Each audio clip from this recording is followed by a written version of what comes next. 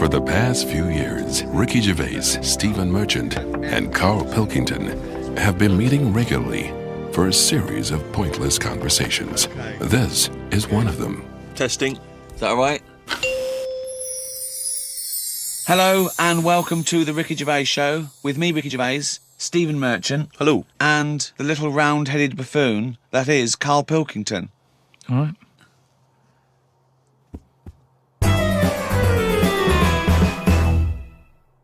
Now, Karl, I know you're fascinated by the concept of the doppelganger, of seeing someone who looks exactly like you. Yeah. Jake has emailed in. He says, Karl, if you could spend a day with an exact replica of you, okay, so somehow they've cloned you, Karl, and you've got him for one day, what would you do with this? What would you make him do? What conversation would you have with him?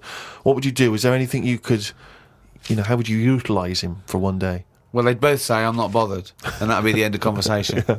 What would do me head in is, does he think the same way, look the same way, Exactly dress the same. Yeah. How would I know which one I was?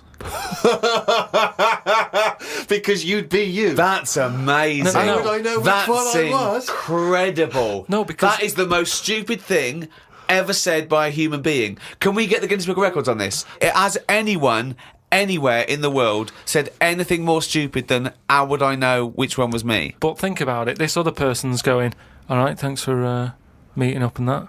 And I go, hang on a minute. No, you came to me. And then Suzanne would come home and she wouldn't know the difference. And then suddenly you'd start doubting yourself. And you go, should I be leaving? Or... So, how do I know if I am that real one, if he knows what I know? But you know who you are because you're experiencing But he'd it. be saying that because he'd say, yeah, it is a bit weird, But isn't you it? know the truth, you idiot. How would I know which one I was? So anyway... But bear in mind, What would you do? You could pass him off as yourself. What would you do? Would you play tricks? Would you, You could be in two places at once. Would you do stings? Would you do scams? No, because it would only end up getting me into trouble, won't it? Because people won't believe that there's another one like me. Otherwise, everyone would be saying that when they get caught robbing. They go, oh, it wasn't me, it was my doppelganger. It can only... I wouldn't want it, to be honest. It's a bit of a headache, isn't it? Because he could be going mental, causing all sorts of trouble, and you're going, will you pack it in? And he's going, what? What are you on about? But then that wouldn't happen, would it? Because he's being me, so he'd be sat wherever I am anyway. Because he'd want to do what I want to do. So, pointless. But I still wouldn't want it. It's unbelievable. That was a conversation with himself. That was amazing. That was like experiencing what it would have been like if there was two Karls. Yeah, he was having a discussion with himself. We could have left in that time and come back, and he'd be arguing still. What does this mean? Does this mean, though, that I could just sit at home and not do anything and just send me out on... Yes. And when he's seen something happen, I'm seeing it. No. You're separate people. You're separate people. But then he's not a doppelganger then, Well, is he? you're identical twins then. You found out identical twins and he's got exactly the same input as you. I mean, it's not a real question, is it? It's just a little... Again... But I said to you the other week about twins and that, how I wouldn't like to have a twin. It's all right when you're a kid, but unless you're a Siamese twin, even they don't even look alike, do they? They're just stuck together. You don't go, oh, don't they look like each other? They have different haircuts. They don't carry that thing on, do they? That normal twins do. Like normal twins, the mums say have the same haircut, wear the same shirt. Siamese twins never look the same. They've just got their arse stuck together. Again, it's a dialogue in his own head. It's unbelievable. Okay, Karl. This is a logical conundrum. To a certain extent, there's a little bit of lateral thinking because, but there is only one right answer. Now, the pressure here isn't to get this right. The pressure is when I've told you the answer to then understand it. Because when I've explained this to people, I've laid out for them, they still can't quite get the concept. Okay, so there's two doors, Karl. Yeah. One leads to heaven, one leads to hell. Yeah. Okay, they're identical. You can't tell them apart. Okay, 50-50. Right. Obviously, you want to go to heaven, I assume. Right, there's two guards, identical guards, guarding each door. Okay? Right. The one guarding hell always tells a lie. The one guarding heaven always tells the truth.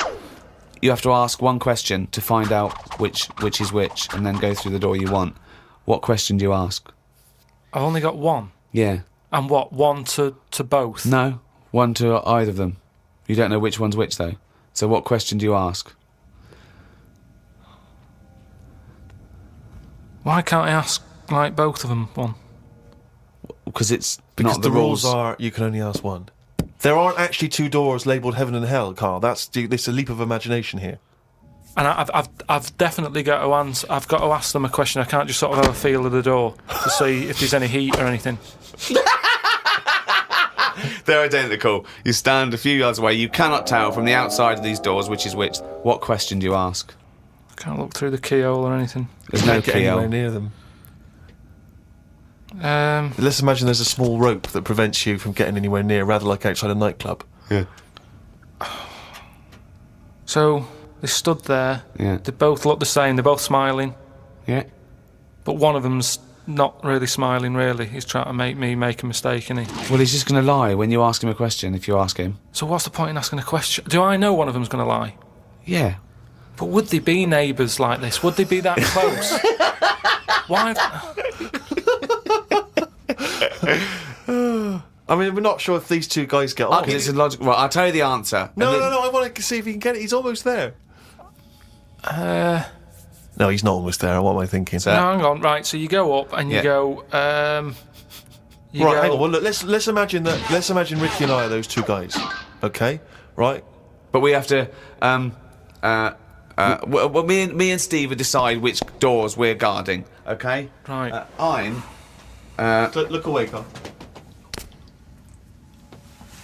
Okay. Right, then. so we've decided. Okay, one of us is guarding hell and one of us is guarding heaven. Which question you're going to ask and who you're going to ask it to? Right. I'll just say to you, Steve. I'll go. Got some post for God here. That's not a question. That's a statement. Right, you've got some posts for God here. Well, that's not a question. Yeah, but maybe the Alright. question's coming. You got some posts for God here, yeah. And it needs to be signed. It's not a question. Still not a question. No, let So him finish. Maybe is God in? Because I need him to sign for this post. Is he in? Well, I can answer that as well if you want.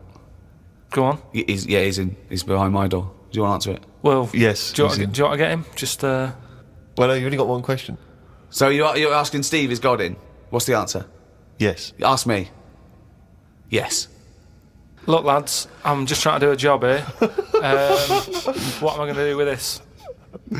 Well, give it to me and I'll give it to God because he's behind my door. Steve? Yeah, give it to me and I'll take it into God because he's behind my door. You're an idiot. Let me tell you the answer. I'm guarding hell, by the way. I'm the devil. Steve's God, okay?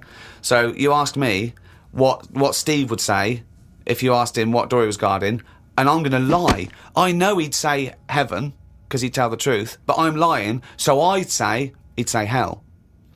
So the question is, if I was to ask the other one what door he was guarding, what would he say? And whatever the person answers is the door they're guarding. Steve, what door are you looking after? Well, Heaven. yeah. Why should I believe you?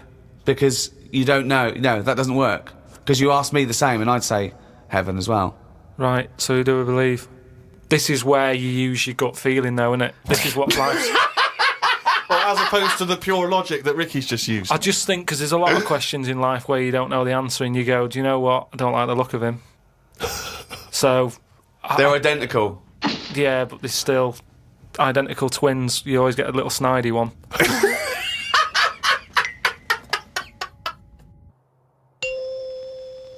Oh, chimpanzee, that is raining down. That's the jingle there for Carl's diary. Here we are. Spoke to Ricky and his friend Glyn about art. I just don't get it. Ricky had some odd pictures on his walls. I don't have any pictures up in my flat because of the mirrored wall. But I can't say I'm bothered. The mirrored wall, we should just explain what that is. When you moved into your flat, there was an enormous mirror on one wall. Was that right? We just got this flat and, it's not a big flat, so I think the people who had it before us, he was a gay fella, right, which was a bit like, oh, so you've been doing with that mirror and that. But that was... What? No, just, Just, What? What has he been doing with the mirror? Well, What's he just been a doing? bit- Why- No, what? it's just because they're quite sort of experimental in it, aren't they? And I don't know. What do you mean? What do they do? Well, I wouldn't know anything about it, but go on. No, what do you want? What? No, I don't. Experimental in what What do way? you mean experimental? I just mean, they'd be doing stuff. What? Whatever they do. Chemistry. They What? have a chemistry set out. They were doing experiments. What? No, just doing what. Singing "I Am What I Am" and just checking out No, the each to dance their own. I'm not moves. having a go at anyone, but What? I'm just saying, like, they're doing what they're doing, which Carl, you're is not annoying as homophobic, well. are you? Because, You're not no, st- I'm not. I'm Well, not. This is why. Why are you worried about what a little gay fella was doing in your flat before you got it in front of a mirror? I wasn't worried about it. Why are you thinking about what he's doing? Why are you fantasising what a little gay fella was doing in front of your mirror in your... I'm not bothered. I'm just telling you why it was a bit odd that he had a mirror in there, right? But forget the history. But you've got a mirror in there now, haven't you? No, because what I did was I was going to take it down, and I thought, it's a bit dangerous. This, it could crack and Because it's the fall on size me. of the whole wall, isn't it? It took up a whole wall, Right. So like when he's moving about everywhere, he's got a good view of it and that. But he's got this full wall of mirror, and I thought I can't take that down. And I thought, what can I do? So I've just put wallpaper on it, Brilliant. and it looks all right. You wouldn't know, what have you? But it means that I can't put any pictures up. That's all. That's all I'm saying. Because I've got a nail in it. And what don't you understand about art? What about art don't you understand? The concept? Specifics? No, So- that's like when we were in London having a shop around at Christmas, and there was that picture of fruit for 700 quid. It's like, well, just get some fruit. You know what I mean? You can get some real fruit for 3 quid. Yeah. I understand that, but don't invent cameras then, one or the other. Do you know what I mean? That's what annoys me. Someone invents something, and then they go, we've got to invent something else. Like the abstract thing. Why has someone gone, I can't have paintings anymore because... What do you think of Dali? Going, melting clocks and stuff? No? I mean, the first one was all right when he did the first clock, but then all the time he's just like, I'll draw something and it's got a melting clock on it. I'll do a sheep, put one of them on it. Have you put a seen little his clock on lobster it. telephone? That annoys me. Why? Because I think what annoyed me more with that is when I heard about how it happened, he had some artist mate round, right?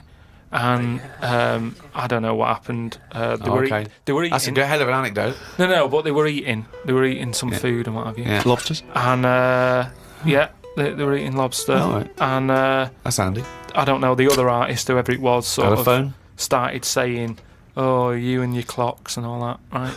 Brilliant. And, This didn't happen. They started arguing, Yeah. and he chucked some of the lobster. Bollocks. And it landed on the It phone. bounced off his mate's head, went on the phone, and they both looked at each other like, are you thinking what I'm thinking? And they brought out that phone as a bit of art. Things like that annoy me. Because happen. it was them just messing about. That didn't happen. Just telling you what I know. I saw his work. Each to their own, if that's what he's doing. I'm just saying, I'm not putting my stamp of approval on it. Art should be there to tell a story, not just to have a splash of colour. We know. Well, Suzanne like some art. Just like Suzanne's not allowed to watch telly unless it's a favourite thing. Otherwise, she's got to talk to me about stuff. There's no art. There's no point. Just wallpaper. I'm just saying, we've got three windows we can look out of. Right. Right? Stop looking at the walls. Look out the window.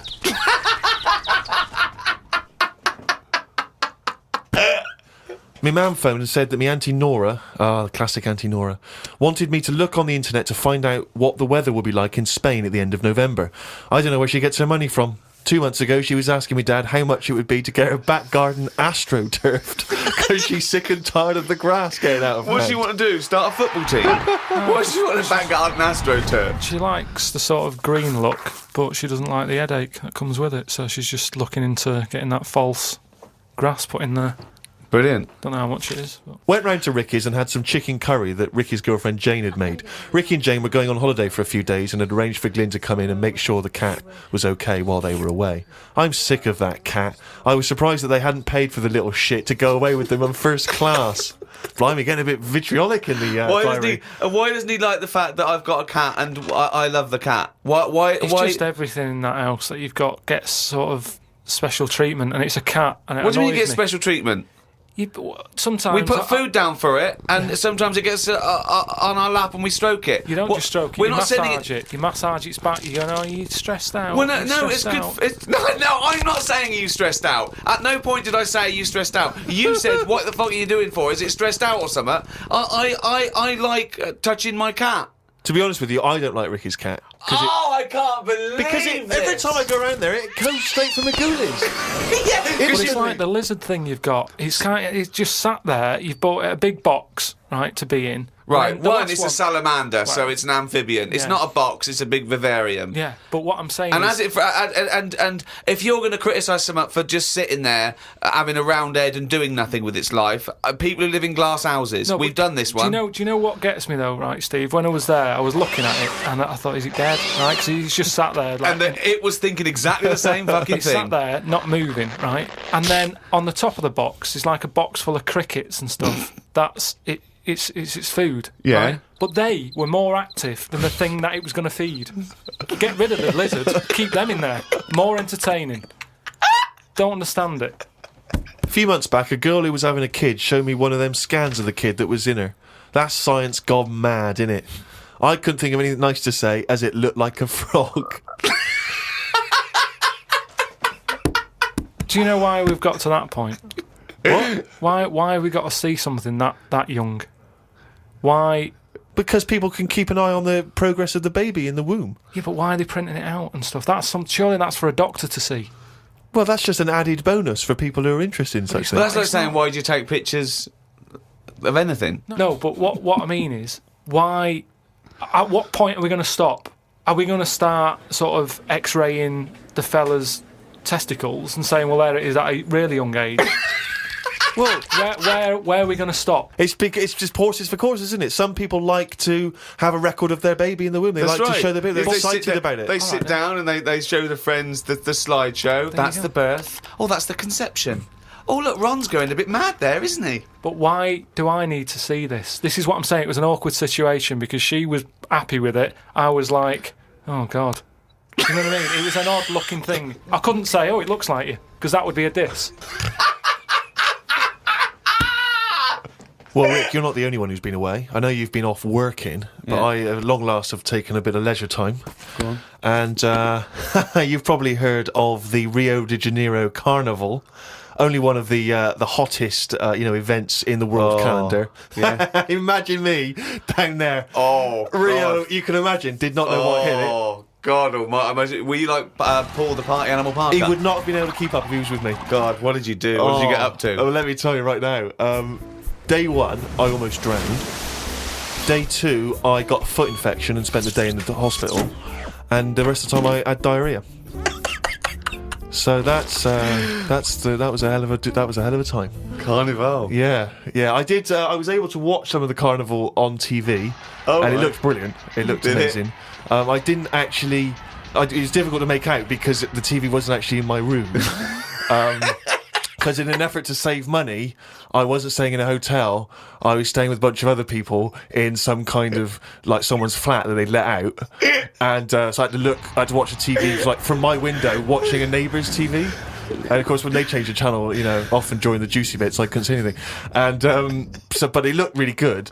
I'm bunged up at the moment just so I can get through the show. But I've just been on a 12-hour flight, and it is terrifying being on a flight when you know that any moment you could go. Because you know how the problem is sometimes the toilet's free and sometimes you've got to queue up.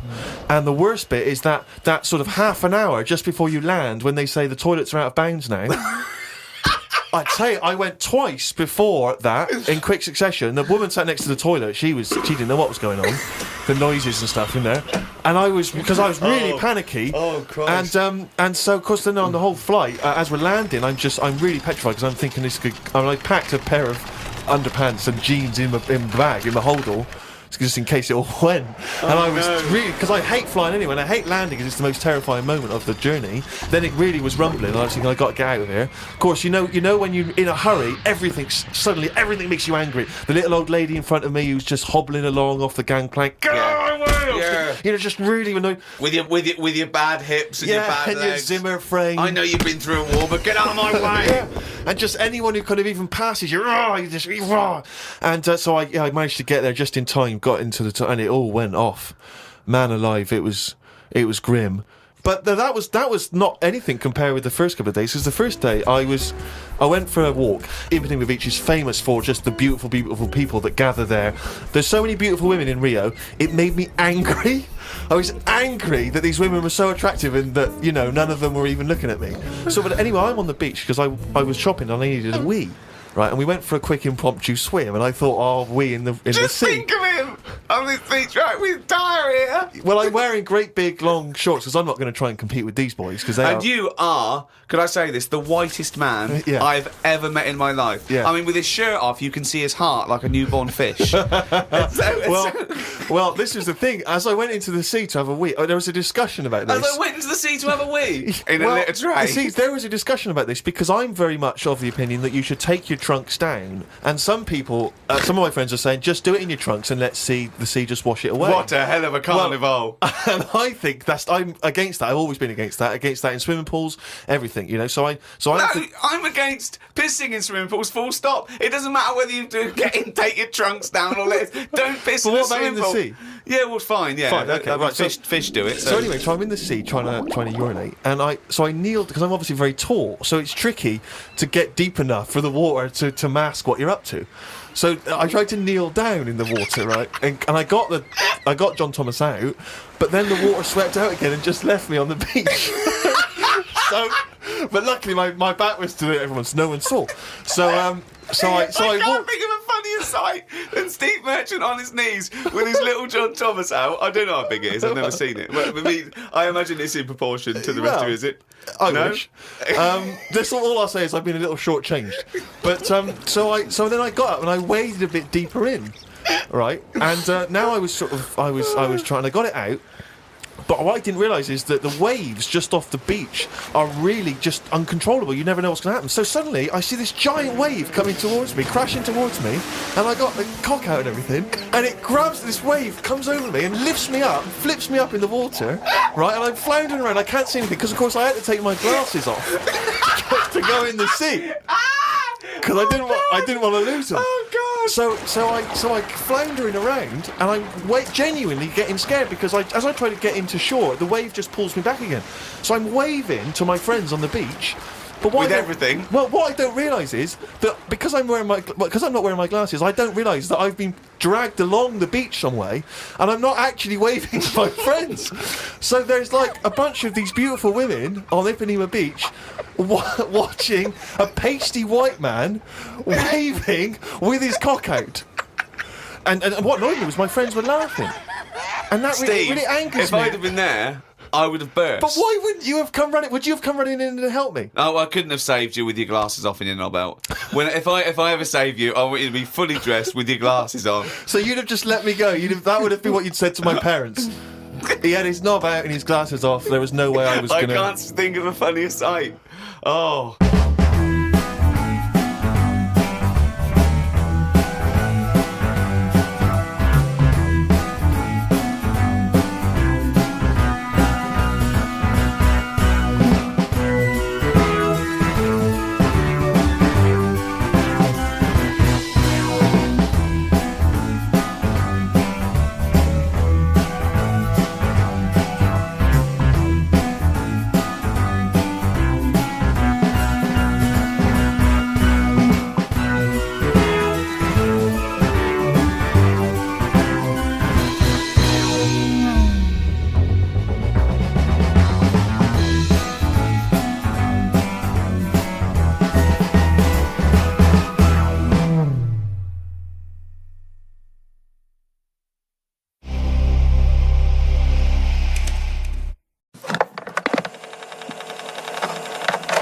XFM 104.9. Steve, just back announced that for us. Yeah, from the album Princess Superstar That was Princess Superstar and Untouchable Part 1. Did you enjoy it?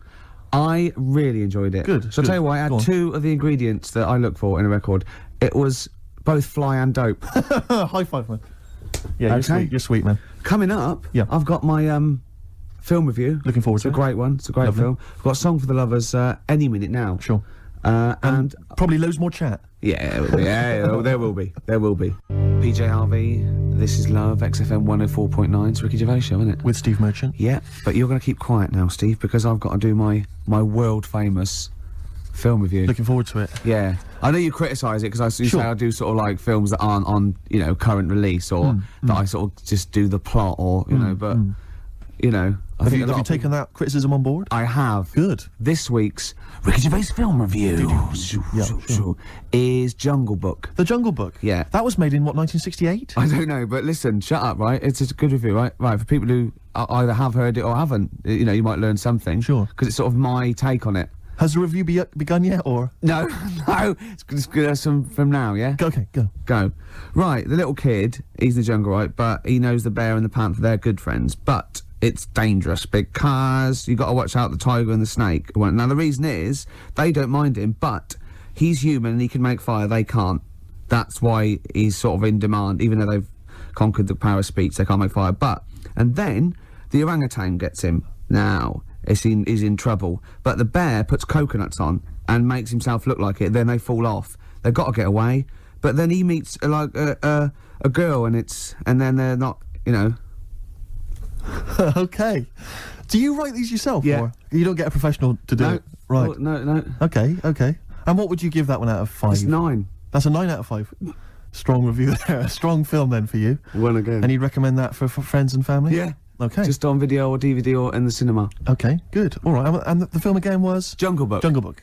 Jolly good. All right. Thanks very much for that. Well, now it's time for a Song for the Lovers. This is the Smiths, and Last Night I Dreamt That Somebody Loved Me. Good. Okay, cool. Yeah, no, yeah.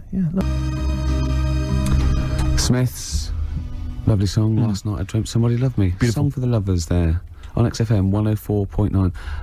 Can't believe I forgot the elephants. That was a key. Element of the review. Really? Yeah. Yeah. Don't let it get you down, Rick. I know how these things depress you if you I know, feel you've I'm not done the film review as best you could. Yeah. That kind of winds you up. Yeah. You stew about it.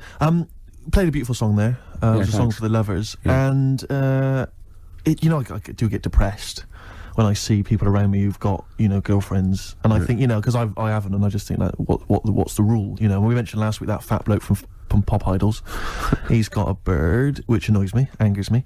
And this really depressed me. Walking into Piccadilly Circus Tube a couple of nights ago, homeless guy, wrapped up, unwashed, and northern. And he's being spoken to by some kind of carer, some worker who'd come out to dish out kind of stale sandwiches. And I just overheard as I was passing him going, well, of course, it's very difficult maintaining a long-distance relationship. And I sort of kind of lingered for a bit. I was thinking, what? And he was going, yeah. And I pieced together that he's got a girlfriend. He's from Leeds. He's got a girlfriend who's also homeless, who's homeless up in Leeds. And occasionally she kind of homelesses her way all the way I down to love London. the fact that he's travelled to be homeless. I know. Pathetic. Oh, it angered me that Is there a lot of cheap housing in Leeds? Would that ruined it for him? But it just was. I assume maybe she was squatting or something. But it was like, and it just depressed me because it was like, not only is he homeless, but he's got a homeless girlfriend. But the homeless people are finding love. Yeah. Do you mean it's so? That's really depressing, Carl, isn't it? Unless they both became smackheads together or whatever. No, Carl's found love on the street before, haven't you? How's it going with your bird, Carl? Are you married? No. How long have you been out with her? Going out with her? 7 years. Because you're quite a simple man. Yeah. You're sort of a simple. In a nice way. I mean, yeah, you're in the like best Helen sense. from Big Brother. Yeah, You're sort of nice enough, but I look normal. well, yeah, you sort of do. But you could be one of those that just suddenly go mental with a pen. Yeah, Do you know just what I mean? stab people through the eyes. Yeah, you sort of look normal. But if I wouldn't really want to wind you up to a point of frenzy. How did you meet your girlfriend? Through work. What, through her work? What, you phoned up and said, We worked at the same place. oh, you're right. You're quite an enigma, aren't you? Could you give us more on that? At work, you met her at work. What, she came in selling sandwiches? She was going through the bins outside. What do you mean you met her Why at are you work? having an attack on me? You're the not one having an who's attack sad and lonely. No, I'm not. Oh, he's done you again. Yeah, but what I thought was interesting was I No. just scratched at him and he just went mental. Yeah, no, It's like a but bear caught in a trap. It's funny, isn't it? You'll never learn. No, I was just interested to find out what the story was because it might be a really romantic story. Well, it's not. All right, jeez. I love the fact he doesn't want to talk about his love affair. I was thinking about you in the week, and like, does it worry you? I mean, you sort of joke about it now, and we're talking about it in the office. Like, oh, is Steve really touchy about the way he looks? And Oh, what's this? Where's that come from? He's done it again. He's done you again. I was walking home the other night, and I was thinking about it. And do you worry that when you're old, you will be on your own? You did start it though, didn't you? Well, Carl, I'm glad you brought this up. because I mean, for me, a lightweight, frothy entertainment show on XFM on a Saturday afternoon is exactly the place where I want to discuss the desperate, lonely future that's inevitably coming my way. Oh God! I'll tell you what will cheer you up and forget Yeah. all that. A bit of Embrace. Oh, one of the most hated bands. Hives, Main Offender. Before that, Embrace, Make It Last. I know you don't like Embrace much, but that's a nice tune. Yeah. They do cut a nice little chorus, Sure. and I think their heart's in the right place. Okay. Yeah, very nice. What could you do better? I was mucking around. That's always fair. Oh, no, I was thinking there's not enough avant-garde stuff. I just did this, right? There's a little spring on the mic. What does that sound like? Does that sound good? I haven't got my headphones on. Does that sound good? It sounds brilliant. I was thinking of doing that and just send it to John Peel. It's good. I Maybe, think maybe with some samples of like politicians going, "We will not." I feel it's more a B-side at Yeah. the moment, but I mean Okay. it's strong. I think you could work that up. But that's without strings or anything. Without. Yeah. Sure, that's without, I mean, that's just kind of a basic demo. When you've worked that up with a decent producer, Yeah. man alive. Still coming. We got Radiohead. We've What got are these Ice fellas doing? There's a couple It's of quite noisy, it's just distracting. yeah. There's a couple of fellas behind us taking pictures. I don't know why it takes two of them. I think one of them just got a couple of hours out of the office. Yeah. They're from the what are you from? X-Mag. X-ray. X-Ray. X-Ray. What's X-Ray? It's the XFM magazine, Steve. The XFM what? Magazine. Where does that go? Where, then? is this available in shops? Is it just a giveaway thing to? It's kind of giveaway, bit of information on bands. Right. Gigs are coming How up. is it available? stations. How do you get hold of it? Who gets it? It's in top magazines. You're really selling it, Carl. You're obviously a fan of the magazine. It's all right. Yeah. I don't want to make it. This seems now like you've said, let's pretend we don't know what it is. You sell it on air, make it sound. I really don't good. know what it is. Well, I'll show you later. Okay, cool. And if people want a copy of it, they can go to the website and subscribe, and you get it for free. That's all right. Yeah. Cool. And you're And going to be in it. And we're going to be in it. Centre pages. I don't look my best. I don't dress for radio. And Well, it's okay because I'm photogenic, so I'll make up for whatever you. lack. you forward. Rick, I don't know if you were aware of this, but we have some tickets to give away. Is your favourite band Marquis Smith's The Fall? It is, yeah. Go I on. thought it was. And is your favourite venue the Kentish Town Forum? Oh, I'd see anything there. If I'd you- see the Fall anywhere, and I'd see anything there. So And- if you're telling me the Fall are there, we're not giving away, Steve. I'd like those for myself. Rick, I'm just trying to remember if your favourite support act of late is Schindler. Oh, no, I hate them. I'm not going. Give them away. Okay, so the doors are at 7:30. Doesn't say when it is. Tonight. I'm only Is it tonight, joking, is it? Schindler. I'm Right. only joking, by the way. To Schindler, the lads in Schindler, if they think I'm being a little bit nasty. It's tonight. It's 7:30. The tickets are £11.50 in advance. I'm assuming there's probably some still left, but we have some to give away. How many we got to give away? Just says 3 pairs. 3 pairs, is it? Have you talking of Schindler? You know the people that make lifts, or I think escalators as well. Oh, yeah. If you notice, like in Yeah. the bottom of a lift, it always says Schindler. It's always made by some organisation called Schindler. Do you think it's the same Schindler, like from Schindler's List? So it's Schindler's Lifts. Schindler's Lifts. And it was passed down wrong. No, I didn't make a list. yeah. No, I made lifts. Yeah, I You're joking. seriously- Spielberg was going, I've made a whole film about It was 3 hours. It was in black and white, for God's sake. Was it, where'd you get the lift? There was no lifts in it. I thought it was a list you made. No, I made lifts. Oh. Anyway, next time we're in the lift, believe check that it. out. That is true. Anyway, we've got 3 tickets for the Fall. Sorry, 3 pairs of tickets for the Fall who are performing tonight at Kentish Town Forum. If you'd like to win them, here's a question for you: which Radio 1 rival station, which Radio 1 personality used to be a member of the Fall? If you know, then you can get in touch on 08700 Zoe Ball. 800 1234. Zoe Ball. Or it's ricky.gervais@xfm.co.uk. Is it Chris Miles? I don't want to give it away. Is it John Peel? I don't want to give it away. Okay. I don't want to give it away. Okay. But 2 words for you. Emma B. It is indeed. We're just looking at the Polaroids, the test the photographers do, and I'm not at all happy. no, do you know what I mean? No, it's like I kid myself. I must walk around. It does take mirrors and photographs. Like, oh no, yeah, I forgot I look like that. Yeah. Do you know what I mean? Sort of like you look at that. Look Yeah. at a tree Look at trunk. me, Rick, there. That's always with me. Oh. There was a bloke downstairs thought I was Johnny Vegas. He was going, I love those adverts with a monkey. I didn't have the nerve to say I'm not him. At one point, he actually said, I like that one when he hits you. And I went, yeah. He went, you do any more adverts? And I went, yeah, I'm doing a couple more. I just thought, God, it's gone too far now. I can't say I'm not Johnny Vegas. Sorry, I'm not really listening, Rick, because I want to say to you, can you get me more square on? Yeah. The square on, I'm not so bad. It's from the side. Yeah, the side looks bad. All right, calm down, Rick. Jeez. Yeah. We were, Carl, what do you make of that? Pretty face. yeah, this isn't great radio. No, it's not. I know we never do great radio, Yeah. but this This is certainly really isn't. This is some of the slippery worst we've slope. done. Yeah, we were talking before about Schindler's Lists. Yes. Like those people just make one thing, and they're famous for that. Now, do you think the Monopoly commissions should investigate Armitage Shanks? Yes. Because I've never seen another sink or toilet made by anyone else. No, when did they take over this? Can you hear that clicking? Yeah, would you just stop just for a second while we're just doing this? Because he can't talk, because he's trying to make South look so handsome. Well, exactly, I've got to keep striking poses. To sort of look normal. I've just changed my mind. I want to, you remember that George Michael video where he doesn't appear, he just gets supermodels to play him? Yeah. Or kind of replace him. Can we do that maybe instead? Just get a leggy blonde in?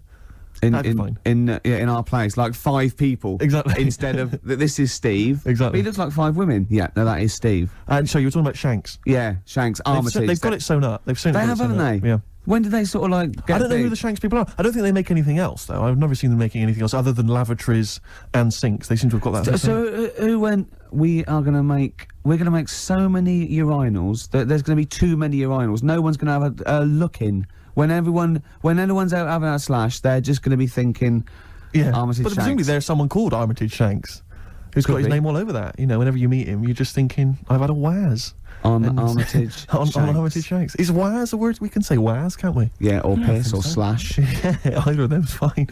Oh. U2, Walk On. See, I like U2 again now. I liked them sort of, in the very early days, and I hated them for about 15 years. And then the last album, this and Beautiful Day, I think really good. Thanks for that. They've lost all their pomposity, don't you think? I saw one of them saying that he felt this was the best album they've ever made.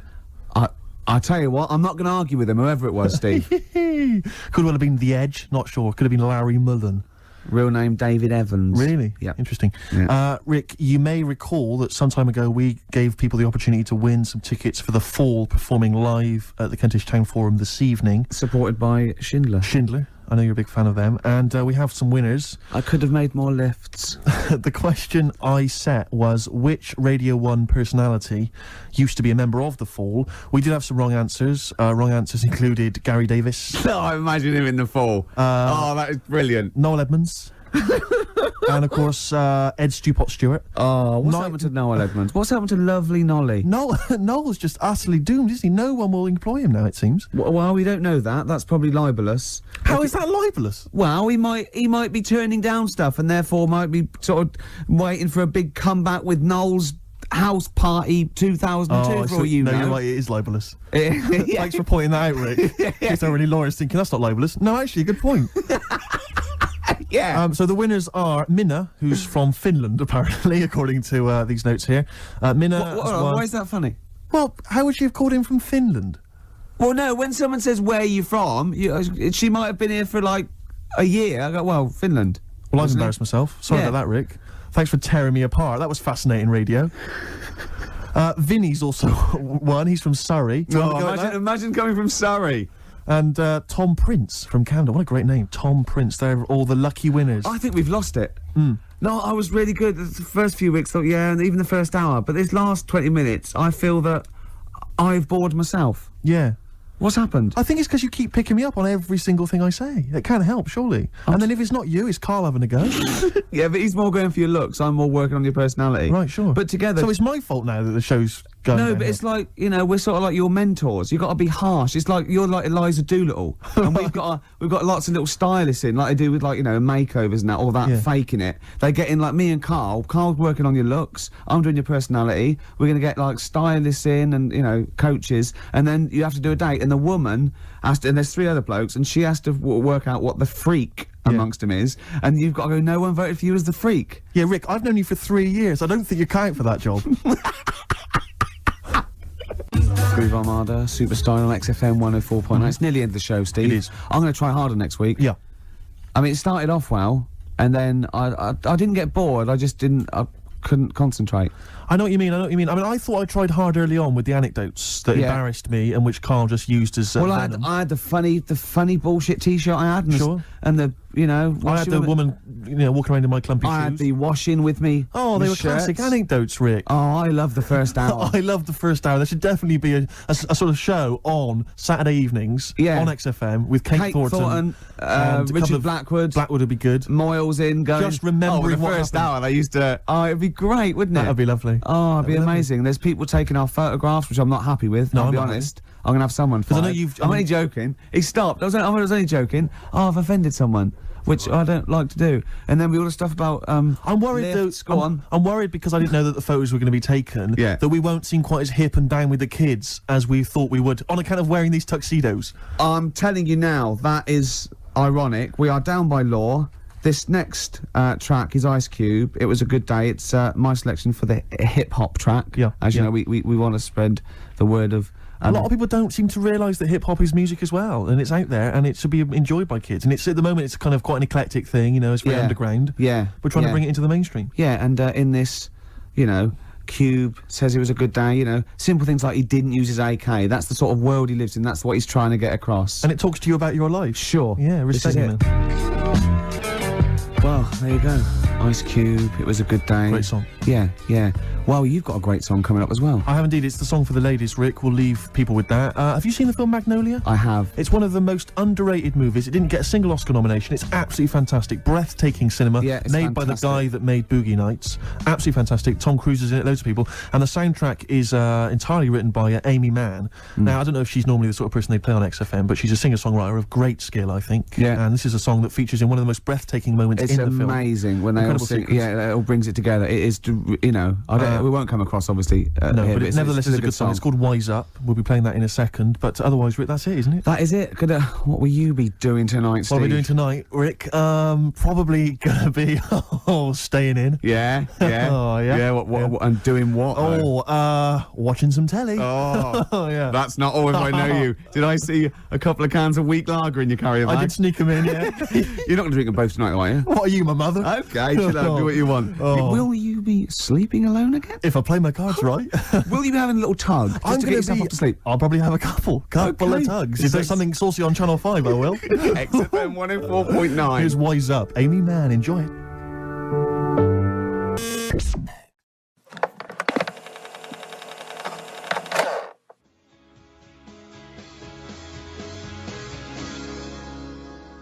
Star Sailor and Poor Misguided Fool. With me, Steve Merchant, and Karl Pilkington. The K-Man, round of applause for K-Man. Yeah. But no one's announced who you are.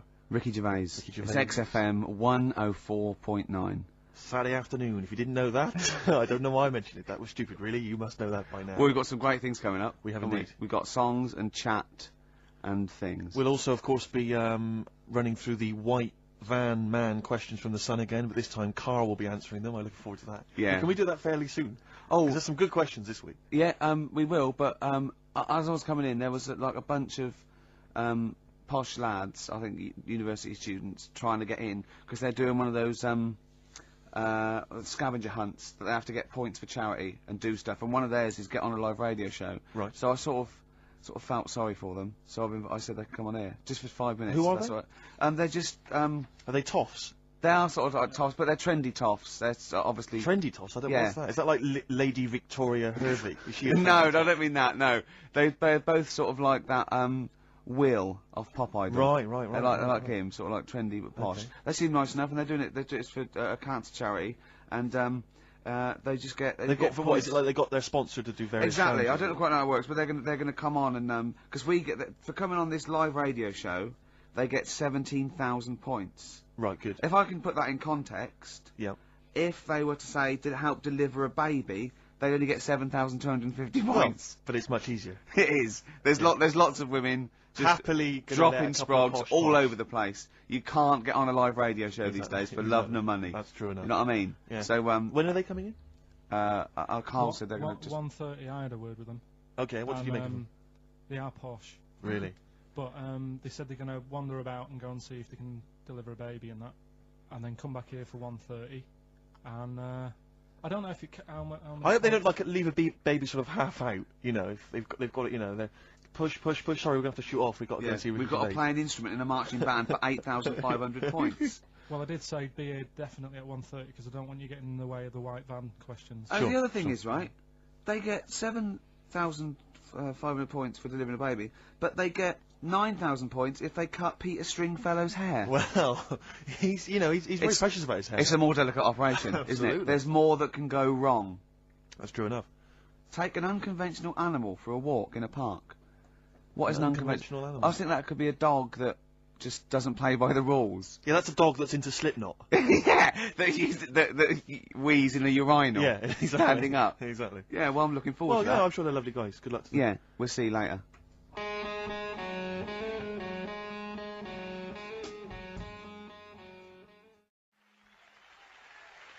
Nirvana, Man Who Sold the World.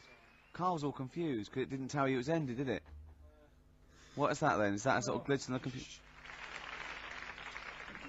Just applause, isn't it? I Careful, can't they hear might it. start swearing. You know what they're like. Yeah. Rock stars. Yeah, Their blue language. yeah, and all their habits and all Oh. that. Yeah, it says track ending now. It's a bit Stop late now, talking about innit? it. That's you're giving away all the secrets of radio and that. People think it's like an old piece of vinyl that we've put on a needle, you know, like those old bits of footage of Tony Blackburn. That's what they think it's like. They don't realise there's computers doing it all. Yeah. Rick, you're showing them behind the curtain. Never do that. I won't. Never do that, mate. In the week, I called Karl up. I said, "How are you, mate?" He went, "Not too bad." Now, as you know, his girlfriend's been away for ages, hasn't she? Yeah. Covering the World Cup, the African Nations. Cup. She's a sports journalist. Well, yeah. All right. Okay. I love the fact you're thinking, what does that mean? Like, well, she's not much of a journalist, Rick, to be honest. Oh. I've read some of her stuff. No, but she's not on air. She does stuff, you know. Yeah. Behind the scenes. Yeah. Sure, Yeah. sure. A lot of journalists do. You always want to make clear that you're not going out with Kate Adie. That's what you want to make clear, isn't it? Yeah. Now, so she'd seen none of the meteoric rise of Karl as a Right, 'cause broadcaster, she's been away for the whole time a since you've sort of raconteur, become... Yeah. a wit, Yeah. a cult figure, to be honest. And he hadn't told her this. So apparently he went home and she was sitting there looking a bit grumpy. He went, "All right," so yeah. She went, "Should we go out then?" She went, "I'm not sure I want to go out with an idiot." Right? Oh, no! Yeah, and she went, "Loch Ness Monster, won't you just think, of course the Loch Ness Monster lives in Loch Ness." And she was giving a bit of a hard time, and she went, "That's why he said, "That's why I didn't tell her, I didn't tell her really." Same thing happened when I was at school and I had to play drums in Little Donkey. I didn't tell my parents, right? But my dad turned up anyway, and what happened? He How old were you, Carl? well, it was the school that I used to go to. Oh, yeah. Like, Oh yeah, So oh secondary- yeah, you went, secondary. you used to go to the school you used to go to? No, but what I mean Go is, on. I didn't go to secondary, did I? So I missed a lot of that. Sure. But primary, I liked. Oh, it was okay. all colouring in and stuff. Yep. And it was a Christmas play, and I managed to get a part in it. And Did you audition? got a part in it, and I should have been playing the drums to the one about Kings. The We Three Kings. yeah, Yeah. I was meant to be doing that, but Little Donkey came on, and it was one of those. What do you mean came on? That was like next up on you know the next song, Right. and it's one of them songs that you can't help sort of Tapping along to. yeah. Do you know like if I was to go Yeah, you'd have to finish it with... yeah. Do you know that they actually send that into space? Do they? And What, hoping that aliens will respond with that? yeah, they do that because apparently it is one of them things that you can't help. What, even if you're an alien life form? Yeah. They know that, do they? Yeah. But anyway, What, because they watch Star Trek or something? Hello. Knock knock. Yeah. no, seriously. Is it true, like, if you who's send there? out knock knock into space, yeah, they have to say that. Oggy, oggy, oggy. Ah, Do you that ever is do this? that Do is you look great. into it? Look. Seriously. Oh, hold on, what's something out there? Was a little green fella? That is great. Yeah. So anyway, That is Little Donkey is like one of them tunes that you can't. And I was there, and I had the drumstick, and I thought, oh god, The drumstick. I could feel myself. And anyway, Just wanting to do it, yeah. I started going along and playing Little Donkey, which I wasn't meant to do, but it went down such a storm. What, were there people like parents and that dozing off, and then suddenly they heard your version of Little Donkey, and they thought, wait a minute, now it's really picking up. What do you mean? I'm glad we paid £1.50 for this. What do you mean it went down such a storm? I'm going, hold on, was it like when People have Ringo... lunches in the air. It was like when Ringo joined the Beatles, now going, Yeah. boo, Pete Best, but he went, Yeah, they and they went, whoa. whoa! Oh, No, God. but the teacher just said, oh, it went down really well, you can do that again tonight. Right. when you're in it again. But anyway, so my dad was there, and And you hadn't told him about this performance, so no, I he never just did. turned up I off never his own did. back. I never took the letters home and stuff to No. show my mum and dad because it just put me off.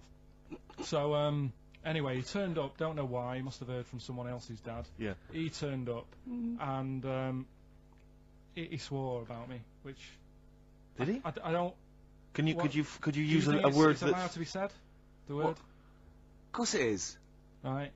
If you got a kid in the car or anything, you can turn it down now, can't you? Yeah. Right? But he said, there was a guy stood next to him with a camera, big video camera, filming it, and he said, yeah, film it, but try and avoid getting the twat in the hat in the shot, because I had one of those porters, you know, the little round pork pie hats on. right? This is so What? sad. What was this a nativity play?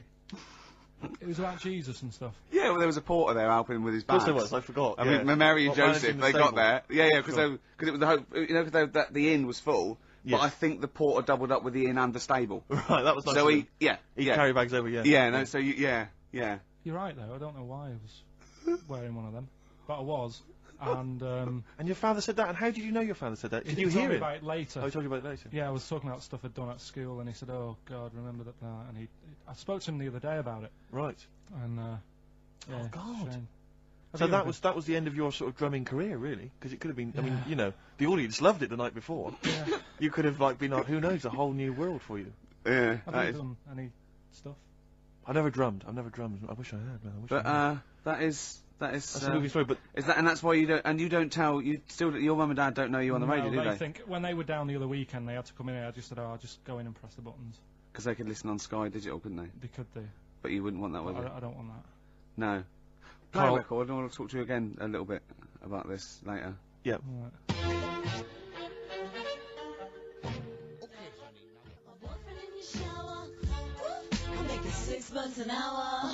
Princess Superstar, Bad Babysitter, first played on this show by Steve Merchant, by Bad Steve Merchant. That's true By Steve Scratch Merchant. That's I right. mean, I still like that, but the videos put me off it a little bit because it's just, it makes it into the novelty record it always had the potential of being. Do you know what I mean? I agree. Although I was never a big fan of Bad Babysitter was not my favourite from the album. Sure. Sure. If people want my interest and my views on hip hop, then they can always email in, Rick, of course. Or call you at home. Just give me a ring at home, it's no problem. Yeah. Or I just pop out and hang with them in the hood. Yeah, sure, sure, so, sure. yeah. Now it's time for White Van Man. White Van Man. Yes, Just for those explain what it is. those Yeah. that don't buy the Sun, they think it's beneath them. White Van Man is a column they have, I think, every day actually, and they just get sort of some, Joe Public to kind of comment on Sure. the week's news. Just seemed to me, that it might be interesting to get Carl's views Yeah. on some of the big Not events. of the because week. not because we think that Carl hasn't got a valid sort of viewpoint. No. Because Carl sees the world differently to some people. That's all. And that's what's interesting. Like an artist does, or a. Exactly. Yeah, Or- he's very bohemian in his outlook. Yeah. Do you feel that you're up to scratch on this week's news? I don't like this, but Don't you? Don't just relax. Why not? it's pressure. No, because you It's just not, have but to give it's us your first just opinion. for your honest answer. That's all we've ever asked of you, Carl, and it's all you've ever given us. Your honest, your first from the heart Go on. view. Yeah. All Don't right. worry. Just No, relax. just chill out. Are you worried that people are listening and thinking you're an idiot? If my girlfriend's listening now, go and have a wash or something. Go and have a wash. Not or very something. nice, is it? Is it the opposite of Napoleon and Josephine? Yeah, go on, go on. If you're going to visit me again, Josephine, for Christ's sake, wash. Well, I'll ease you in with something fairly easy, a music-based question. Kylie Minogue versus Dido as Queen of the Brits. What's your view there? Go and have a wash. It doesn't really matter, does it? What does it really matter? With the Brits, I was watching it the other night, and I think Kylie will be a good-looking old woman. Ah! Do you ever do that Oh, sort of I thing? want to, Steve. I want to celebrate with you every time he opens his mouth. It doesn't matter. I want us to open a bottle of champagne. I know what you mean. Do you know what I mean? It's sort of like we did that. Yes. No, You do know- you, do, go you on. do that though? Look at people, and another person who springs to mind, Jenny Powell. I don't think she's that good looking now. Who's Jenny Powell? Is she that girl that used to be the assistant on Wheel of Fortune? Yeah. John Leslie? Yeah, I think she's a bit over the top for a young woman, but when she gets older, I think she'll look Be a bit of a nice. stunner. Mm. Okay. So for you, Kylie Minogue, whereas you don't feel that about Dido, is that right? She's all right. She's normal. I prefer Kylie's sister to Kylie. She Okay. looks, I can imagine her being a hard work to live with and Who, Kylie? not Right. being washing up and that. and Right, sure. being a bit Right. fussy. go next. Okay. And what do you make of taxes rising in the next budget to pay for NHS improvements? Well, my dad went to hospital to have an operation once. Yeah. So I feel like it's worth paying it because I've got something. Because people might have to go to hospital. Yeah. Yeah. Well, it makes a change when it's someone in your family, doesn't it? Yeah. Because you sort of realise. Yeah, a change is as good as a rest. And the weird thing is, if it weren't for my dad, I wouldn't be here doing this show because when he was in hospital. Well, no, I'll stop you there. Yeah. To be honest, that's all you need to know. You wouldn't be here, true, but no, but Well, no, because this was after I was born. So I would be here.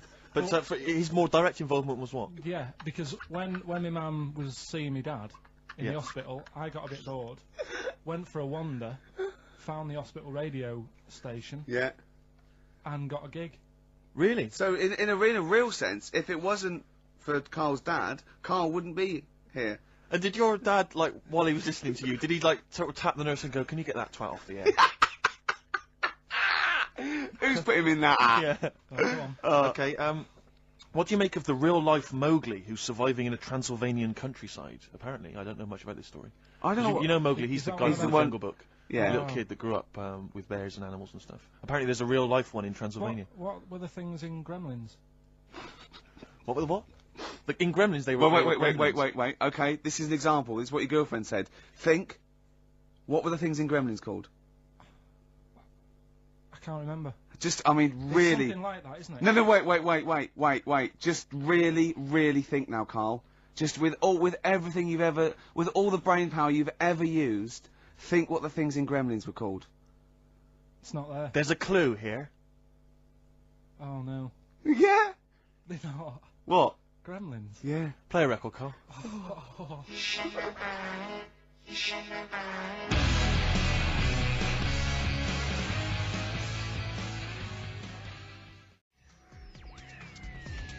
This is XFM. Well, we're back, and there's a few more people here. It's absolutely well done. Yeah, yeah. Well observed. Yeah. Do you want to say hello? Hi guys. And what are you doing here? This is Mark and James, or Sco and Belch, and we're here. Sorry, your name's what? Sorry, say the last bit again. Or what? Sco and Belch. Sco and Belch? Yeah, that's right. Do you want to explain that? No. No, from the Long drinking story. games, I imagine. Yeah. We've got Oh. worse names than that, but it's radio, so. Sure. Now you're presumably we've We've just we kind of graduated. We've been in work like about a year or two. And what do you do? I work for a management consultancy. I work for a distribution company up in Birmingham. Well, okay. So, Now very what you're boring. doing is a scavenger hunt, and you're raising for a cancer Colon charity, cancer research. right? Yeah. And you've got to do. And this is we're just helping you out here because for 17,000 points you have to get live on a TV or radio show. That's exactly it. So and here we that's- That's why we're here. Yeah. Do you ever listen to XFM? I know of it. Yeah. I listened to it a few times. Sure. What kind of music, what kind of sounds would you normally be into? I love cheesy radio, sort of school disco, sort of, 80s Right, stuff. Sure. Sorry, what was your name again? Mark, or Sco. Sco. Sco. Okay. And you're Belch. Belch. And what sort of sounds would you be grooving to, Belch? Cheesy. UK garage? Well, Craig David.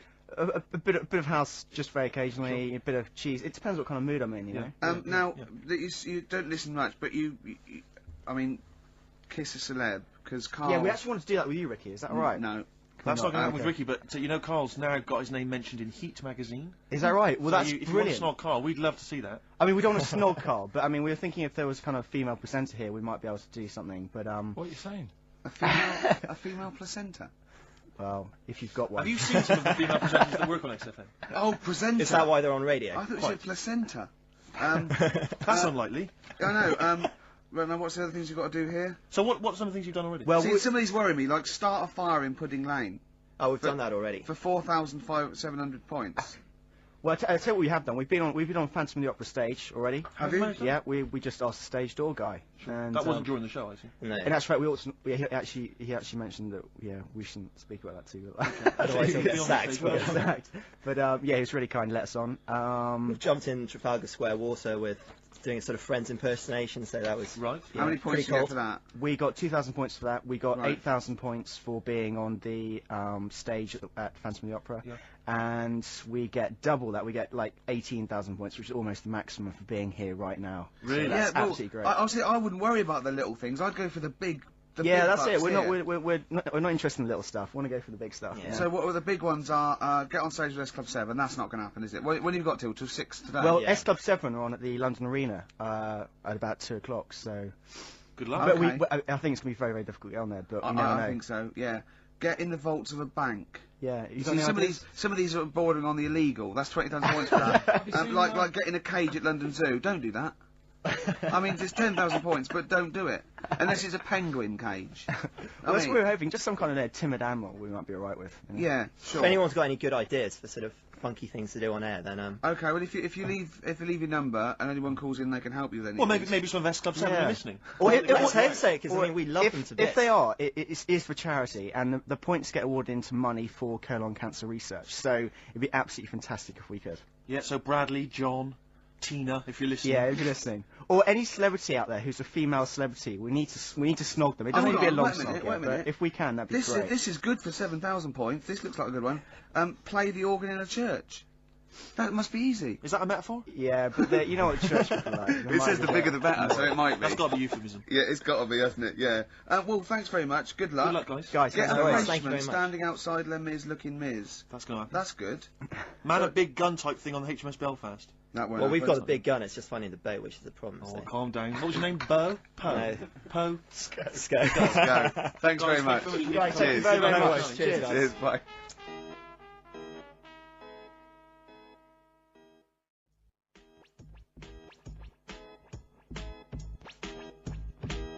The streets, let's push things forward on XFM 104.9, the home of charity. That's true enough. Yeah.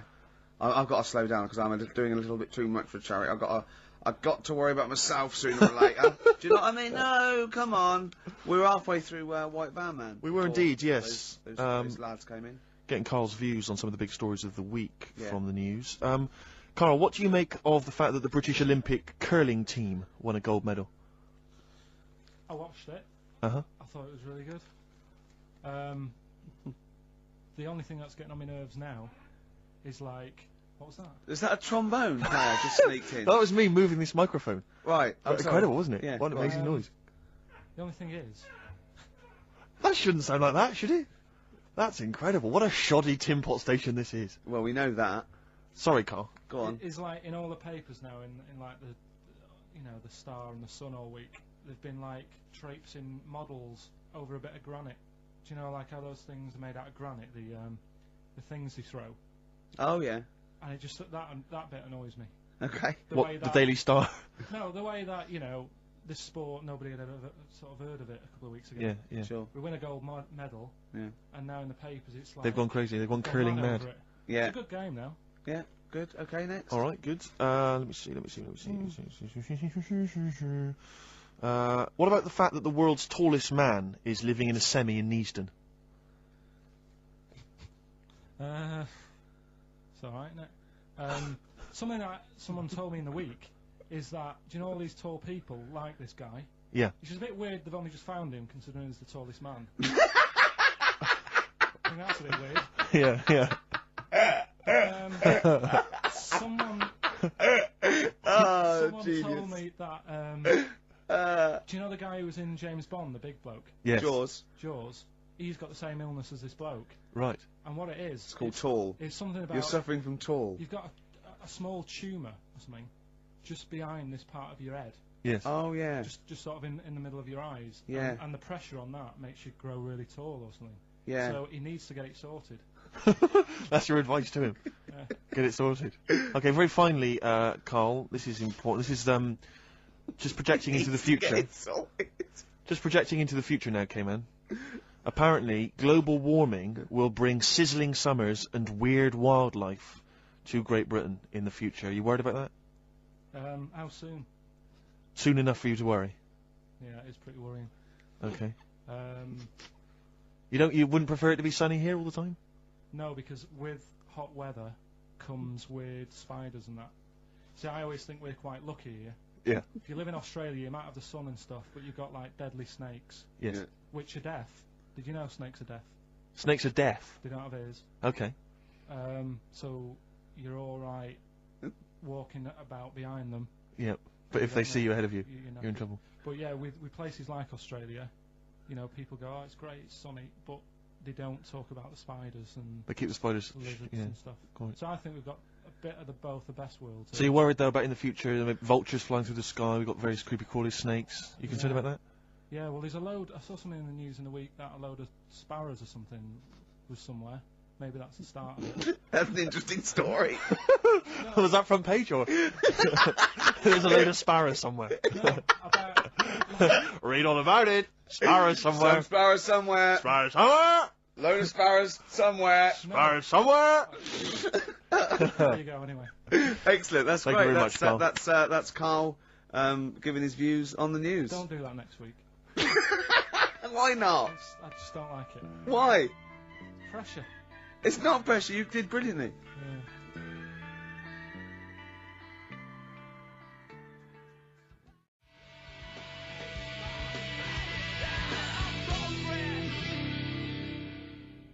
Lost Profits there on XFM 104.9. Now I like that. It rocks. I like the guitar, atmosphere. It's good. But it's called the fake sound of progress. I know. What? See, what always annoys me is when people, they dismiss, you know, say Enrique Iglesias, current #1, great song. Good video. Brilliant video. And they say, oh, it's rubbish and all that. But I think that songs with titles like A Fake Sound of Progress, Yeah. much more something to get on your hobby horse about. What I has think. happened in that Bad video? lyrics by good artists is always worse than I If think you're a recording listening, song. or if you work for the record company, or you worked on that video, because he's got the money and the girl, and then Mickey Rourke beats him up, right, he has a fight, you just see him knock him over, and then it cuts, and the next scene, it's night, it's not in the desert, there's loads of, police cars, they're not doing anything. They're just standing And around. somehow he's Probably eating donuts. He's dying of injuries, but I don't know what happened. They don't, what has happened in that video? I think if you heard the 12-inch mix, there's a whole bunch of other sequences that explain what happened. Yeah, I mean, we'll think, also we think that he stole the girl off Mickey I Rourke think he and stole the girl off Mickey Rourke, Yeah. as well as some money. some money, yeah. Mickey's tracked him down, Yeah. and he's thinking, I'm going to stop running, I'm going to face Mickey this time. He And does, and then boom, you're right, it cuts, and suddenly the police have Yeah. shot him or I something. don't know where He's they gone. are. Don't know, the police seem to be leaving him to die in the arms See, of I his lover. thought that they'd called the police because the sort of like the melee, Mm. but Mickey Rourke's off with his gang. The police are going, well, you know, where are they? There's no evidence. They go, well, look, he's dying. They're going, but how did he die? Yeah. How is he dying? He's not. He's a bit wet for the rain. He's got- Knowing Rourke though, Rick, I imagine he's stitched Enrique up. I reckon he's framed him or something. Or he's no sort of like ninja stuff, and there's lots of internal injuries that Yeah. aren't immediately Anyone, visible if you were involved with perhaps the making of that video, or indeed you are Enrique Iglesias, give Yeah. us a ring. if you're around. Come on, just fill us in. I'd rather play some adverts now than I'd love to play some adverts, Rick, but I'll tell you this, I'd also like to tell the listeners that coming very soon on XFM, some huge news about Karl It is. that will rock It'll the be like capital. Pop Idol. It's going to be an ongoing saga.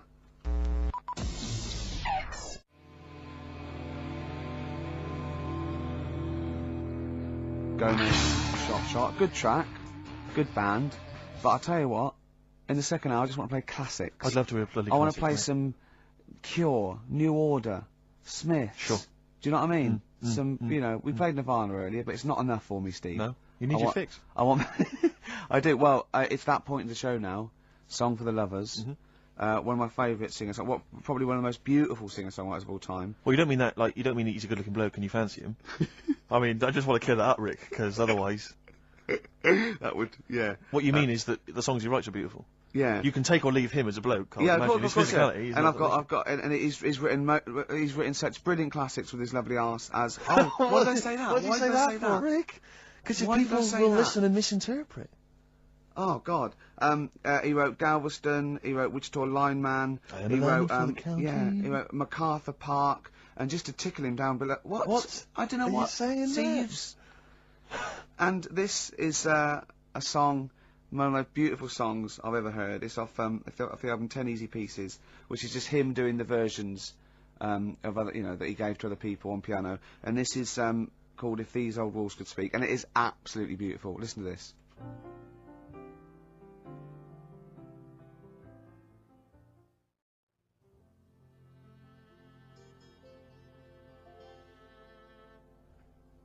If These Old Walls Could Speak by Jimmy Webb. Might play another track off that later if we've got time. What, today? Yeah, well, maybe, or maybe next week. We've Who got knows, lots yeah. to pack in. We've got things like New Order, Cure, Oh. I'm just hoping that all those kind of new metal fans, Rick, can just calm down for a second, you know, and just enjoy that for what it was. Yeah. I hope their snobbery is not going to prevent them from enjoying I it. hope they can just leave it alone for 2 hours for our show. Because Exactly. we try and, try and pack lots of Well, whilst stuff you're in. talking about new metal, can I just say Ian Camfield is here tonight. He's What? moving from Fridays. Right, what the hell does he think he's doing? He's just offering up information now. No, it's just that you were talking about the new metalers, and now seems like a good time to Carl, say- listen, you're here for our amusement. Yeah. You don't sort of come in any time you want. When we decide it's time to sort of have some fun at your expense, then we'll let you know. But Yeah. otherwise, We're not here to help other DJs or even this station. We don't give a about this. See, this is what my girlfriend said. what's that? We should listen to her. She knows what she's talking about clearly. Now put your microphone down. She said they just wheel you out when they need you. Switch your microphone off, Carl, and let us finish what we were saying. Right, just What were Yeah. we saying, Rick? Ian Canfield has got a rock show Oh right, yeah. starting today. It's 4 hours of pure Rock. Yeah, he's probably here smoking, drinking Jack Daniels, and just like having pictures of Vance put up around him to get in the mood. Then he'll go out and rock. Carl, don't be silly. Turn your microphone on. We're joking. Is that right? When's he on? 8 till 12 tonight, 4 hours of rock. Lovely. Listen, some big classics coming up, plus No, huge can you play some news ads? about no, Carl. please, let's play some more ads. You really want some ads? I'm tired of the music and chat. Please play some more ads, Carl. Please. Carl. Christ's sake.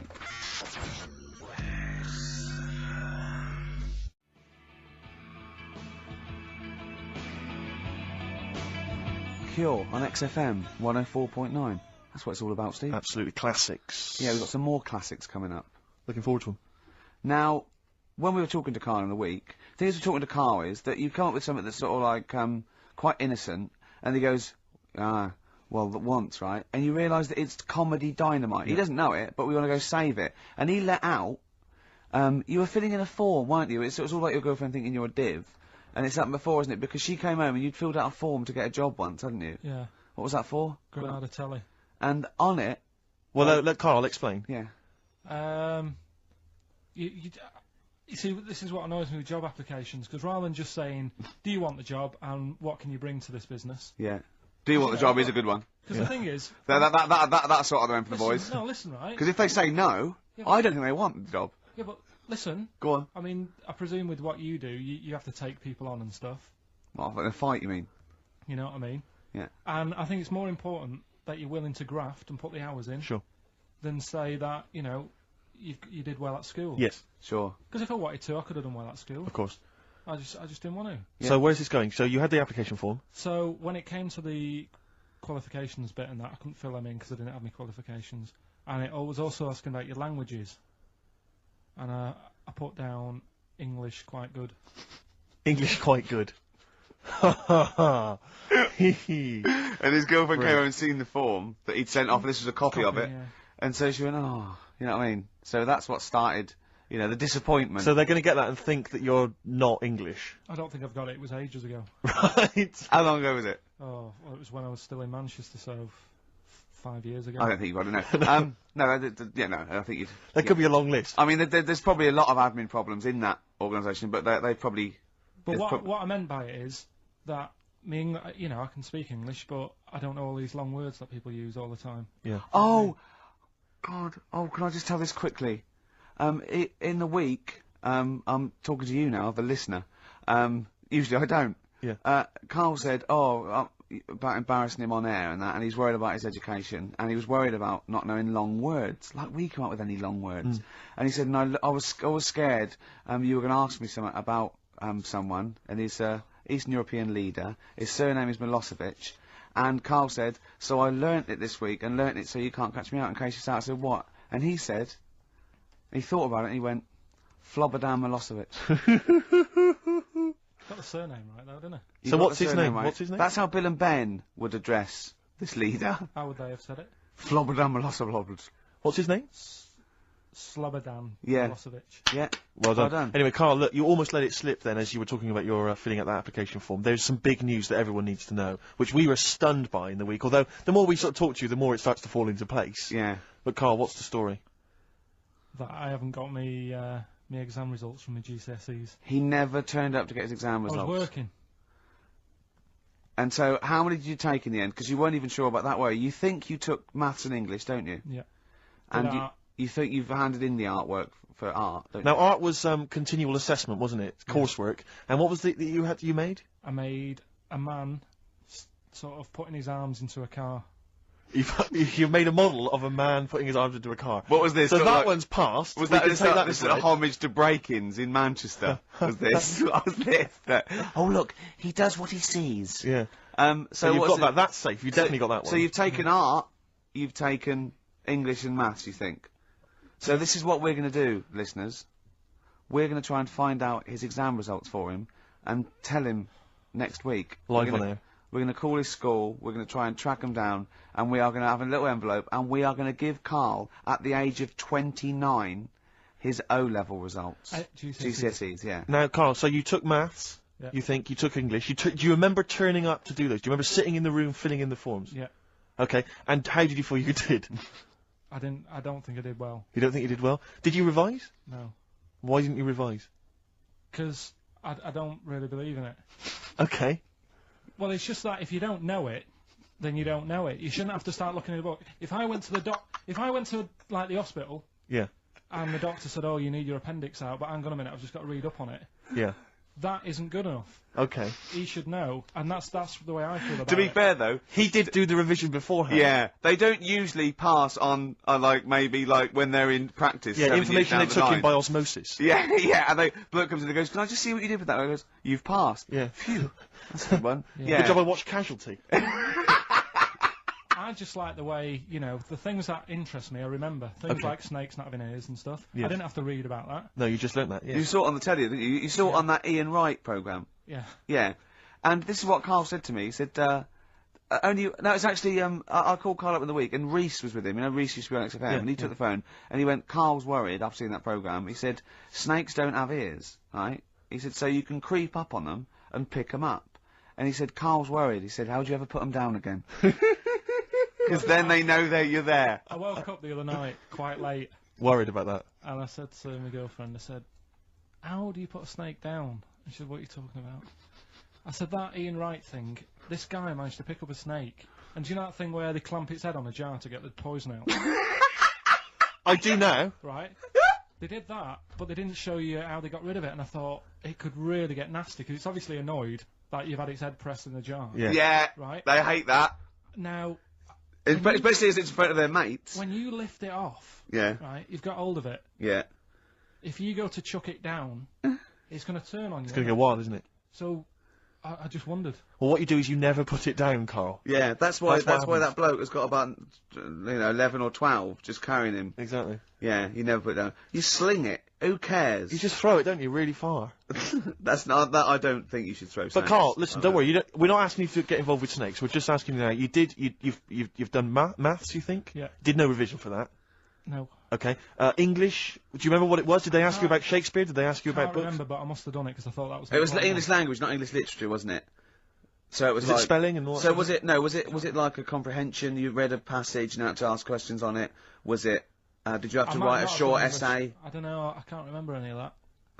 Okay. I did a science, Okay. Physics or chemistry? physics. All right. Well done. And this is all you think? You actually took that. You actually took physics GCSE. You think? You're obliged to do a language, I think. Did you do French? I did French for a bit. I But don't think you are. I don't think you have to do a I language. think you have at GCSE. I think you've got to. Well, English quite good. I think that's his language he did. I So you don't know about I can't language. History? remember. Geography? Just we'll find out, won't we? Okay, but you just can't remember. I can't believe you can't remember turning up for these things because it's quite a big moment in people's lives. It is that. It is the thing that you've been working to all of your educational life. On the day that the things came out, I was working at as a printer, Okay. and it was a really busy A lot of day. spelling mistakes. That It was day, a really that busy paper, day, wasn't so it? you're bound to forget. Yeah, your yeah. exams. No, but I had to use gold ink that day, Oh. and it's. Yeah, I mean, you're yeah, not yeah, a printer, yeah. so you don't know. this. No, that's the biggie, innit? But it's tough. You've got to really get your rollers clean. Karl, play a record, mate, and good luck with the exam results. Hopefully, we'll have them for you by next week.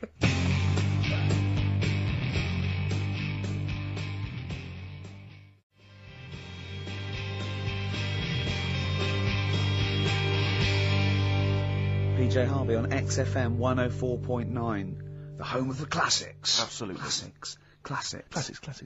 Oggy. Oi.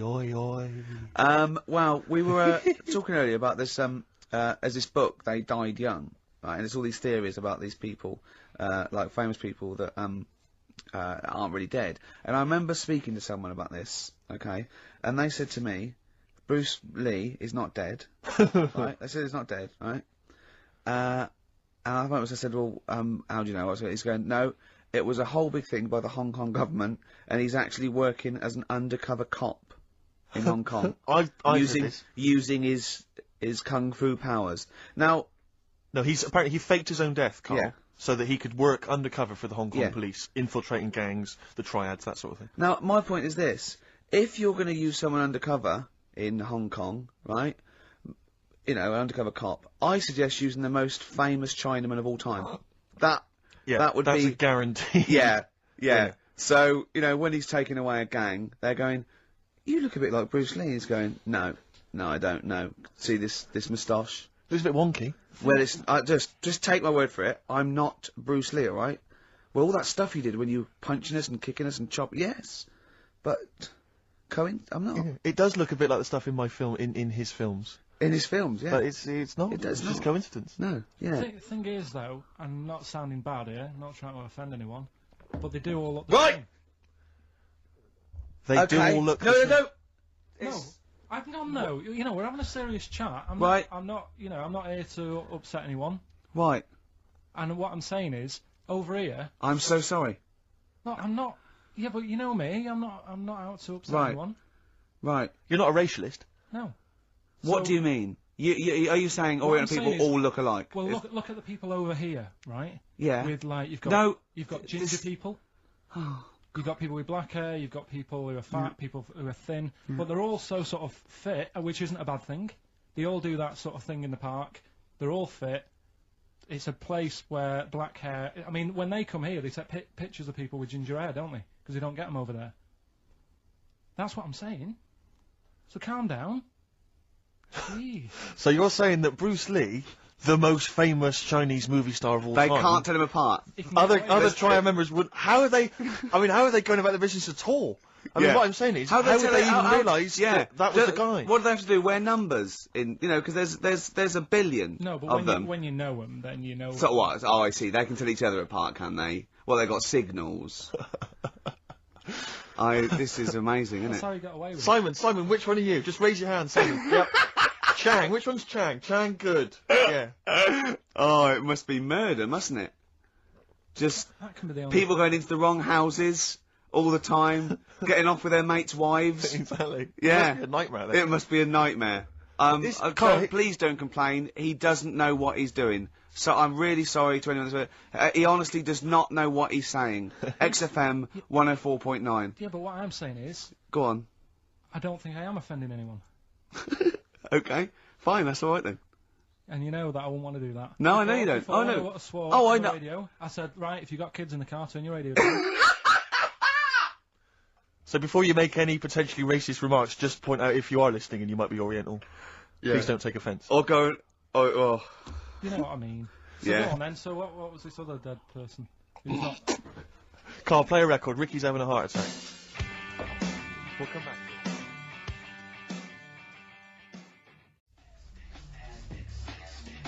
The music of tomorrow is here. XFM. Well, the music of tomorrow is here. That's true enough. Yeah. XFM Must have been some sort of muck-up with the post.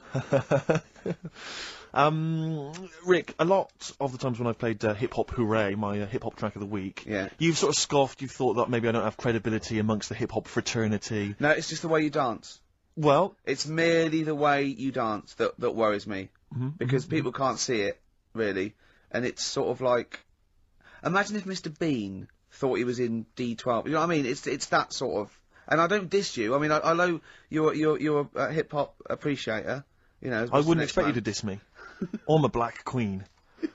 But the point is that I just... there's a little something that Carl's got on tape for you that I think might change your opinion of my whole hip-hop credibility. Oh, no. Now, I've told you in the past, Not you a know... videotape, is it? Not at all, not at all. Actually, Carl, just play it. Yo, 1 2 1 2. We are the Dilated Peoples, chilling on Hip Hop Parade. That's right. With Steve Merchant, y'all. XFM 104.9. LA to London, Dilated People expanding them all day. Now, Who got How that? about You that? did that, Carl. No, it was just when I was hanging out with my homies. Who did it? Did they come in the week? They were in the week, I think, and somebody got them to do it for him. You know, no, that was when I was just hanging in the crib with them. Yeah, no. I was just That's hanging very- with them, that's very nice of and the guys just laid down some beats for me. Yeah. You know, just laid down some vocals, and I gave them max respect for it. You know, and the place was mad deep with girls at the time. I assume you're going to play Dilated Peoples this week then. Well, maybe. Yeah. Let's play it, Carl. That's very good.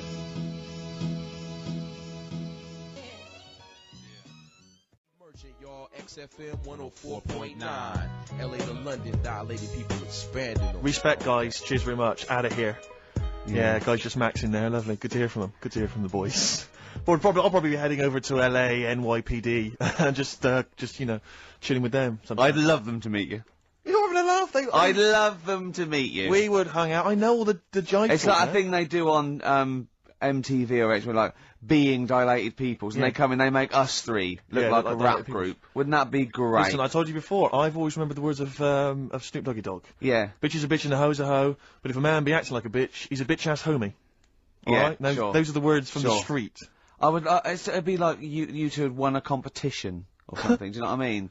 Like in that I just don't think you can believe it that I'd just be hanging out, you know, with sort them of like in the crib. people of courage, and you get a chance to meet your favourite. It'd be amazing, wouldn't it?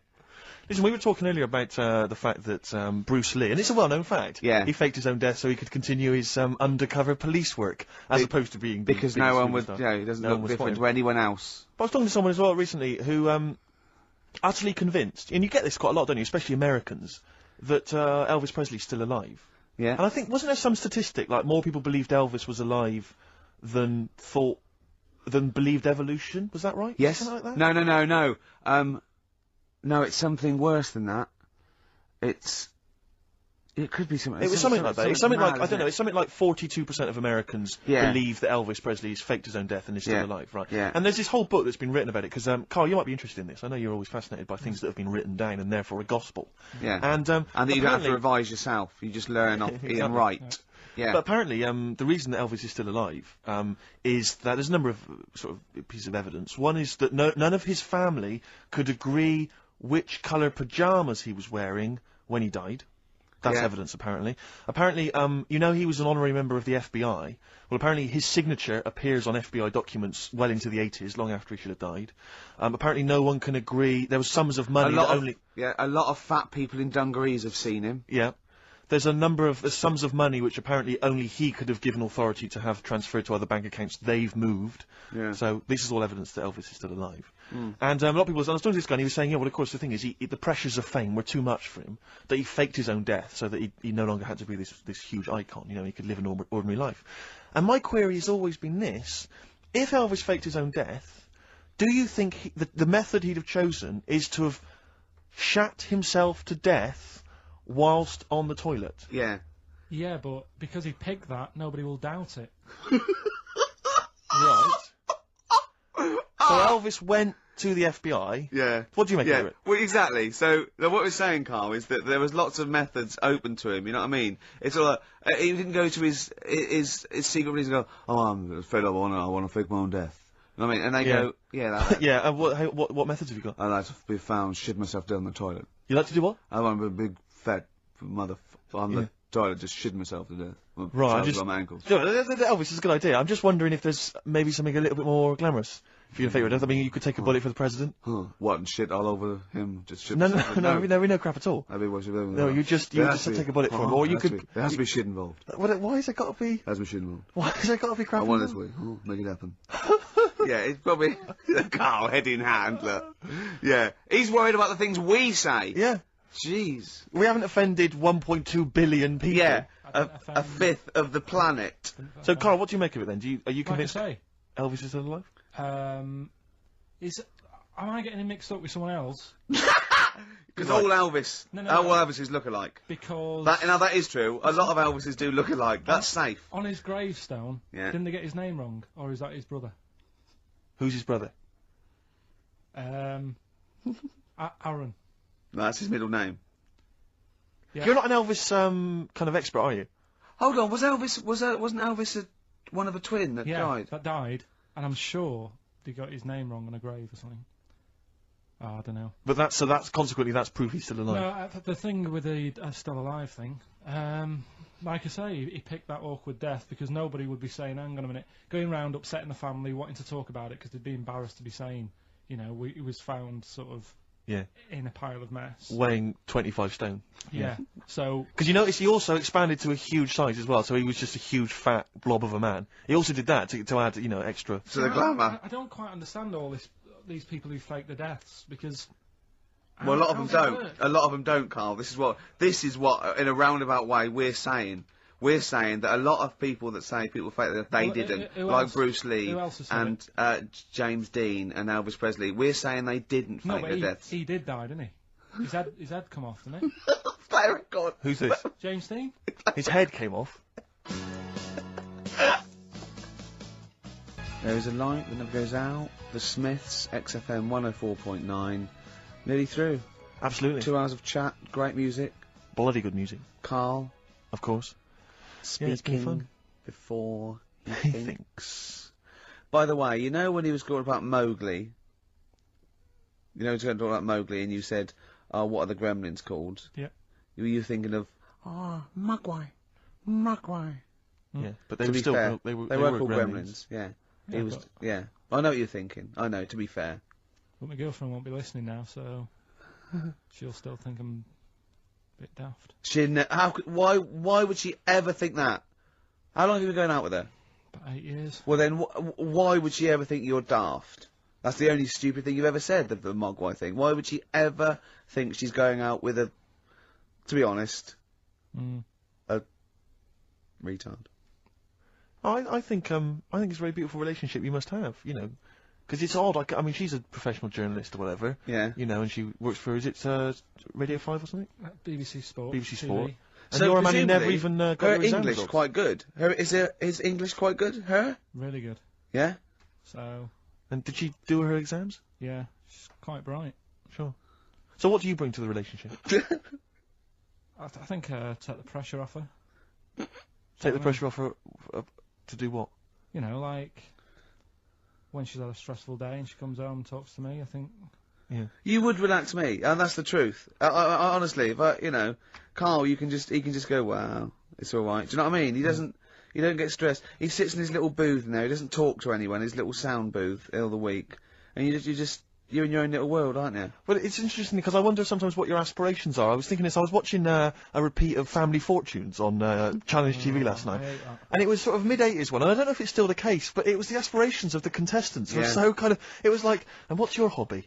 Well, you know, like to go out when it's nice weather and stay in when it's not. If you win £2,000, you'd probably be going out when it's nice, can't you? Yeah. And she was like, well, and I sometimes like to watch TV.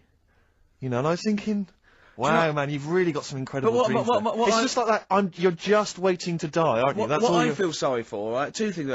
You know, in like Stars in Their Eyes, and you get a little fella, and he's gutting fish in some sort of factory in Bolton, and he comes on, and he does, you know, something like Bobby Darin, okay, and Matthew Kelly comes out after and goes, well, I don't think you'll be going back to the fish factory. You will. You will be going back. You will. Straight back, yeah, mate. Yeah. Let's think of all the Stars in Their Eyes stars. Don't wind him up, Kelly, because that's a nasty thing to do. I'm trying to think of all the Stars in Their Eyes contestants that have gone on to great things. What happened to that little fella that looked like the little Alsatian puppy that did Chris de Burgh? He looks a bit like Chris de Burgh. He looked like he had problems. Well, now what was it? Is Ian Moore his name was? He was... well, it's interesting, my friend bought me as an ironic gift for my birthday, he bought me the live video of Ian Moore. You'll be pleased to know that Lady in Red was on there, among a number of other hits. But it was brilliant, it had a picture of Ian on the front, it said, Ian Moore, naturally.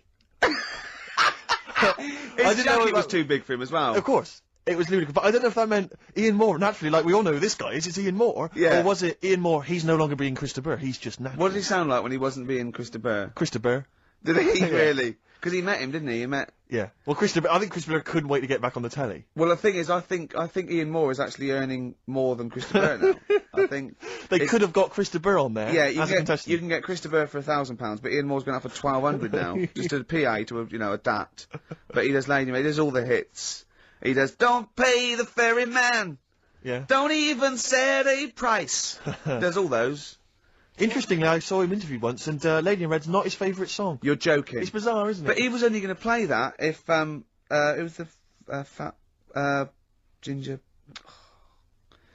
Sarah Ferguson. Oh yeah, yeah. It was only if she was wearing some red. He was only going to play that when? Well, it was a live thing, and he was only going to play that if she was wearing red or something. Right.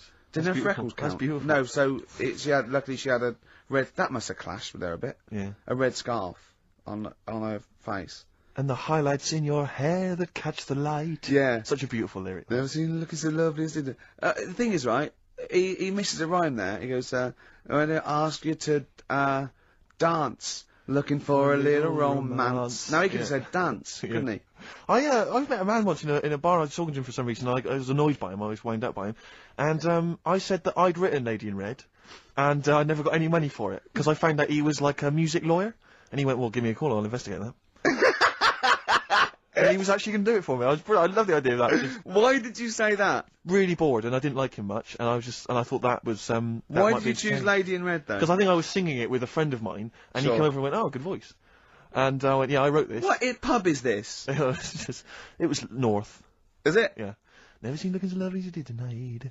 So, anyway, that's enough of my Christopher anecdotes. Yeah. It's very much the end of the show. And it is. It's been a great show. Hang on, have I got time for a song for the lovers, or have I missed that? No. If you give it me Of course now. you have. Yeah, what are you going to play? What are you going to play? What, are you going to play a song now and then we've got time for it afterwards? No, you'll have to give it me. Yeah. now, Oh, I better now. dig it out. Well, can you keep What, people what entertained? have you chosen? I'll keep it going. Well, a friend of mine who keeps making me little compilations has stuck on an old Tom Waits track, which is from his first album, one that I've not listened to for a while. Brilliant. Re-listened to it, it's absolute dynamite. Brilliant. Can anyone hear me? Yeah. Just wandering around. Yeah. He's just getting out of his bag now because we weren't prepared for this. We sort of ran out of time. We're having such a great time with the philosophy of Karl. What do you fancy doing anyway with your future? Me? You know, I'm just going to tell you now. You know we're still on air, don't you?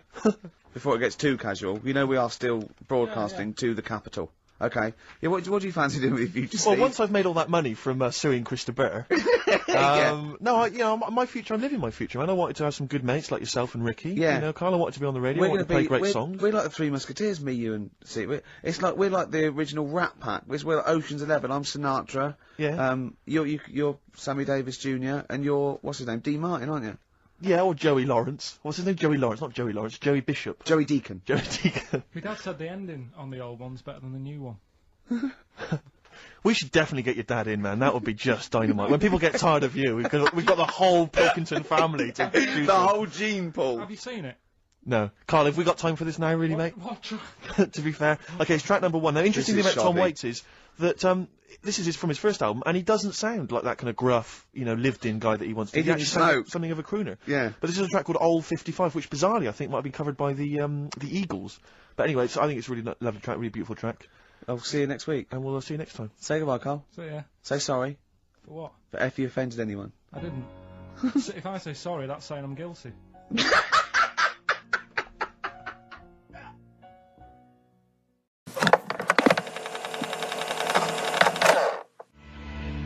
Yawn for Nancy on XFM 104.9. I'm Ricky Gervais, with me Steve Merchant. and Hello Karl Pilkington.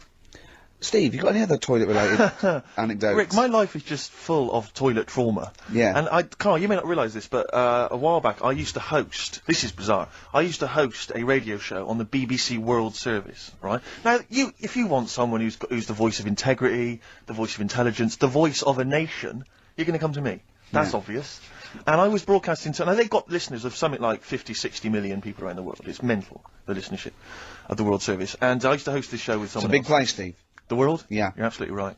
And anyway, so I had to be into Bush House, where they broadcast from, 10 o'clock every Friday morning, to broadcast round the world to 50 million people, right? And one week, I went to the toilet in my house, right? Everyone had left. I got there a bit late. I got up a bit late. Already against me. The clock was already against me. Had to be there at 10 o'clock, broadcast around the world. And we got 2 toilets in our house, downstairs one, right? And the door had already been a bit dodgy. It was one of those doors where you had to give it a bit of a kick as you went in. It was getting a bit tight. I don't know what, the wood was expanding or something. I'm in there. And same thing again happens. No toilet paper. I think, oh God, I'm gonna have to somehow kind of make it upstairs. Why don't you check first? I normally do, Rick. I normally do. It's just on certain occasions when I'm bleary-eyed or something, I forget, or occasionally I forget. Normally I do check. Right. And you've got to bear in mind that it's not like this is happening every week. This is over the course of many years that Sure. these incidents have accumulated. So You've condensed them. for the Two purposes of incidents. this anecdote. Sure. Yeah. Yes. And great. You're just brilliant to keeping the pace up of an anecdote there, Rick. You've just drawn in. I don't know where I am now. Anyway, door, I know the where door. I'm trapped in a toilet with no toilet paper. Yeah. That's where I am. And I'm thinking maybe I peel off some of the wallpaper, you know, things like that. But there's nothing I can do. I got to go upstairs. Newspaper. Well, exactly. But I have to go upstairs and find Toilet paper, was there any? There wasn't. There sadly. wasn't? Alright. I'll have to go upstairs and maybe find a notepad or something like that. And so I try the door, right? The door's wedged, and I'm pulling on the door, and I can't get the door open. It's just like it won't come open, and it's already. I knew it was going to come to this at some point. Like this is like the clock's ticking. I'm trying to pull the door open, trousers around my ankles again, and I'm thinking, well, what I could do is I could open the window, I suppose, and like try and climb out, but not really because I got the trousers around the ankles. And that's Or if it was raining, just stick your ass out, 2 birds with one stone. Sadly, it was a beautiful day, Rick. I call it the World B-Day. And so what I'm thinking is, well, I've got my mobile phone in there, actually, because it's in my pocket. I'm thinking, well, maybe I could phone, I was seriously thinking, Kleenex. maybe I'll phone the fire brigade. By this point, I mean, just dried. No, it hadn't, it was... Hold on, was that little puppy not around? Because sometimes you can call that, it's got a little bit wrapped round it. Listen. Or This is just a use the serious puppy issue. itself. There's 50 million people around the world going to Yeah. need to hear my voice in, like, 30 minutes. Exactly. And- Where's Steve? He's not locked in the toilet again, is he? Exactly. Oh, no.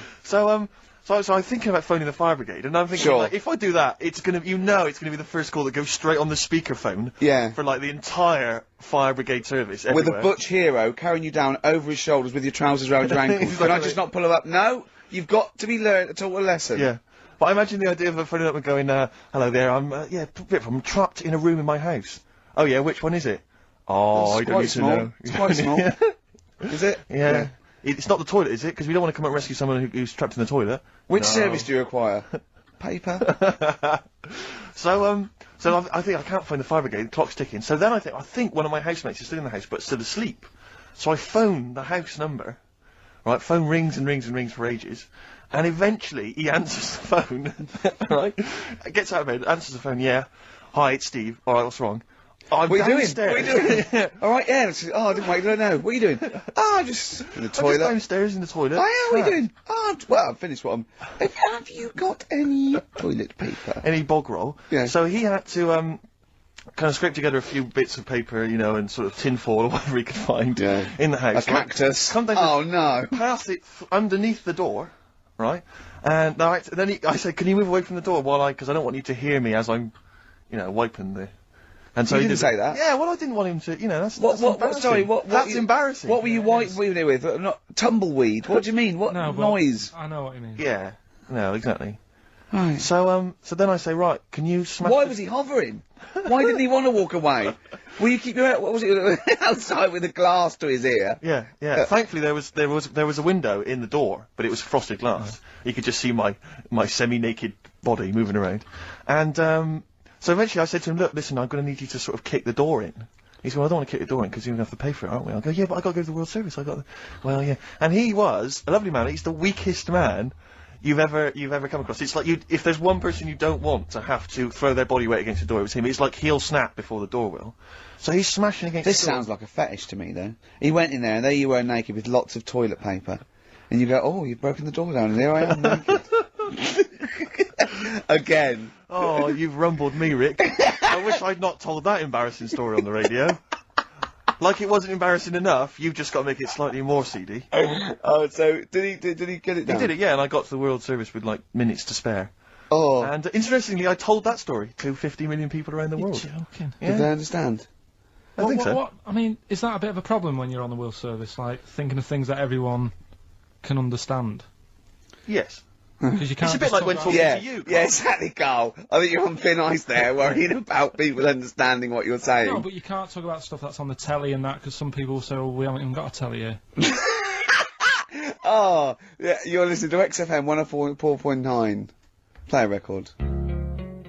Nirvana, all apologies on XFM 104.9. I'm Ricky Gervais, obviously, with me, Steve Merchant, Karl Pilkington. Well, Steve, I met up with. I know it's forbidden, usually. I don't know why you Let me keep just doing explain to the listener. Me and Steve have got a little bit of a pact. We're not allowed to talk to Carl during the week because he comes out with too much dynamite, and we want it to be fresh, and it's just unfair. And if he sees us laughing, he clams up a little bit because he knows something's wrong with his head. So I was in a pub and Carl called. He returned a call. I'd called you earlier, and I said, "Oh, I'm just across the road. Come over." And he came over, and we had a conversation. And I kept saying, no, save it. And I can't remember half the things he was saying, but I do remember one thing he said. He said that the human eye never grows. He said, unlike your ears and nose that keeps growing all your life, he says the human eye never grows. Now there's a little bit of, he says, now you look at a baby, it's got big eyes. It's got the same size eyes as it will have. When a baby's born, everyone always goes, oh, look at its eyes, don't they? Because that's like the main feature. They're quite big. They don't grow, they don't get any smaller, they stay the same size. What, you mean once you become an adult, you've the same sized eyes? Soon as you come out of the womb, your eyes, the size they are as a little baby, they stay the same size. It's just like the sockets. And I pointed out to him, right, you know, I said, if that was true, Steve Merchant, when he was a baby, with these eyes he's got now, would have looked like a hammerhead shark. Alright, calm down. You don't want to go lay into the eyes. Do you know what I mean? Just to prove my point. I didn't laugh when he said that. Respect. Do you know what I mean, though? I've got the eyes are the windows of the soul, and mine happen to be enormous plate glass windows. Yeah. But you know, but nevertheless, they're beautiful. Many people find them beautiful. Yeah, they're great. Yeah, many people do. But do you know they don't have kneecaps either? My eyes, or what? Babies. when they're born, they don't get kneecaps until they're about 2. They don't get kneecaps. Is that true? Yeah. And also, what are you talking about, Carl? But isn't it a little bone it's part of the. Well, no, but leg you've got lot more bones when you're born than. Yeah, you got 300 when you're born, then 205 when you're an adult. Yeah, they all fuse, don't they? Do they? The head's got to be all soft to come out. Right. As we said earlier, you know. I would know. I'm a shark. Oh, so God. what did you say when he said about my eyes being huge? Okay, get off it. So that isn't nice, considering he's not here. Yeah, so I wait until he's here when I slag him off. Yeah, very well. No, nice one, Carl. You're an honourable man. Oh, well, I know, you see, the thing is, right, that made me think that it might be a little bit of truth in this. There is, as well, the ear thing. Have you seen that with old men who have really long ears? Yeah. And big noses. Yeah. Do they eat buns and walk around in the jungle, these old men? You mean that the ears and the nose carry on growing? Yeah, they do, that's true. That's true, it's cartilage. Yeah, but it's not like sort of Pinocchio. No, after you're dead. You leave a body lying around, he's got a huge elephant type ears. If you left him long enough. 4-foot nose, that's what, yeah. That's remarkable. But it's about the focal, length in your eye, you see, because it's like a big lens. So it makes sense that they couldn't change that much. Because an owl, do you know why an owl turns its head round? Sort of like 180 degrees. No. Because it can't move its eyes, because the eyes take up the whole, it's the biggest eye in the animal kingdom. The eyes take up the whole of its skull. Really? Yeah, and it has to move its, Has it got a brain in there as well? It's got a brain in there, yeah, above the eye, yeah. When I say the whole of the skull... Quite, yeah. There's also some space for the brain. What I meant is the 2 diameters of the eye is the diameter of the... You've lost me there with diameters. And you didn't like maths, did you? No, don't like maths. Never understood it. Couldn't get to grips with maths. I don't know about you, Carl. Did you do maths, Carl? Now, how did you do in your exams on the maths? Did you turn up? I bet yours was rather like my theory, which is why do you need to figure it all out when you've got a calculator? Exactly. Yeah, I knew it. Yeah. You're right. And I agree. Well, let's play a record, and afterwards I'm going to be testing you on your homework this week, Carl. Could we do White Van Man first? We could do, they've got to know what they're dealing with, yeah. Carl's homework was to read all about, as you know, Che Guevara. Absolutely. Last week he did well on Rasputin, didn't he? Did very well on Rasputin. Yeah, passed with flying marks there. Let's have a bit of Wu-Tang, shall we? Then let's have White Van Man. Yeah. White Van Carl. Nice. Wu-Tang Clan there, Steve. XFM 104.9, I'm Ricky Gervais, with Steve Merchant and Karl Pilkington. Now, I just, remembered something else, Carl's in the week. I know it's forbidden to talk to him, but I'll tell you this. He was very excited about the Friends reunited. He was a bit nervous at first, wasn't he, last week? But he was really getting into it. And in the pub he was talking about the people, and he said, I'd never go on a reunion, though. So I'd never do that. What, a school reunion? Yeah, and he wouldn't want to see anyone. And I went, well, I said, wouldn't you want to see those 2 lads with the big heads and the webbed hands? Oh yeah, these were people you went to school with, weren't they? Yeah. Well, I didn't knock about with them. They were in the class. What were they called? Freaks. Right. Right. Okay. And he said, no, I wouldn't want to see them. He said, because what could you say? Oh, you haven't changed much. Right? And he said, and they wouldn't go anyway, would they? I said, why? He went, well, they didn't have any friends. Right. And I said, well, weren't they friends with each other? And he went, no, that would have been too obvious. Like, they passed each other and went, no, I know it's tempting, but let's not. Everyone would think that's just what we were going to do. Yeah. Let's not do it. Yeah. So they didn't even hang around with each other. No. See, I must say, in my head, I've got something like it's like some sort of extra thing from Blake 7 that they're like some sort of lagoon monster, but they just had slightly oversized heads, did they? See, does your head grow? Your eyes don't. Does your head? Because maybe they've got to a point now that it's all sort of caught up with each other. Well, at the time, the eyes were very small and the head was huge. Just a very big head. And Yeah. the fingers aren't going to change. That's not. They not had funny. webbed fingers. It was like the penguin in Batman. Really? Are you sure? No, honestly. Are you sure they weren't wearing mittens? No, seriously. Yeah, it wasn't home economics. They weren't getting some out of the oven, a very hot dish, were they? Every time you saw them. But why were there two, but they weren't related and they weren't friends? I don't know. I suppose it's like asthma and that, innit? Some kids have it. And it just was a Yeah, coincidence. but asthma's quite a common thing. Webbed hands, Carl.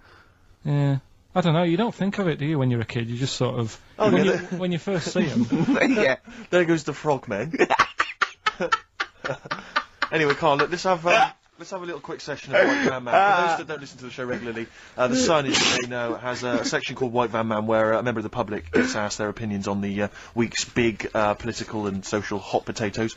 Carl, we just thought it would be fun if you answered some of the questions. It's not so much questions, it's just your views really on these big news stories.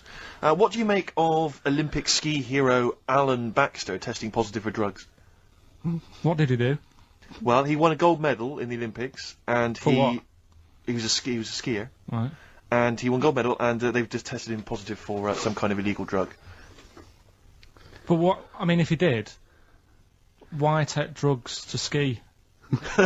Why? Because all you do is balance. But imagine, it'd be amazing if you were stoned, like going down a hill. Yeah, it's not like you have But to... it's not going to help you, is No, it? it's not just like- gravity that's doing all the work, isn't it, with skiing? Yeah, but it's often to do with your athleticism, isn't it? It's to No, but help it'd be you- like saying, and we've just found out the people on the toboggan were on crack. It's not going to help them.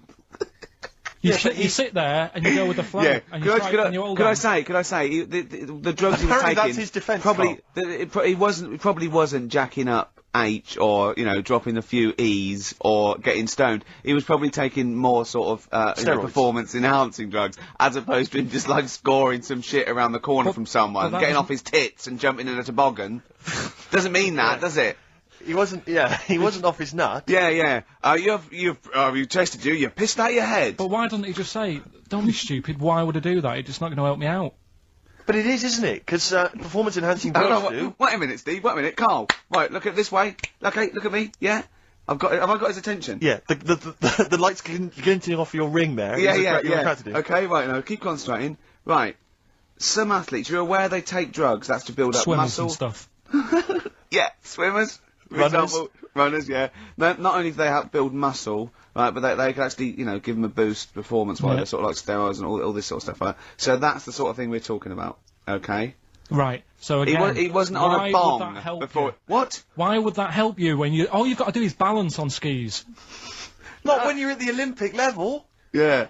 There's a lot to do with, your body and your No, it's legs. practice, isn't it? It's like, if you've skied for years, then you've got good balance after a bit. Oh, do you know what, Carl? Do you know what? You've made a mockery of drug taking. Well done. Right, Yeah. next one, Steve. I hate this bit. I hate this.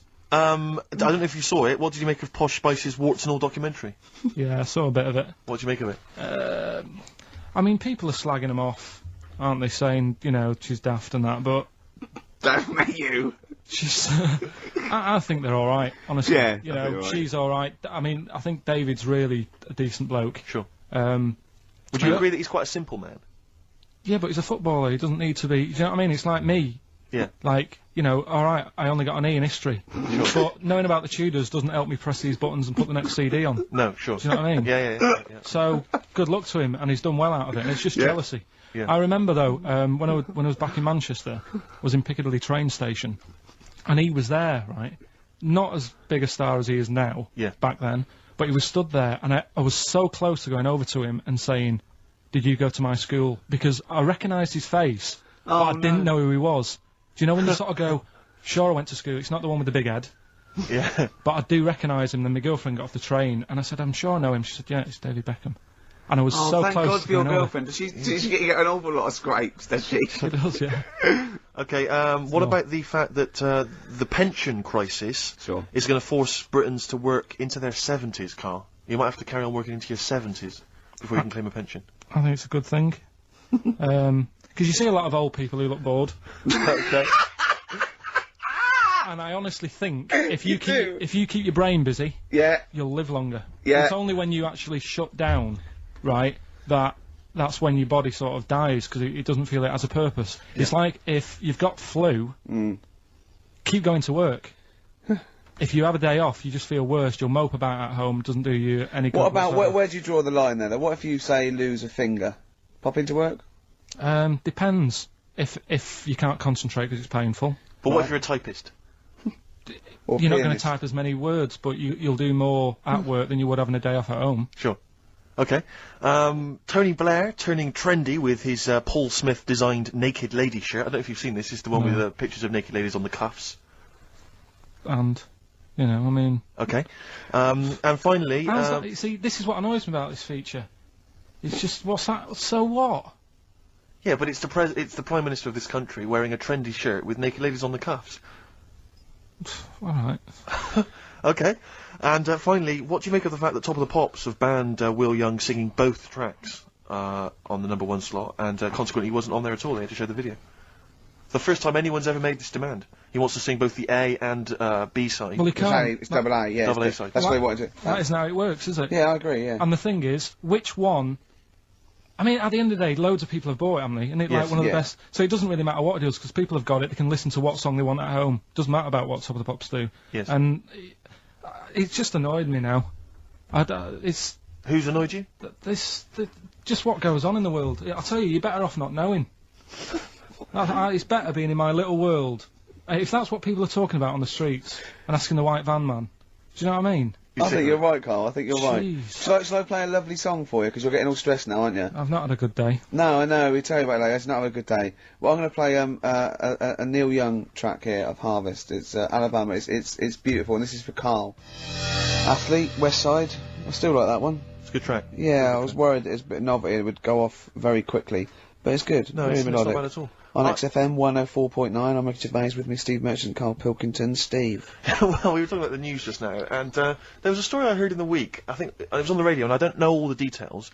But what I heard was that a number of, I think it was Falkland, maybe Gulf War veterans, were, I think, suing or complaining to the government because they wanted compensation for post-traumatic stress disorder. Now, I don't know all the ins and outs of it, but it seems to me that if you're in the army and you're a soldier, a certain degree of trauma is kind of inevitable. I mean, after all, if you're any good at your job, you are going to see people getting killed. So I don't understand what the ins and outs of it are. I don't know why. No, when it came back and Tony Blair met him and go, alright, well not really, no. Go on, what's the matter? Well, if there was people shooting at us and everything, it was all muddy. Well, calm down, don't cry. Well, I will. There was a drill sergeant just kept shouting, saying, "Look at you, stupid boy! Where's this he's gun's got not trained, clean?" And I hasn't just he? cleaned the gun, and it was fine. And now he's telling me to clean it again. Yeah, the boots, they were shiny. fine, he was Well, he's showing. got to do that, it's more His distant. neck was as big as his head. Well, yeah, but you don't know what they, you know. I don't know what the ins and outs of it are, but what you got to do is make sure you know what you're going into. That's what I do. You got to check the small print. So if I was, going over to the Falklands or the Gulf, I'd put my hand and go, will it be horrible? And I go, you hit the back, yes. Will it be horrible? It will be horrible. Yes, it will be horrible. There will be shooting and lots of death and everything. I go, right. I'm not going to go. And they go, Exactly. okay then. Okay. that should be fine. Yeah. Should be fine. Yeah, just like that. Does anyone else scared about this? Pretty much all of us. Okay, then we won't send anyone then. Exactly. My brother went into the army, right? Because he couldn't get a normal job, and my dad said, if you don't get a job by such a date, that's it, son. You're going in the army. So when was the Falklands? Was it about 81. Right? And he joined back in like 81 or something. And he I don't know, he was in Aldershot or something. Oh yeah. And he wrote back to my mum saying, a bad time to join, bad time in this. So she wrote. What bad time to join? That's so sweet, Carl, isn't it? That's like, dear Dad. Yeah, well done. Don't know if you've noticed. Yeah. I was on the dole, that's for sure. Thank you for joining. A month before the Belgrano. Anyway, go on. My mum called up, spoke to the sergeant, and said, "Can you leave him out of this one?" Can you leave him out of this one? What, the Falkland War? He's only just joined, and she called him Chuck, which he got done for. Like she's one of them. I think it's a northern thing, like saying, "How are you, Chuck?" Yeah. And she called the sergeant Chuck, and the sergeant said to like my brother, "Your mum, you know, she's called up and asked if you can not go," which of course, you know, I mean, we'll see how it goes. But can you What? tell What her- do you mean? Why did the sergeant even entertain this? Well, Pilkington, come here. Your mum's been giving me a bit of earache. Now listen, tell her I've told you, but can you call her, because she called me Chuck and everything. Can you call her and say you don't mind? Well, not really. Oh, please, because I've promised her I'll say you want to go. No, please, say you want to go. Why was he entertaining this phone call? probably because he was new. What? Because he was new to the army, I suppose. Who? No, I mean the sergeant. I don't know. Maybe they do that. So what happened? He didn't go in the end? So he didn't go. No. You can't do. But that's ludicrous. I love that. Oh, we went over the top. Pilkington, No, I've got a note. Yeah. Is this really your mum? Yeah. Okay. No, this seems to be in order. Because I noticed it says, I do not want to go into the army. I don't want to go and fight, and it's crossed out and it says, Mum says don't. Yeah. Go. Now, you didn't write this yourself. No, did you, no, my mum Pilkington? wrote this. Okay. You definitely wrote this yourself. Your excuse. You're going to have to fill envelopes. No, I'm sure if he was needed, he would have had to go. But I think they made a bit of a special effort. They sort of said, "Oh, Well, it wasn't conscription anyway. Oh no. I was But were the other soldiers going around just going,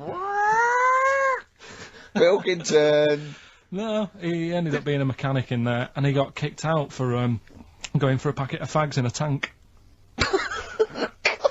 what? Now wait a minute. Do you mean he nipped down the shops in a tank? Yeah. I don't believe that, Carl. You've made Honest that to up. God, that, and he went off with the sergeant's wife. So that didn't help, and he ended up getting kicked out. Sorry, your brother's a genius. I love this. First of all, he gets a call from his mum, go and let him up, and he goes, oh God. Then he goes, where's Pilkington? His mum's on the phone. Where is he? He's near your house, Sergeant. Near my house? Well, why is... No reason. Well, when he comes back, when he's finished, tell him his mum called. And can he get me a packet of fags? Tell him to walk this time. This is ludicrous. So the sergeant found out that he was sleeping with his wife? Yeah, I don't know. I mean, Did your mum phone out and say, let him off? Let him off this time. Can he... Yeah. That's fantastic. But he misses it. I mean, I haven't seen him for about 11 years. But ever since he came out, he's just kept getting into trouble and that. And the army, you know, people slag it off, but I think if you're a certain type of person, it's good for It you. didn't straighten him out, did it? No. He was going down the shops in a tank, he was shagging someone No, behind but their back. it's really weird. It's like back then, he was like a proper adult, and he had a house, and he collected crystal with his wife and that. And now, he hasn't got any of that. Has he got the wife? No. Has he got the crystal? Don't think he has. And he hasn't got the I house. seriously haven't seen him for about 11 or 12 years. Oh, So I haven't even spoken it to always him. Carl's stories always start off nice and funny, and then they just leave me empty and slightly depressed. I don't know whether to hug him or shoot him, put him out of his misery. Can we take Carl to the... phone in if you think I should take Carl to the vet and have him put down. Because it's just too stressful. Hyde's main offender, XFM 104.9. Wow. It's that time in the show where I test Carl on his... homework. Yeah, for the week. History. The re-education of Karl Pilkington. As you know, we found out last week that he'd taken one GCSE and he'd got an E, and it was history. Do you know, Steve, I haven't told you this. Went shopping on Sunday. Buy some new jeans. Was in a shop. Saw an old lad who I haven't seen for about 2.5 years. Went, you alright, mate? How you doing? First thing he said, sorry to hear about your exam results. God. Had he listened to the show, or someone had just told Yeah, he him? was on a train listening to it on the way to a football match or something. He knew that you were on the show, did he? He was a regular listener. First thing he said, Wow. so sorry about your exam results. Haven't people have been coming up to you in the station going, you alright, alright? do you want to talk about it, or...? God. I know. Well, you did take it pretty badly for a 29-year-old man. Just a bit of a shock, because it annoyed me that... It wasn't a shock. You No. knew you hadn't got any. No, I thought I'd have got a bit more than that. I wasn't expecting, you know... But you didn't even think you took history, so that must have been a bonus. Yeah, that's what my girlfriend said. Yeah. So, well, But didn't yes- she say something quite philosophical, which was like, you know, you didn't even have an E this morning? Yeah, she said yesterday, you know, you didn't have anything Yeah. today. Exactly. Which was good. Yeah. But anyway. Anyway, okay then, well, you were tested on Che Guevara. Right, Carl. We should just remind people what happened, because This last is a week little we gave- series. I've got lots of these little books, right? They're about like 2.5 inches long by about 2 inches wide. Those tiny little things you see in the sort of on the front counter of Waterstones or Smiths, and it's the Life and Times. It's a series of all the great all the greats in history. Last week you read about Rasputin. He wasn't impressed. No. This This week, book's a little bit thicker than the Rasputin one. no, it's the same. I think was it? Maybe the writing's Thicker smaller. writing or something. But okay, Che Guevara. Who was Che Guevara? Just now, you learnt to pronounce it, right? And how do you remember? You told me in the week how you remembered what his name was. Che is like shake, and his surname is like guitar. Right. Chavar. Okay. But anyway, right. Tell us what you know, and we'll ask. Right. First of all, his name isn't really Che. Right. It was something else, and Che means buddy Okay. in wherever he's from Argentina. Right. That's right, isn't it? Yeah. Yep. Right. So anyway, he was born, and he was. By the way, Carl's not reading this from a book now. This is all out of his own head. This 'cause is not pre-planned notes. No, this is. I mean, I know it sounds written, but he's just Right. ripping Here on we this. go. Here we go. Go on. He was born. He had bad asthma as a kid. Right.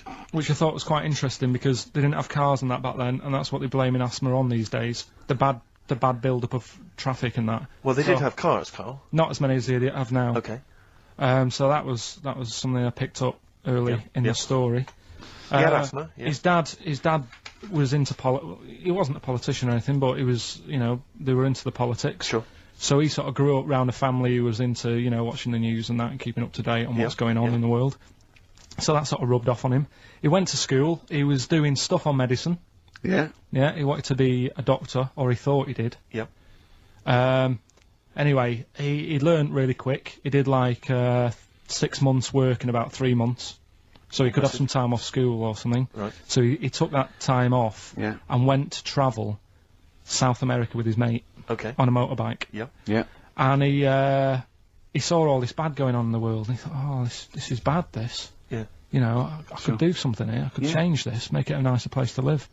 So he said, what I'm going to do is join a gang Right. that sort of is against the like the government. Yeah. Right. Right. Am I right so far? Yeah. You're doing very well. Right. And the woman who he met, who was like running this gang, is a woman called Hilda, who he later married. All right. And Hilda introduced him to Castro, Right. who was like the head cheese of the gang, Right. who wanted to change things. Okay. And so she said, like, this is I think his real name was Engelbert or something like that. Ernesto. What? Ernesto. She said, this is Ernesto. He does medicine. Should have him in our sort of army. So when there's injuries and that, he can make people better. Yeah. So he said, yeah, all right then. So he joined the gang, and they went like went to sort of. I'm chopping it down a bit. No. Oh, sure. isn't gonna be- You're condensing It's this. not. It's not in real time. No. So anyway, so they go. It feels like it. See, this is why I just wanted you to ask me questions. Well, listen. Let's cut to the chase then. So, Okay, obviously, he made his name as part of the Cuban Revolution. Yeah. Yeah. Do you know what date that was? About. No, I don't. Okay. And obviously, so he was a big involvement in that. Yeah. In which country was he caught? It was caught in Bolivia. Yeah. How did he die? They executed him. Yeah. He shot him, and his last words before he died, right? The guy's there with the gun, and he wasn't scared. He wasn't like crying or anything. He said to the bloke with the gun, he said, "Go on, shoot me. Be a man." Yeah. He said, Yeah. and they shot him. And did it tell you what happened to him after that? His dead body? No, but Suzanne was telling me about this the other night. She said there's more to it than that. They stuck it in a glass coffin, didn't Yes. they? Yeah. Well, no, but before that, they cut off his hands and his feet. and sent them to the. No, and because they buried him in different places, and then they buried the body. I think they might have sent the hands to Fidel, but they buried him in an unmarked grave because they didn't want anyone to start using his grave or his tomb as a place of martyrdom. But of course, that just made him even more of a martyr because no one knew where he was buried. So it just meant that he was Yeah, but even that more wouldn't of work an anyway, because if they did find out, that's more places people can go and sort of grieve. Do you know what I mean? If you've got all these different graves, What with different parts of his body? well, you've got a foot over there, and it's like, well, oh God. His head over there. Thanks for Sure. what you're doing. Yeah. No, Oh, but so all in all, essentially, what's your summary of Che? yeah, you like him more than Rasputin, don't you? Lot better bloke than Rasputin. I can understand why he gets one of those little books. Well worth knowing about, and good bloke. Did a lot, you know. Crammed a lot into his short life. Yeah. But, yeah, interesting bloke. But just on the subject of Che Guevara, Steve called me up in the week because he was going through the duty log. We love the complaints on the BBC duty log, and someone had written in because one of the Blue Peter presenters was wearing a Che Guevara T-shirt. And what did the bloke say? Yeah, this is a series of people can phone in and write and complain to the BBC about different things. Why would you complain about wearing something? Well, this was the thing. Is you can phone in, but the best one. I mean, there's been some amazing complaints. Oh, there's some great ones. The best one, my favourite one that wasn't a complaint, but was actually just someone had to phone in, was what an excellent edition of Kilroy this morning. Yeah, but there's lots of that. There's things like Esther was superb. Woman. Call one. Woman called. There was a brilliant one I remember once, which was Robbie Williams was wearing a Nike T-shirt on Top of the Pops last night. Product placement on the BBC.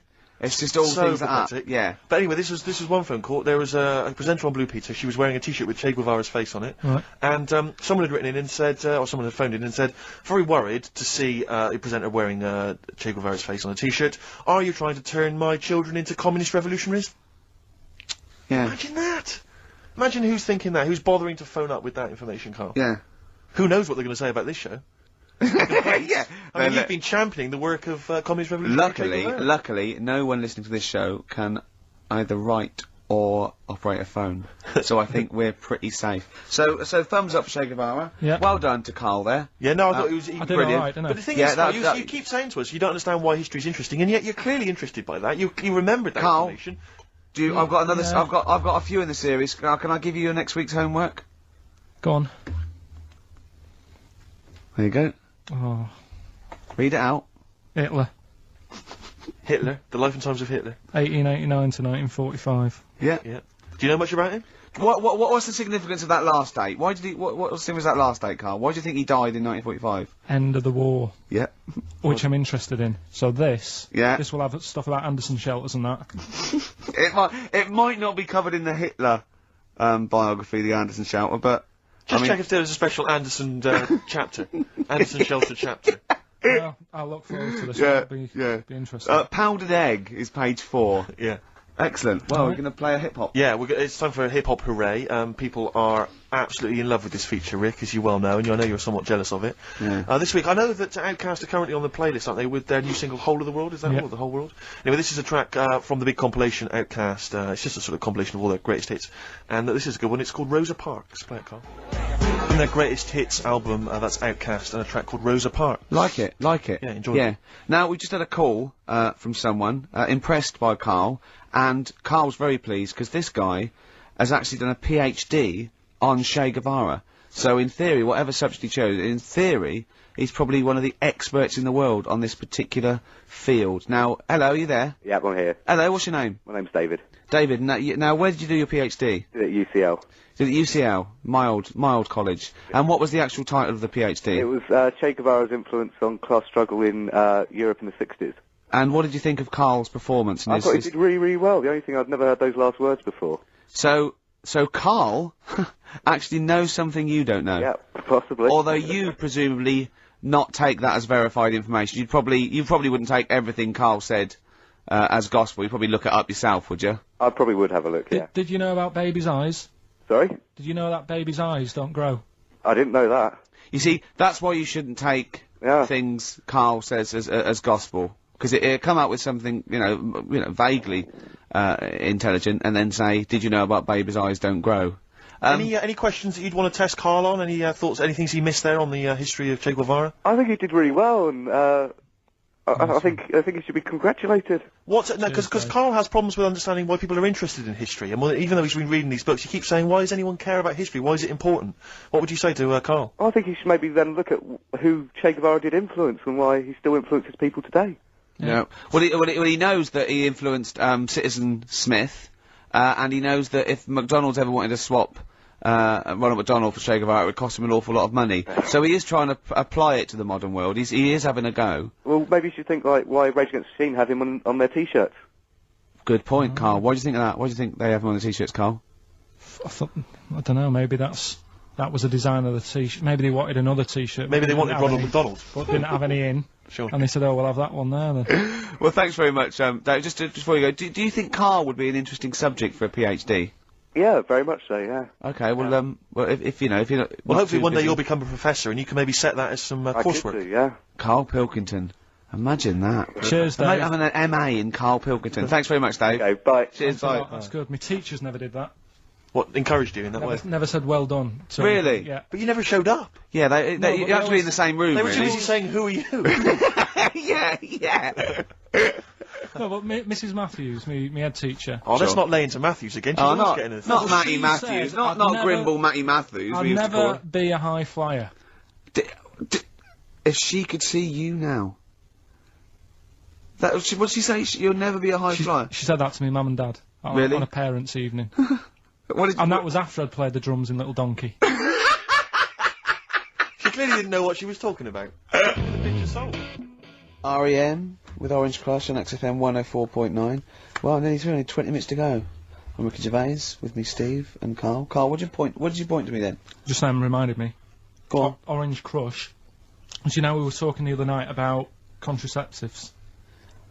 No, you said to me, I've got to do lots of homework. You look up how they used, in the olden days, how they used to use elephant dung as a contraceptive. And I went, what? And he went, no, look it up. You make me give me those things. I said, I don't know. Was it they put, when you're running around with dung on the end of your knob, no woman really wants to go near it. Is that how it worked? And he went, come on, you give me things to do. If you've just written a PhD on how to use elephant dung as a contraceptive, please get in touch. And I I found will out give the number in a minute. It's not elephant, it was crocodile. Oh, Why? But, yeah, Orange Sorry, Crush. no, you can't. No, whoa. What? Back. What do you mean? It was crocodile dung. How did they use crocodile dung as a contraceptive? I don't know. Right, go on, Orange Crush, yeah. So Orange Crush, what it was, I was trying to look up that thing about crocodile stuff, using it, and I came up with another one saying that they used to use a lemon, sort of shaped right, and the put it on, and the citric acid in it Kill the would sperm? kill the sperm. Right. so they would wear the lemon on the end of the knob. Was that erotic? It worked. Listen, I'll try anything, Karl, mate. If that works. Yeah. If the ladies like that. I mean, could it be anything? Could it be like, a melon? Kumquat? Yeah, maybe. In my case. What's those hairy ones? Yeah. Anyway, it just reminded me when Orange Crush. Well, thanks very much for that, Karl. It's, and that, I didn't even ask him to No. research that. no. He just... So Orange Crush reminded you of the lemon contraceptive? Okay. Jolly good. You could use it as a little lemon squeezer, couldn't you? It could be like a novelty lemon squeezer. You just stand in the kitchen, and then when someone wants to just come along and go on the end of your... Did you make this lemonade yourself? I did. It tastes funny. It tastes funny. Okay, yeah. Would you, Karl, this is a quick question to you. Would you ever sort of find yourself in a situation where you might confuse a woman's breasts with mountains? Is that a concern for you, do you think? No. Not a problem for you? Well, not if they're small and humble, I wouldn't. That's what I'm hoping. That's what, fingers crossed. If they were small and humble, then I'd pretty much not confuse them with mountains. Thank God, but I mean, if they were large and sort of pendulous. And with, like quite rocky with snow on top. Exactly. Then I'd go, hold on, love. Wait a minute. Hold on, love. I was into this, but now... Exactly. I feel like I'm alone. Karl, do you know what we're talking about? Who has done that? I'll give you a clue. One more time. See, my breasts are small and humble, so you don't confuse them with mountains. Shakira. It's a lyric that me and taking Steve the are nation obsessed by with. storm. It's quite a nice song. It's got another... It's very much like, it sounds a bit like Men at Work Down Under. Yeah, it's got the panpipes. Is this, what's its kid? Who? Julio Iglesias. No, it's Shakira. Consequently, the word Shakira there being mentioned. I haven't heard of him. Okay. She's a big Latin star, apparently, big Latin American star. And, anyway, just sing it again for us. See, my breasts are small and humble, so you don't confuse them with mountains. Which is a concern. It was always a concern. Definitely. A number of times she's woken up and there's been a fat bloke with a beard and a little Sherpa. She goes, "What are you doing?" And they go, "We're just trying to climb this mountain." Look again. Oh, sorry, love. Oh, it's your tits. I didn't Oh, realise. your tits. We thought we were in... I can't believe it. I can't walk on me camping. You can't camp on my tits for the night. No. Well, why are you climbing them? Well, I just 'Cause got they were there. confused. Well, they're small and humble. Are you mental? Carl, I love that look of Carl. Carl is looking back and forth. You know when you sort of you go to a cat and it looks back and forth between two people. That's very much like Carl's looking at us now. Or when, like, a child sees a midget or something in the street. They're just transfixed, aren't they? And the parents go, don't stare. When we were pushing Ash, yesterday, our producer's in a wheelchair, and we were pushing He's through not the a VC. midget, we should make No, that he's not a little midget. He's not tall. But we were pushing him through the VC, and this little kid just came up and just stood in front of him and looked at him. Yeah. I just laughed. It was funny. Do you do that? I imagine that you get caught staring at him. Yeah, do you go up to people with problems and go, Mummy, is that a monster? Well, I was telling you one about when I used to go with my dad in the taxi. Oh, yeah. What Tell us this happened? story. Well, Your father was a taxi driver? my dad he had loads of jobs, which they did back then. And they don't do that anymore, do they? People they don't sort Have of a do variety loads of of jobs? stuff. Sure. But at one point, he had a black cab, and I used to go with him. He used to get a beer crate and put it in the front of the black cab, and sort of sit just next to the meter. And anyway, we got this call, and like the guy on the end of the radio said, "Oh, you've got your son with you, haven't you?" So he said, "Yeah." So it's just like, we've got to pick up at number 11 Village Lane or whatever. And he said, "Oh, all right." And it was this woman. It was like a woman version of the Elephant Man. Wow. The Elephant Woman? Yeah, it looked like... it was really strange, because I was in the front of the cab, and when you're a kid, if something looks odd, you're a bit scared of it, aren't you? Yeah. And my dad was like, "Look, it'll be all right." And we're driving towards her. Look, don't worry, son, I've got loads of buns. And just to I think give I'll you- just throw one down the street if you run after You're it. being mean, right? I am a little bit, So yeah. how old were you, 18? No, I was about 12 or something like that. 11, 12. And as we got closer to her, it looked like she was holding like a bag of spuds on her shoulder. For a snack. Right. And her head was all a bit mangled and messy and that. And my dad said, "Whatever you do, don't stare at her face." Yeah. And she got in the Because back. you turn into stone. She got in the back, and I had like the mirror, the driver's mirror thing, and sort of having a look, trying to work out. And he said, "Don't stare at her face." I couldn't work out where her face was. It was that weird.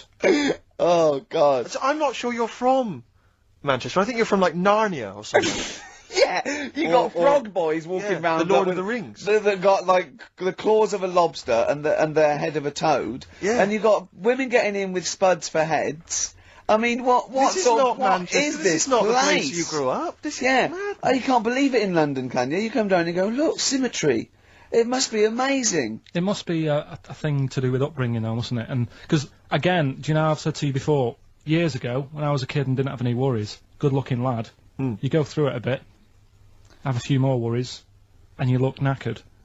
Now back there's a lot more worries and stuff, so you get a lot more freaks. Whereas in London, everyone's like happy, aren't they? I love the fact that stress can cause your fingers to fuse and your heads to grow. No, but if She must have been really stressed to have a head like Yeah. She was was she an accountant or something? You know what I mean? But what did she do? What did she say? Where when was she got going, in? by the way? She couldn't speak. London Zoo, please. I think she was going to like To a the pet fair. shop. Seriously, honest to God. On my mum's life, she was. Because at the end of the day, that's a good thing with animals. They don't judge you, do they? She's not She an was an animal. animal. She's a human She's being. not actually an elephant. No, but You know the Elephant Man was not actually an elephant. You understand that? He's got no elephant genes in him at all. No. That was just a cruel name people gave him. Yeah. No, it's the name of the disease, isn't it? Elephantitis.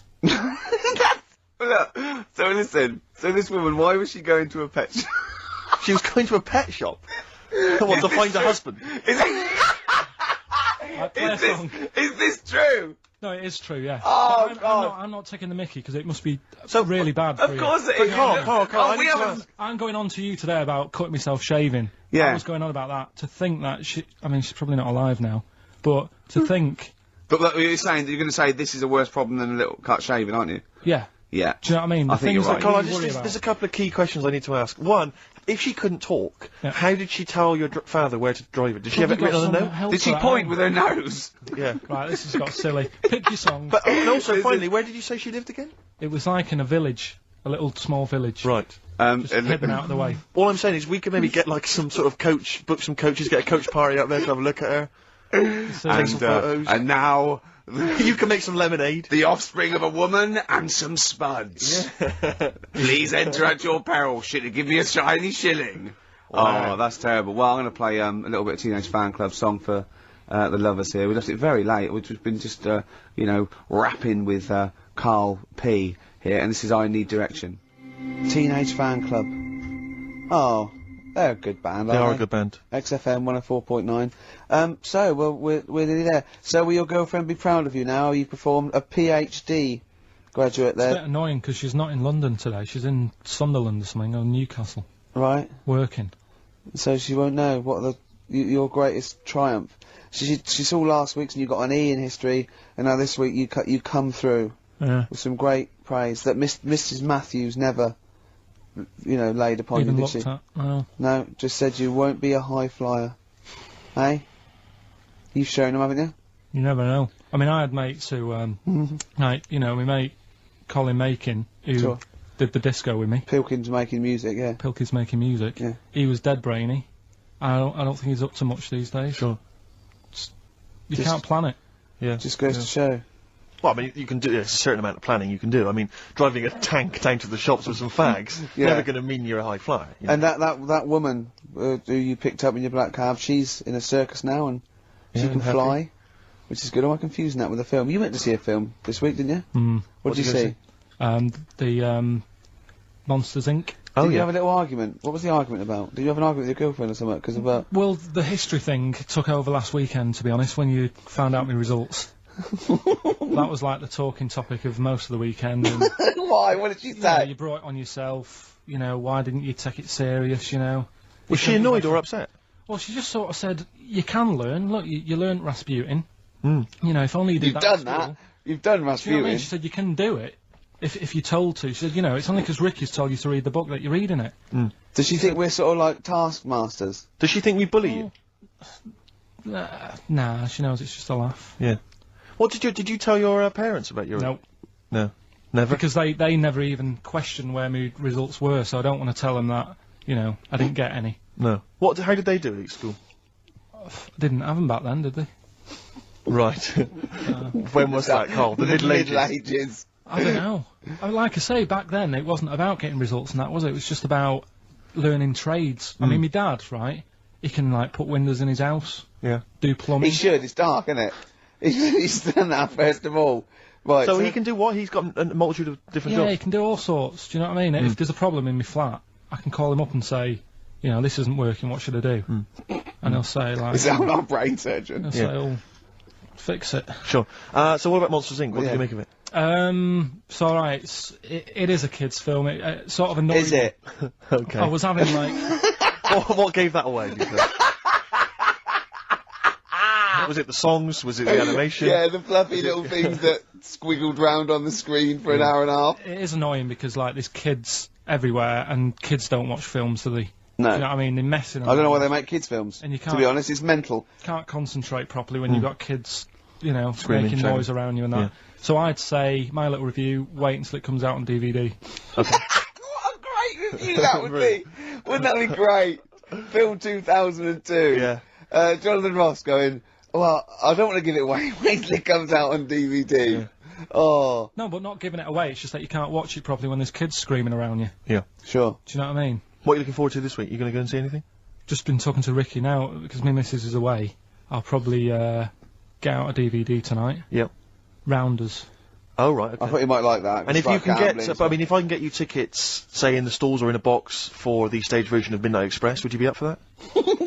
it's on ice. 'Cause I think it's the final year, isn't it? It's lovely. It's Midnight Express on ice. Yeah. And it's a musical as well. They're on roller Do skates. you have any dope under your jacket? No. Yeah. It And is well worth it's, hunting out. it's great. John Hurt is actually in this version as well, which is fantastic. It is Who played brilliant. the Elephant Man. So it's all comes, the universe all comes together. Have you ever seen the stage version of The Elephant Man? No. You'd love that. Yeah. Who's in that? I have seen a clip of it. Who plays him? I think they got a real guy with elephantitis. Right. Yeah. What are you finishing on? Let's have a final song for the ladies. It's from the album Kiss Me, Kiss Me, Kiss Me by The Cure, and it's The Beautiful Catch. See you next Goodbye. week. See you next week, everybody. Bye-bye.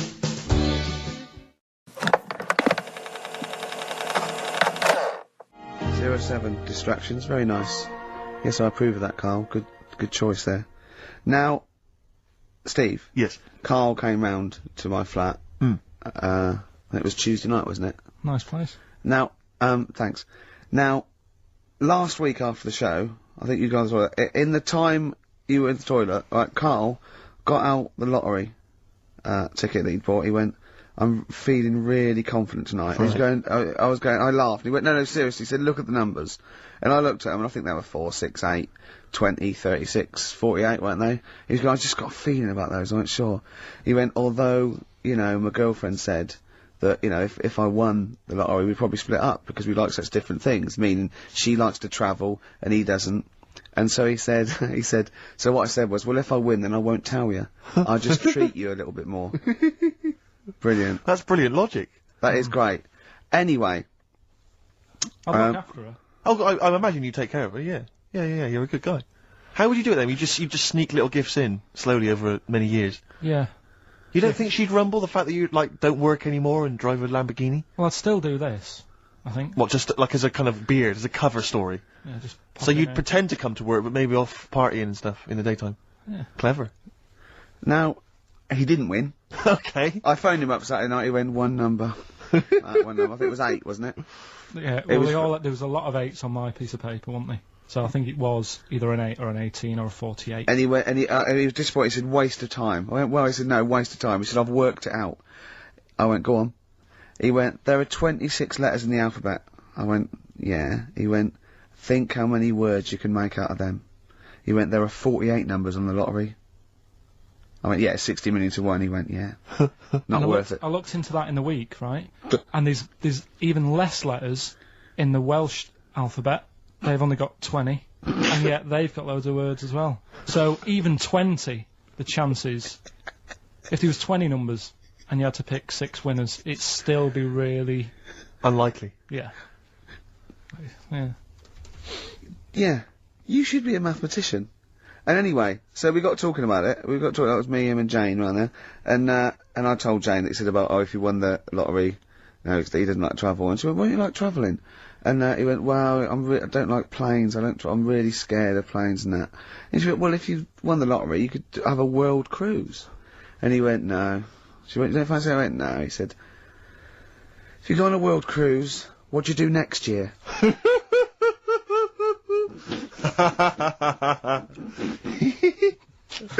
Oh, Genius. it's brilliant logic, Carl. It's But great. you know on the world cruise you don't actually see the whole world. I mean, you... And if you did, it's not like saying, "Well, I don't want to see that twice." Do you know what I mean? the world. It is the world. It's a lot. It's a lot to see.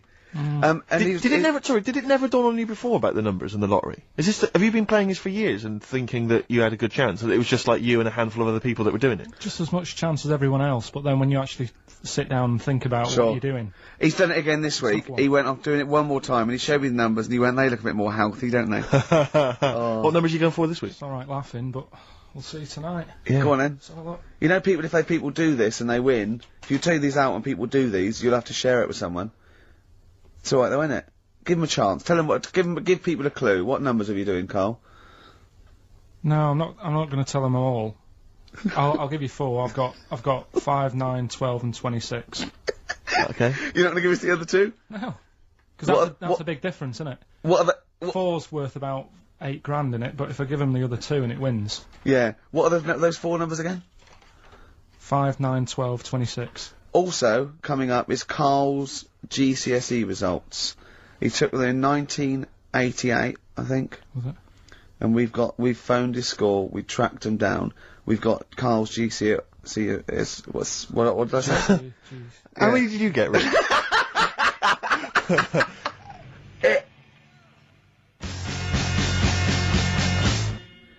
Clinic, walking with thee. Sorry about that earlier. You know I like to keep a tight, slick ship, and that lets us all down, doesn't it? When something goes wrong with the shoddy equipment in this place. Why don't you buy some new stuff? You must be earning a bit of money now, wasn't you? We got a few listeners now, we get adverts, don't we? Why don't they just buy a new CD player? You can go down to Richer Sounds and get one for 50 quid. Yeah. I don't know. Because I suppose when you're starting off, you save the money you make first before you spend it. Go down to Record and Tape Exchange, take all the 4 non-blondes and excess stuff you've got. Out of the record library. You'll be able to get an old CD player. 25 minutes this week it took. Before the 4 non-blondes obligatory mention. I think we should make that some sort of call-in to win feature. Carl, are we using the equipment that you used to use when you had Pilkey's Making Music, the DJ outfit that you love that. That was Karl Pilkington and someone making... Colin Making. Colin Making. Pilkey's Making Music. Genius. Are we using that same equipment? Did you earn any money? I paid for the tube lights and that. I sort of covered my costs. Did you? Did you pay tax on that? And then, no. Oh, that's what they get Al Capone on, isn't it? It is, yeah. That's right. Don't worry about the music policy. We're sorting that out. We've got some Verve coming up. We got some Jimmy Webb. We got some Nick Cave. We got some Amy Mann. We got some Travis Corner Shop. You know what I mean? We're sorting ourselves big names out. there. We haven't started yet. We're just starting, getting going. We got Carl's GCSE result. Just do it now. Should we do it now? Well, I think we should have a White Van Man session. Oh, White Van Man. I think people tune in for the White Van Man Yeah, session. people who haven't tuned in, they don't know. If people aren't familiar with this, The Sun runs a column every day which is asking some punter from the street their views on the week's big events, and we just thought, why not hijack that idea, but apply it to Karl Pilkington. Carl? I haven't seen much news again this week. You've not seen much news? Don't worry, I'm sure you have an opinion on it. Just give us it from your heart. So Gladiator. Okay, so, well, on the subject of Gladiator, what do you make of Russell Crowe's appalling behaviour at the BAFTAs? This is, I heard a bit about this.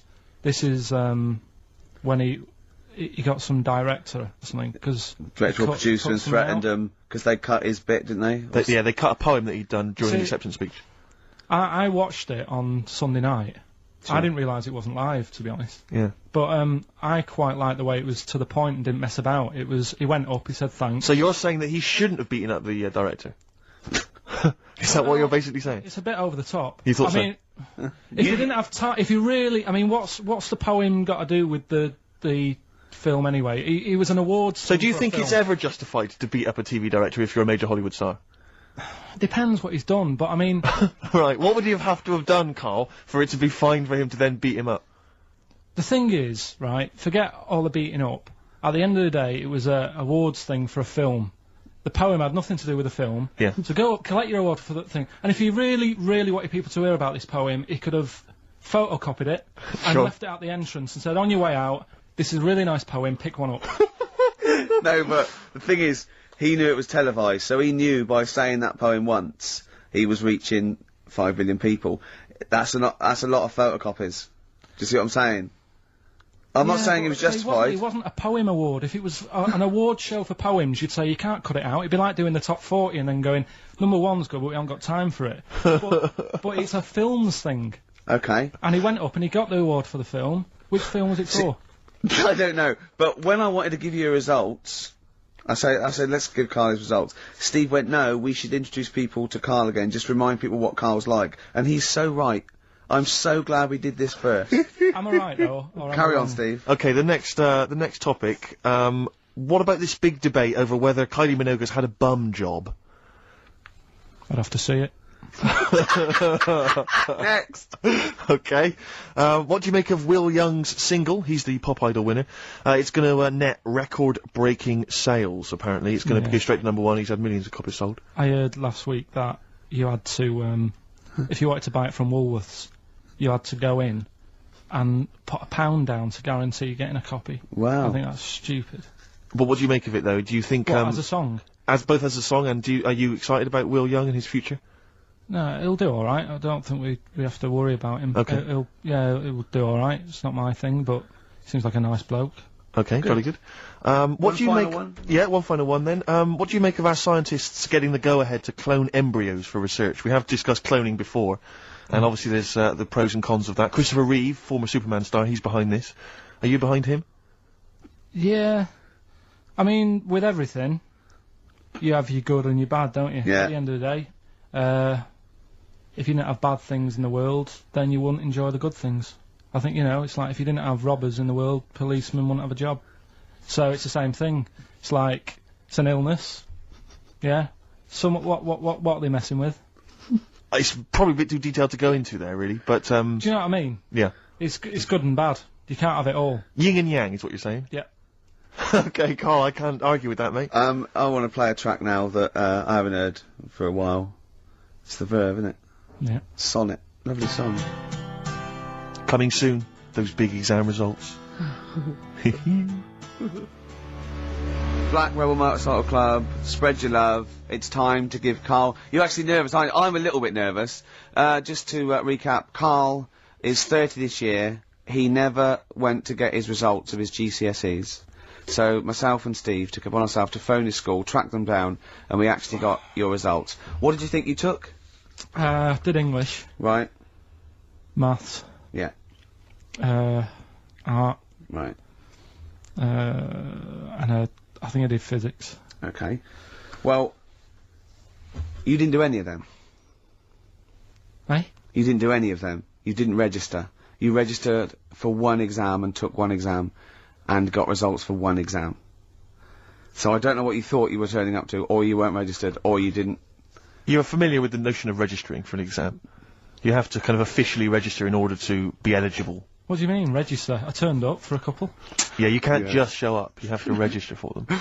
You have to pay this because it costs the school money, so they have had to have paid for you if they thought you were going to pass. You can't just turn up on the day and ask for some paper at the front. I never got a letter telling me that. Well, that's because you were never at school. But you did somehow register or registered for one exam. You registered for history. It's a topic that you've always been interested in. Oh, I was saying to Ricky before, World War II, I loved it. Not the actual event. No, the but study just of it. all You the mean? stuff like, about the Anderson shelters and stuff like that. Yeah. And the bombs and that. Mhm. And then when I took it, it had nothing to do with that. It was more about the Tudors. So it didn't. The Second World War didn't come up. You mean there were no questions about the Anderson shelters? Nothing. That's devastating. So what are you expecting the result to be? is that seriously? Is that it? Yeah, it's the only one you took and registered. As far for. as the school is concerned, or Yeah. certainly in Well, it's the terms only of one what that they told counts. us. It's the only result. It's the only one that counts. Yeah, you've got. I don't. Did you register for yours? Yeah. Yes. I've got certificates and everything. So what? Do you do that before the exam? Do you have to go somewhere and sign something, or? Yeah, you don't check your results and then decide if you want to register. It's not like Millionaire when you look at the question and go, I think I'll take the money. Yeah. You go. No. But anyway, you must have registered for one, or maybe your teacher put you in for I it. didn't do it. So They must have been someone else confident. registered They for must me. have been confident. They must have thought your best bet was history. Right. So, what did they get? You got an E, which I think, technically, is a pass. E. It's a bad pass, but there's F, How and there's much I you mean, you're not going to be doing a PhD. you can get an F, right, which is fail, and then a U, which is ungraded. Now, I don't know why the U exists, because F means you failed. U is like them going, you not only failed, but you wasted my time. So, We're annoyed Yeah, that you took yeah. this exam. so who thought they'd register me to get an E? well, they didn't. Well, they think didn't. you'd I get think any. they were hoping. It was rather like you with the lottery. They were hoping see- for something better than You nothing. see, I assume that the man who registered for that thought he can scrape an E if Anderson shout come up. Yeah. Well, that's it. You've got. Now, what I'd like to do, Carl, is I've started your re-education. You've read a book on Rasputin. I'll be asking you a few questions about that later. I've got another book for you to read next week. Next week, I've got a I'm little. not in the mood. What? Not in the mood. Oh, come on! Look, what's that? What does that say? It's that fella. It's the picture of the bloke that he used to use for Citizen Smith. Yeah, Che Guevara. Yeah. Yeah. He was quite happy, I think, when he found out that Robert Lindsay was involved. He went, yeah, of course you can. No worries, yeah. What So- are your feelings, Carl? What What do you think? Are you emotions depressed? I'm just a bit annoyed because I'm sure I turned up for more, so it just wasted me time. Listen, they don't matter. I'm sure I you're did more doing than one. very well. You know, you can educate yourself. GCSEs are merely a step on the ladder to help you, not just for education, but you know, they're more vocational than anything else. You're doing very well, and you're reading books. Don't worry about it. But It's can I not a suggest concern. something? But if you want, I'll pay for you to take history again. Carl, we'd love to see you get a C or above. and Well, we're I'll willing pay to. for you, and I'll get you some books. Right, now listen. We can, let's get, I reckon, when are the exams? June? Something like that, yeah. We'll try and register next week, and I reckon you can get an A or B. In history. I'm In busy. history. No, don't worry about it, it's just easy. You get your Brody's notes. If Heat magazine, they love you, Carl. They could probably sort something out. They could probably pay for a tutor. They got a lot of money, they sell a lot of magazines. I mean, it is almost always, and you found that out, I discovered this, it's always the Tudors and Stuarts. There's no fear for them not coming up. Now, what do you already know about them? You must already know stuff about Henry VIII and Elizabeth. No, because it's too long ago to even get interested in. Do you know what I mean? You can't. Is that why you relate didn't- to it. Okay. The Anderson thing, it was like, God, you know, I bet my mum and dad were in an Anderson shelter. You know, this is interesting. What, when they... Oh, my granddad would have, like, had something to do with this. But the Tudors, it's like, I don't know even if I had a family back then. Play a record! We come back Hang to on, this. hang Sorry, on. Steve, Just because I need to introduce my the new feature. Yeah, For the I record. don't know if I had a family back then. Carl, You're a listen, let me genius, just Carl. ask you now, right? If you can finish this sentence, we've got a chance. Divorced, beheaded, died. Divorced, beheaded. Died. What is it? We just need to do a little bit of work, but otherwise I think you're going to be fine. It's how you remember what happened to Henry VIII's wives. They're little... Divorced, beheaded, died. Divorced, beheaded. It's like spam. Support... What was it? Support, protection, anchorage, movement.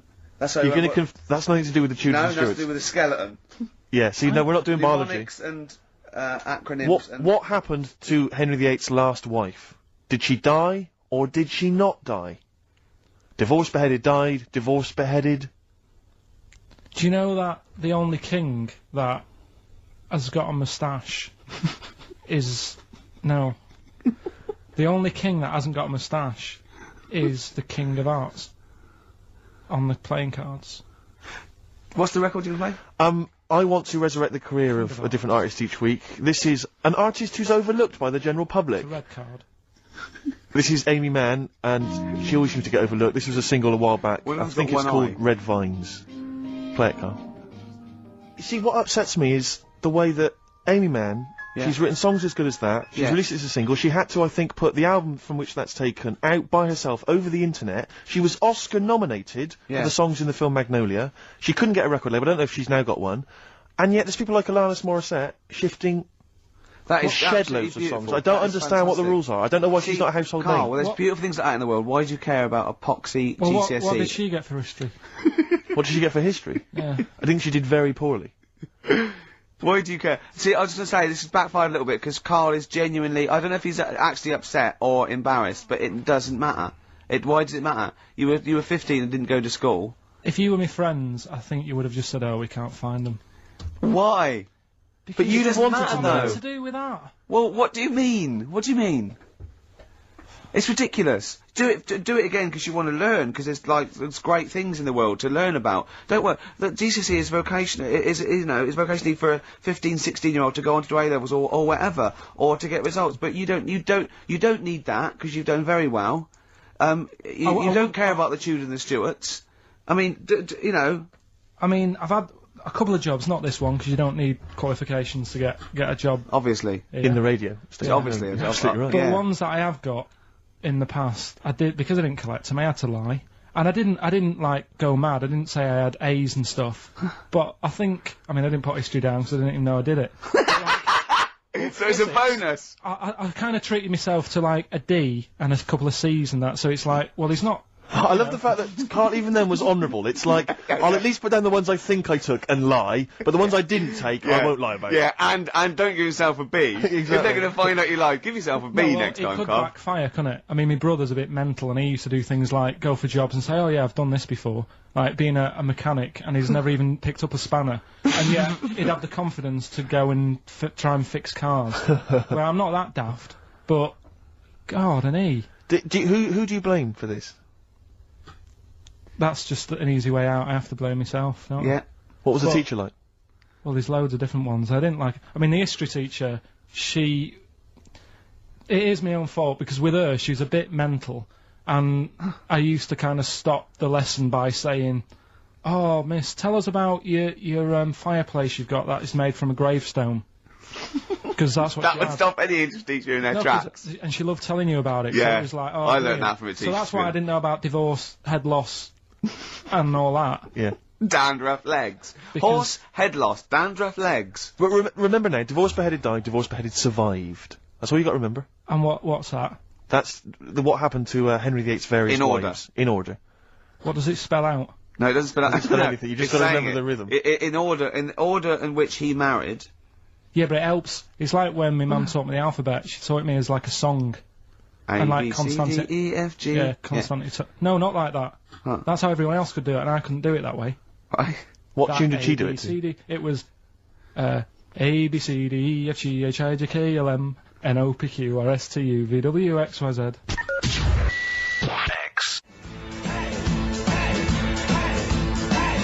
Dandy Warhols, Get Off on XFM 104.9. I'm Ricky Gervais. With me, Steve Merchant. Hello. It's 2:05 on the day that Karl, our producer, found out that he had an E in history, GCSE, and nothing else because he didn't actually register. I can't believe he registered for that. I don't know. I didn't. That's Someone the else put thing. you in. They can't have put you in because you were away. They probably said, oh, you know, you didn't register in that. Listen, obviously you're feeling a little bit melancholy because it's, you know, it's like you're hearing it for the first time, so it's like you're 16 again. But it was to be expected. But No, listen, like it doesn't I say, matter. It no, actually it doesn't doesn't, matter. it doesn't. But listen. Take it again. Take it again. For your just. Is there a history teacher listening? What's the number? 08700 800 123. They can tell us the syllabus this year. 1, 2, Start 3, number 4, is again. it? Yeah. Oh, sorry. What is it? 08700. And I've got maths. 08700 800 1234. Mine's more laziness that I couldn't be able to say that last digit.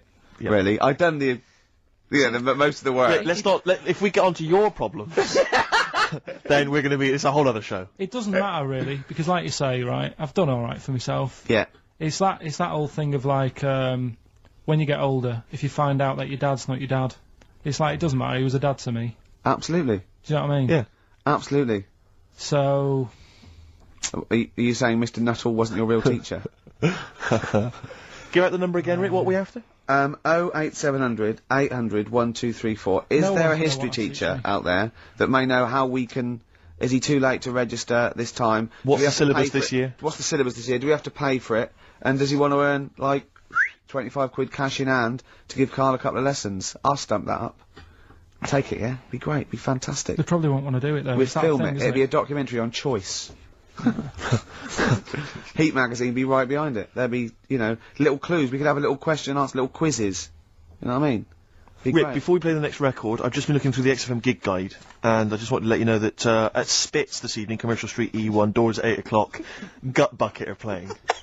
So, no, just a lot of listeners will probably want to know that. So I don't want anyone to miss out on the Gut Bucket gig at Spitz tonight, Commercial Street E1. Brilliant, that's a good plug for the Gut Bucket boys. Ladies and gentlemen, please welcome to the stage. Now, Steve just played one of the most beautiful records. I mean, so I've got to up the ante here, and I'm gonna play another Jimmy Webb track. I played it off 10 Easy Pieces last week, and I have played this track before, but a different version. You'll know it. Obviously better by Glenn Campbell. He wrote a lot of songs for Glenn Campbell, and this is Galveston, and this is absolutely beautiful. Jimmy Webb there, and Galveston. You see, and during that, Karl said, "What's this about?" Didn't you? See, it's things you're interested in. You see, if only you're that inquisitive when the Tudors and Stuarts came up, you'd have a C or So a we B. didn't even do Stuarts. Didn't you? It's just Tudors. Oh, they're the worst, aren't they? Stuarts, I've got a lot of time for. The Tudors can, you know what I mean? Listen, right. As you know, I lent Karl, part of his education is historical education. I lent Karl Gladiator, the movie, on DVD, which he watched on his PlayStation 2, and Rasputin. Do you know last week when you gave me this, did you know my result for history? No. That's weird, isn't it? Yep. Now, right, okay, it's the film review. Karl, you just tell it from the heart. Tell us what you thought about the film, what you thought the... Can I just ask, is this the first time you'd seen Gladiator? You'd never seen it before? No. Okay. And what were your thoughts? Okay. The film review. Gladiator. It's alright. Nothing great. It's like an old, sort of an old version of Rocky done in the olden days, really. Right. a bloke fighting other people. Sure. How sort of well known is the story? Do you reckon people know the basics? Well, just very quickly, just do the Right, plot. quickly. There's a guy called Max. Maximus, yeah. Yeah. There's Caesar, and there's Caesar's kid, and Max goes to war, sort of wins it, comes back. Caesar says, "You're good at what you do. I wish my son was as good as you. So I want you to be in charge when I die." His kid finds out, bit annoyed about it, kills his dad, because he don't want anyone to hear that he said that he wants him to be in charge. Yeah. So his kid gets in charge and thinks, "I'll show you. You're not going to be king, I am. You're going to be a slave or something." And then, next thing you see is... Sorry, can I just stop there? My only thought is the film's 3 hours long, so maybe we shouldn't go through the whole plot. We've done the first 10 minutes, but Yeah. go on. So, yeah, he's a slave, and then... Yeah, but then, that was an interesting bit that I thought, right? I mean, I was watching this with a girlfriend, she was already annoyed because she wanted to watch Friends on E4. Okay. Yeah. It was a good episode as well this week. Was it? Yeah. Don't tell her that. Okay. Right, so she was annoyed and she said, "Come on then, put it on." And I got it wrong straight away because it says on the back 149, so I thought that was an hour and 49 minutes. It turned out it was 149. No, I thought it was 1 hour 49. Yeah. But it was 149 minutes. Sure. So it overran anyway. By 40 minutes. Yeah. So anyway, the interesting bit was where he was going across the desert on a horse. And I think to show you how long he'd been going across the desert on his horse, he's showing you a shot of the horse's knees and they were bleeding. And I just wondered whether that's what horses do if they run for a long time. Do you know? I don't. Good. Right, so anyway, so he goes on, it keeps going on like this. He's a slave, and then he has a fight at the end with the Caesar's kid, and he kills him. And that's how it ended. Okay, good. What did you think of it? Just generally, what bits... What do you think was wrong with it? Right, well, I've read up on it, and there's already a fact that is wrong. Right. Caesar's kid, he didn't actually kill his dad. His dad died of a natural death. Right, in real life, you mean? Yeah. Okay. And, what's Caesar's kid's name? Comedian or something? I think it's comedian. Yeah. Yeah. That's where the name comes from. A funny person is called a comedian. He didn't actually get killed in real life by Max. No. He died by his sister poisoning him, and he didn't die. No. Are you saying that this is not a historical document? It's wrong. All over the place. Yeah. Well, next week I'm giving you Braveheart, and that is actually true. That is factually accurate. I can't handle it. It is. It was a little Australian fella that helped him out. Just for people who watched it, they know that the guy, Caesar's kid. Yeah. He died. His sister tried to poison him. That didn't work. Apparently, he was a gay fella, and his boyfriend, who was a wrestler, strangled him. That's. Where did you get this information? On the internet. I thought I'd look it up to see how much of it I actually got right. Yes. And that's what I read. Okay, so out of 10? 5. Really? Yeah. Okay. It's no good. I wouldn't get it out. And it's annoying the way it says, like, this film's got to be seen at the cinema, because I saw it at home and I don't think I missed out on anything. Very good point. I think that's probably the point they're making, but yours is valid too. We'll play a record, and after that I'm going to ask you about Rasputin, the Mad Monk.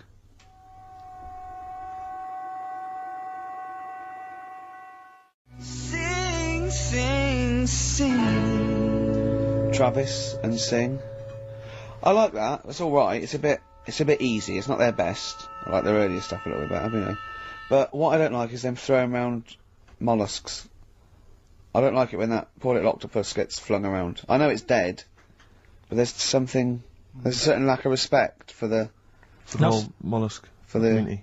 For the squid and octopi fraternity. Like I said to you, when I used to go to Wales for my holidays, they used to get washed up on the beach and people used to go over them on the motorbikes.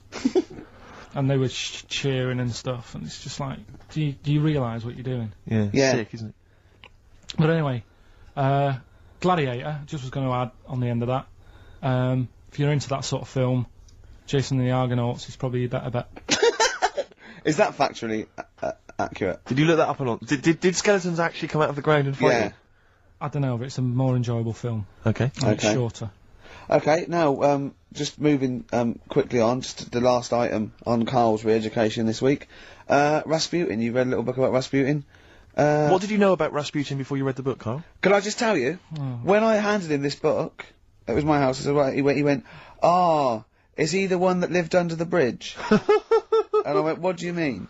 He went, the fella that lived under the bridge, and he went, and you had to pass him with a, and Jane, went, you're thinking of, Rapunzel. And he went, yeah, and I went, well, that's not Rapunzel either.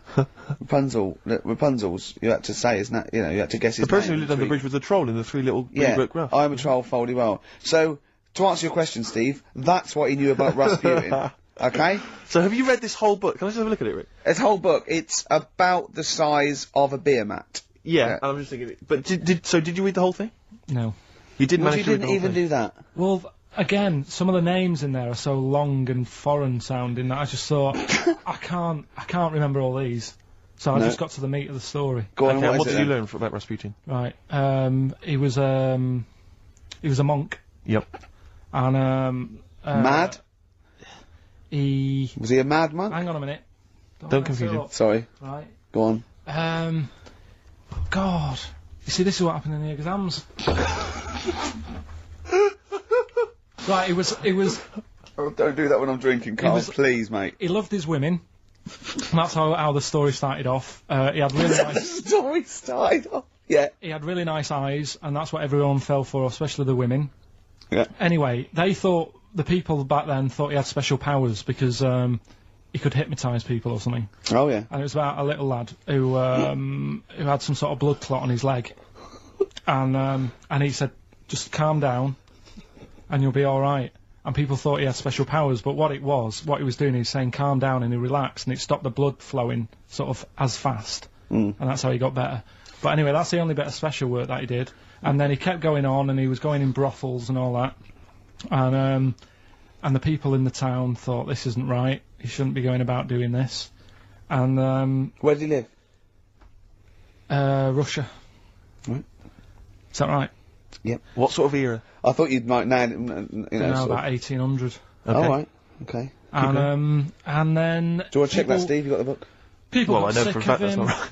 People got sick of him, and they said, "Oh, we'll have to get rid of him." So they tried to. He loved cakes as well as women. Okay. So they said, "Let's poison a cake," and they poisoned a load of Easier than cakes. poisoning a woman, wouldn't it? And he ate these cakes, and it just didn't kill him. And they were like, "God, what's going on?" And they kept giving him more and more cakes, and He was suspicious. and that didn't work. So the fella said, "That's it. I'm going to shoot him." So.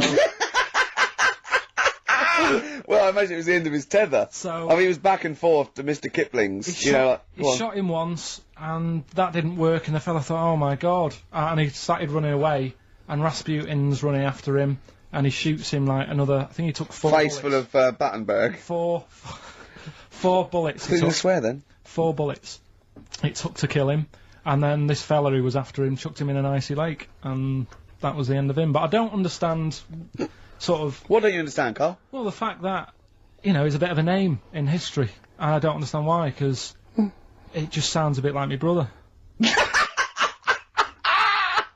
Does he love women and cakes? And do you think that'll be his downfall? Right, I want you to study. Right, if you want to do, that's the first introduction. Right, if you want to do some extracurricular, What would that get stuff, me? There's a song by Boney M that lays it out. Suzanne told me about that, saying about Russia's greatest love machine. Yeah. But it didn't say anything about cakes. No. I think if you get the 12-inch mix, No, but they say say, according to Boney M, and I don't know who's correct, the bloke who wrote that or M, they put some poison into his wine. Now I don't know if M have done their research or whether, they did shoot him until he was dead. According to them, he was the greatest love machine in Russia. I don't think it says that in the book, but M might know more than that fella. So what's your final verdict on Rasputin? Just a normal bloke who didn't have that much luck, really. That's what I don't understand. I was waiting for something special at the end, but just a normal fella, really. Yeah, just an everyday. Happens all the time, doesn't it? Just an everyday mad monk. Yeah, just everyday mad monk. You have to shoot and poison and throw in icy lakes to kill him. And, who, loves women and cakes. I mean, come on, do we need another one of them? Boring. So what would you say about him then? How would you sum him up? I think you've done it. I think you've done it. There you go. So next week, Che Guevara, you going to read the book? I don't know. Come Yeah, on. Next week, Che Guevara. Take it home. There he is. Give it here then. Oh, Richard X. The Sugar Babes are freaks electric. Are they, Carl? Don't know. I feel like, feels like Christmas Day. What, you didn't get the gift you wanted? Yeah, do you know that, like, anticlimax? Yeah. When, You've been looking forward to it for so long. yeah, you know, Well, I mean, I knew you were looking forward to it. That's why it took you 14 years to get the result, and then it was 2 other people that got them for you. Do you So wish that we hadn't done it? no. It's alright. It's alright, isn't it? What's your girlfriend going to say? I don't think I'll see her again. She likes a man who knows about the Tudors and Stuarts, does she? Yeah, first Gladiator, then the... Yeah, you've been bluffing. Whenever she said, where did it go to Stuarts, you go, good. Like, lots of things, but look, it's a bird. What happened to Henry VIII's last wife? Oh, I wouldn't. Sure. Oh, yeah. Oh, look, Friends is on telly. Friends is on.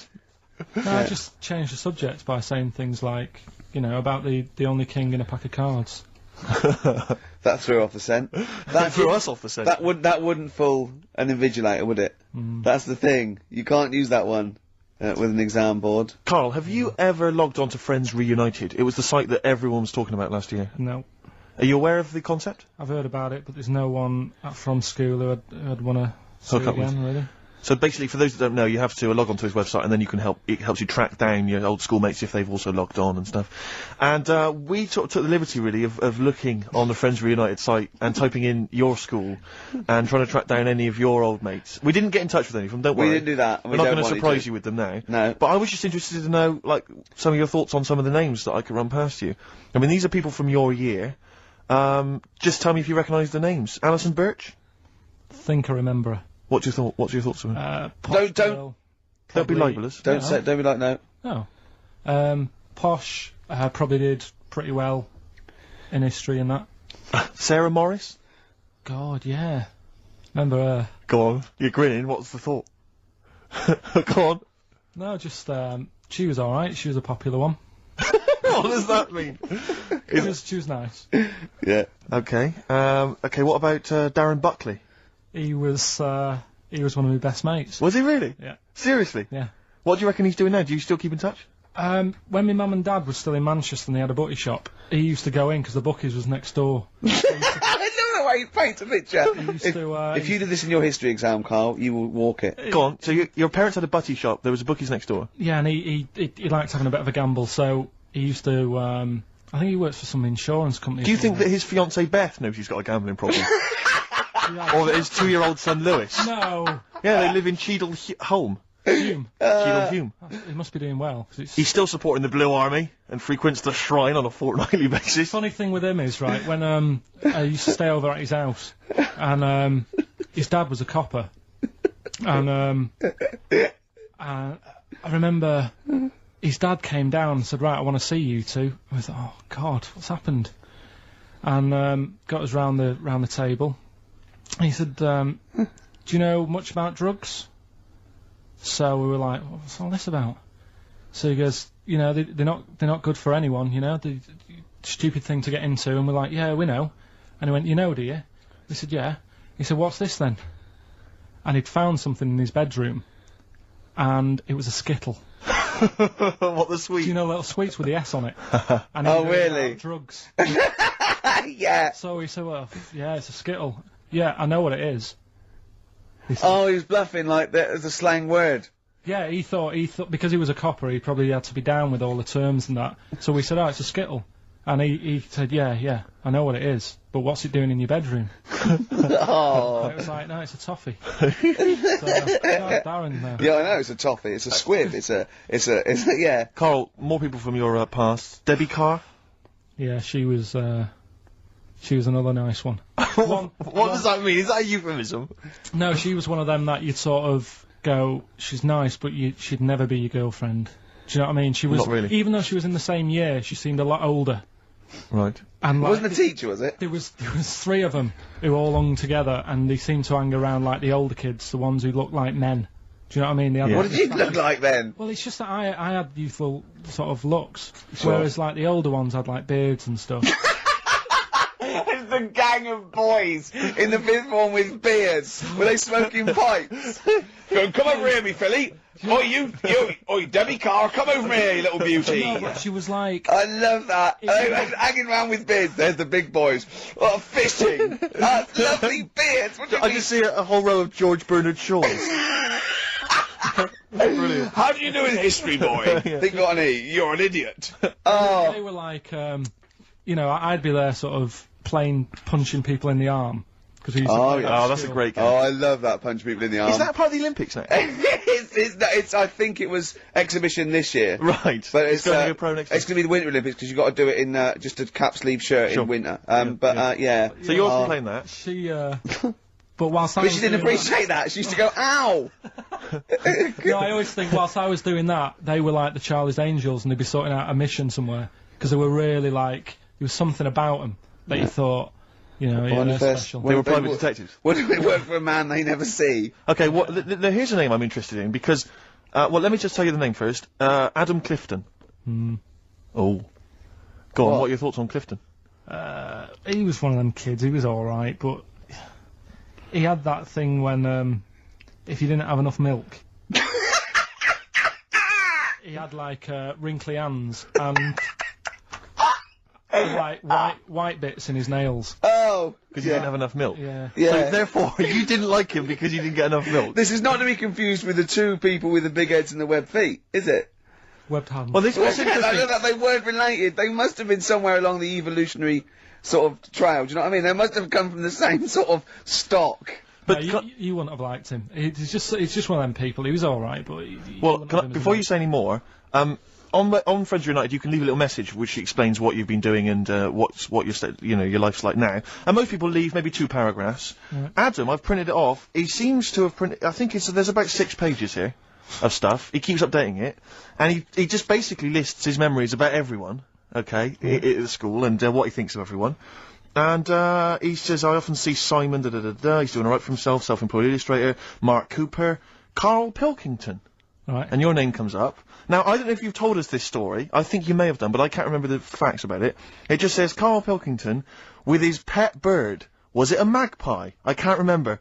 He brought it to school to show everyone, and it flew away. Oh, God! Oh, no, they do that, don't they? You True. show them the love. What was the story there, You Carl? give them seed and they just leave. What do you mean? Well, This sounds like Kez. Well, that's it. I was a big fan of Kez, and it was the time our dog had just died. Yeah. So I didn't have any pets, and the cats were always getting run over. Yeah. And so we didn't want any more pets. Yeah. But there was a magpie that used to fly about on the estate, and I managed to sort of tame it. And in the end, With a chair and a whip? What do you mean you became tamed it? Well, just used to sort of hang around it and talk. But how to did you it. get hold of it? Did you catch it? Well, eventually, yeah, it used to just come to me, and the annoying thing was, it got to a point when I wish I hadn't bothered, because it used to pop me bike tyres. It used to sit on like, if I was talking to my mates and I was on my grifter. I love the way he just throws things in. It's like an Alan Bennett play. It landed on my tyre, and it used to peck at the tyre and pop it, and then it used to then never go away, so it was always like around the house, and my dad said never bring it in. So it used to sit on the porch, and I used to go out, and it used to fly down and land on my head, and it really hurt. It used to like peck and stuff. He thought it was a tyre. So it wasn't so much tamed as a stalker. Oh, God. So you took it to school and it flew away? Yeah. So did you take it in proudly going, look at my magpie, oh. Yeah. Oh, Well, no. I think it got a bit confused in the area that it was in, because I used to just keep it sort of around our estate, but Sure. the school was a bit of a distance away. How did you get it there? Carrying it on my finger. Did you walk? Yeah. Wow. So it was happy there, and then it got... But it used to be one of those things that people would stop me in the street and sort of go, oh, what's that? And I don't suppose Maggie, called it Maggie. you didn't get Charlie's Angels to go and find out what happened to it? Investigate? Were they impressed? Not really. No. But Listen. go on, any Carl, let's come back to it, mate. Let's come back to it. Let's have a hip hop hooray track. It's the big hip hop selection from Big Steve Merchant. I don't know what I'm talking about there. Just trying to sound hip. This is Spearhead from many years back. A track again, I think, got largely overlooked at the time, but worth hearing again. People in the Middle.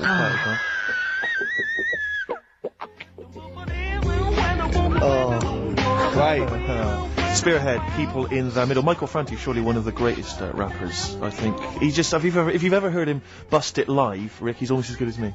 I'm just going to tell the listeners there, Carl is quite a little insecure sort of chap, and he was just worried about that last bit. He was going, who would ever find that interesting? He was worried about people finding him boring. And Steve said, as I said, you know, it's like an Alan Bennett thing.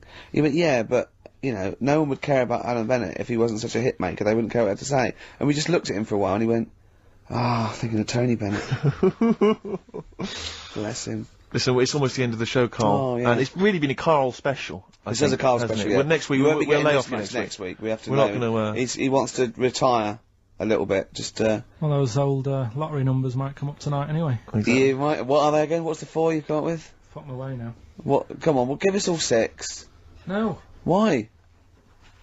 Carl, while you're rummaging for that... 5, 9, 12 and 26. A few more names that you may recall from Friends Reunited. Go on. Lisa Shufflebotham? Do you remember her? Yeah, she... Was she one of Charlie's Angels? No, she wasn't that nice, but she wanted me. her and a mate Rachel, I remember, I don't know why, but it was some sort of PE lesson where it had to be a bloke and 2 girls, and they were fighting over me. Could you hear what they were saying? They were just like, I want him, and I was loving it. Stuck in the middle, and they were fighting over me. And then the next week, I thought I'll sit near them. What sort of game do they play at this school? I don't know. That's an incredible game. But I think punch me on the arm. No, punch me on the arm, Carl. They just went through it. Because the following week, I thought, right, I'll sit near them again because I quite enjoyed the way they fighted over me. But then they picked somebody else, and I don't know who I was with that week. So you didn't get any action with Shufflebotham or a friend? No. And then as she got older, she went a bit off. She didn't look that good. She's probably nice now. It's just, I mean, I'll say about myself, when you get to sort of the end of secondary school, you do sort of go a bit odd looking. Right. Do you know what I mean? When your sort of head grows funny. I would just love to go back to his school of that era. I mean, just what happened to people, whether, you know, all people sprouting limbs. No, do you know what I mean? When you're like 12 and that, you quite... No, not 12. When you're 10, when you're 7 to 10, you sort of look healthy, and you look at your pictures when you go, yeah, I was a good-looking lad. But then when you get to late secondary school, something happens, and you just look a bit odd. Okay, well, what about Alison Thorpe? Not sure about her. I sort of know the name, can't put a face to it. Damien Comer? Again, know the name. Yeah. Can't remember anything. No. Yeah. It's a shame. Well, those are pretty much all the names I could find. We've had some interesting thoughts, though, and interesting anecdotes. Yeah. Anyone in particular that you'd like to say hello to that maybe listening now that I think I would have mentioned Darren Buckley if you hadn't have brought him up. Oh, right. He was like me buddy. Yeah. Did you ever see the Magpie game when you took it to the school and confused it? No. You're joking. That was the end of it, was it? Yeah. So where did it go? Probably to some other kid. Because I mean, actually, it probably got killed. Because if it was being that friendly with other people, some people might have took advantage of it. In what way? Well, there was a programme on the other week about... What, in the way that Shufflebotham was trying to take advantage of you? There was a programme on the other week about bear whisperers. Yeah. And some blokes got really friendly with a bear, and then when they were leaving that area where the bear was, they said, oh, we've caused a problem here, because there's some bear hunters coming in and moving into this area, and it's going to get a bullet if it acts like this, so they had to scare it away, and that's what I should have done with Maggie. I should have terrified it a little bit, so it wouldn't trust humans. Just introduced it to some of your schoolmates, I'm sure would have freaked it right out. Well, the ones with maybe that was why it fled. It didn't see. Oh no, it didn't see those 2 fellas with big heads and webbed hands coming towards it, did it? That would have terrified anything. It's like a scarecrow, like 2 walking scarecrows. Listen, have we got time for a song for the ladies? What's happening? We've not really thought. Quick then, quick, just do it. Thanks very much. Well, hang on, no, we haven't lined anything up, have we? I was going to play Mary Lawson and that for you. And then is this going to be the final track? It has to be. Yeah, it would be, yeah. We've blown it. We've blown it on the Carl special. We have indeed. I'll play it next week. So Carl there's got an E at history in GCSE. Any history teachers, anyone who can help Carl out, I think we should try and register him and take it this June. So what's your homework for this week? You've got to read about Che Guevara, haven't Yeah. you? The revolutionary leader. Okay. Do you know anything about him at all? Have you got any basis? I just know that if you want to use his face on your business, it costs a lot of money. Do you know, like, if McDonald's wanted to have him as, like, instead of Ronald McDonald? How does he do it? Steve, how does he do it, mate? Oh, we listen. Just play a final record, Carl. Say goodbye, and we'll see you next week. Alright. See you later. Cheers, mate. Oh, regret is a terrible thing.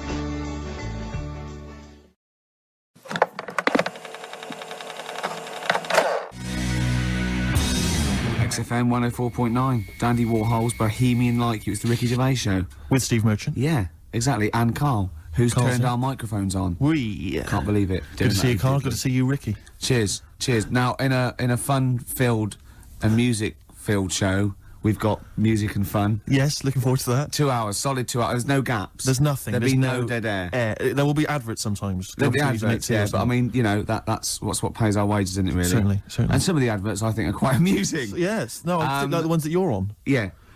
We've got our hip-hop challenge, we've got Song for the Lovers, Song for the Ladies, we've got a film review. So Magnificent. Had any calls about that, Rick? Any maybe Channel 5 or someone onto you? No, they haven't. No, That's no, strange, that's no, weird. No, but it's. I think it's a bit of ahead of its time because it's very unique. Sure, 'Cause it's sure, not like other individualistic, film, is yeah. it? It's sort of like Yeah, it's yeah. a bit out there. Yeah, Anything well- caught your eye this well, week, Steve? Rick, I know that both you and I are kind of obsessed with these people who believe in, people who can predict the future or Yeah. have got contact with the dead or whatever. Yeah. And I know Mystic Meg's a bit of a nonsense, but people do take her seriously. And on the cover of The Sun today, Mystic Meg won me 15 million quid. Wow. Right, you're thinking that's a pretty amazing claim. I know that Carl believes in Mystic Meg and all that sort of rubbish, You're thinking, wow, here at last is proof that she has got powers. And you wonder to yourself, well, maybe she predicted the numbers specifically, that would be a hell of a... Just to him. Yeah, which is incredible, which is absolutely incredible. And so there's this guy, lottery mad Tom Naylor, he's a lorry driver, right? He won 15 million quid. Yeah. He says, I always read my horoscope in The Sun and follow the advice.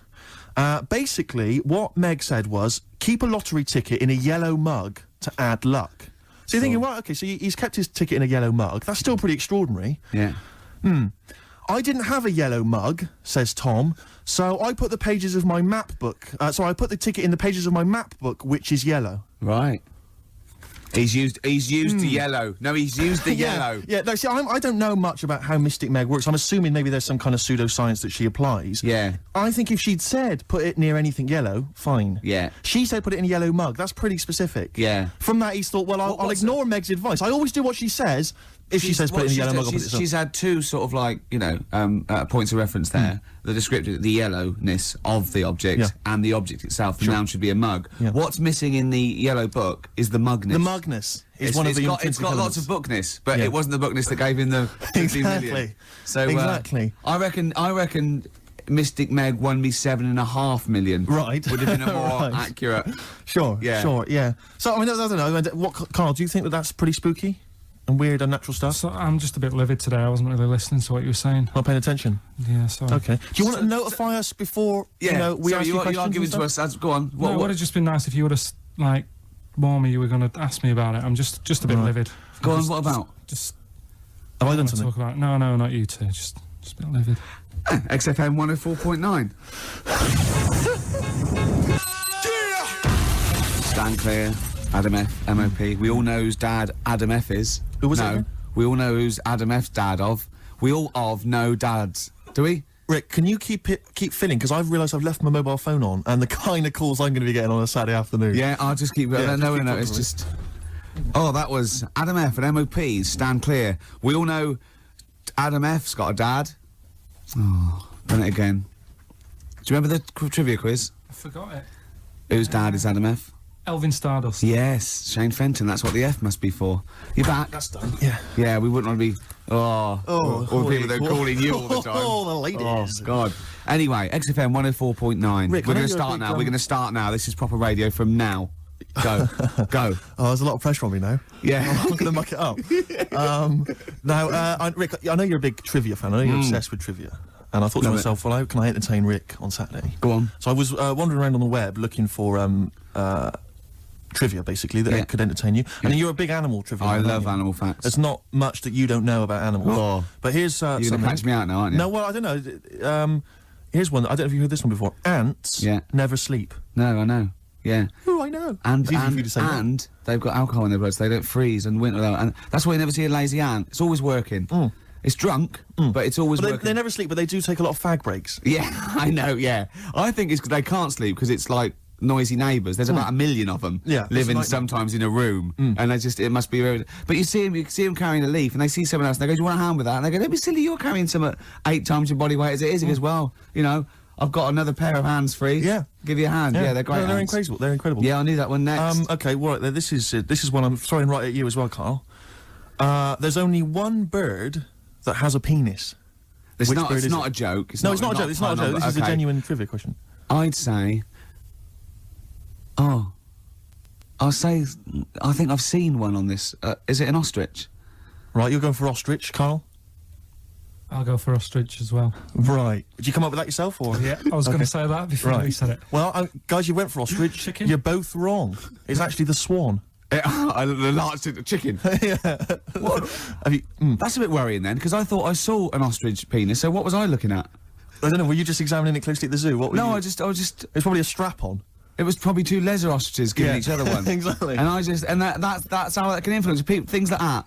Dirty, filthy leather ostriches can confuse a child if he's at the zoo and he doesn't know. A swan's got. That's really annoying. I'd never give a swan a knob. It's the little puffiest of all birds. It is the puffiest of all birds. Isn't it? Yeah. Oh, I'm protected by the queen. But I need a knob. If I had to give a knob to any bird. Good question. No, I wish I'd posed that myself. If you could give a knob to any bird, what would it be? Phone in. Vulture. Of course, a vulture. They need a big veiny bang stick. Yeah. What about yourself, Carl? If you could give a knob to any bird, and don't make it rude. Or if I could give a knob to any bird, I'd what make bird it do you that see suiting up? It's got to be a bird of prey or something like that, hasn't it? Cool. It's the robin, really. That would be amazing. That would be Christmas cards would be like. Yeah, but it's a normal human-sized knob on the robin. That'd be great, wouldn't it? And the other thing annoying about this is ironic, right? Now, all the male of all bird species they're called cock. Yes. Right. But the only bird with a cock, right, is called a cob. Is that what a swan's called? Yeah, they're cob and pen. They're not cock and hen. That's and annoying. he isn't a cock, but he's got a cock. Yeah.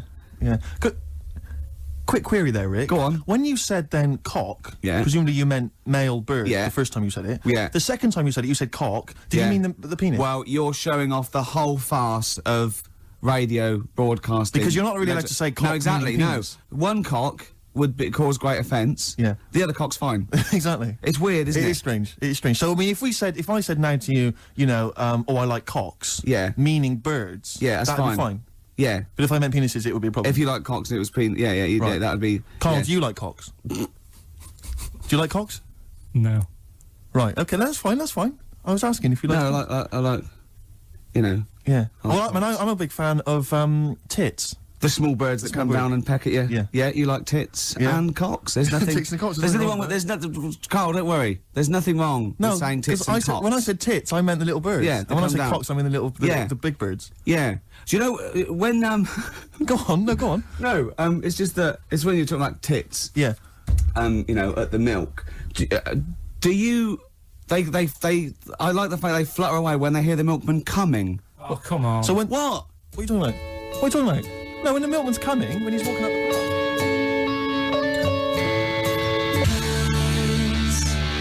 Ash, and sometimes, lovely song. Got to apologise to our producer there, because he was worried about... There was nothing wrong with it. It's just like saying... You like watching birds in the garden. It's just that I think you're better than that. I know, it's cheap, isn't it, to say, like, I like tits. Yeah, or I like cocks. So, are we a bit more literary now? One of my favourite things is Fanny by Gaslight. Really? That's interesting. I'm a big fan of Moby Dick. Oh yeah, the book, Moby Dick, yeah, not the medical condition. There's nothing innuendo. No, it's the big, horrible thing that used to swallow semen. Yeah. Now, in the winter, Steve, go on. There's nothing I like more than to keep my hands warm in a muff. No, sure. You mean those kind of furry things that sort of classy-looking ladies? Yeah, posh ladies often put their hands... Yeah, you know when you have a nice, like, a party and they're all leaving... Party, yeah, winter party. And you might take the wrong hat or something. There's nothing I like more than to see 2 posh women with their hands in each other's muffs. Oh, that's always a And fun they're bit. going, oh, this must be yours. Yeah, that is always funny. Yeah. That's always funny. Yeah. But seriously, no. I'll start this. You're right. I've got a degree. I just remembered that my favourite Beatles song is "Come Together." Yeah. Now we're going to stop this now, Carl, because it's childish. You're right. I've got a philosophy degree, for Christ's sake, and it's about time. Who's your favourite philosopher? Do you mind me asking? Well, I would tell you, except when I have a talk about it, I go into a Cockney accent. Really? So it can be like my favourite philosopher. I like a bit of Kant. Right. Is that Immanuel Kant, Yeah. the philosopher? Yeah. That's strange. Yeah. That's strange. What's his name again? Kant. Oh, yeah. Yeah. That can be weird. Can be strange. Look at Carl's Look at his face. Look at his face. Join in, Carl.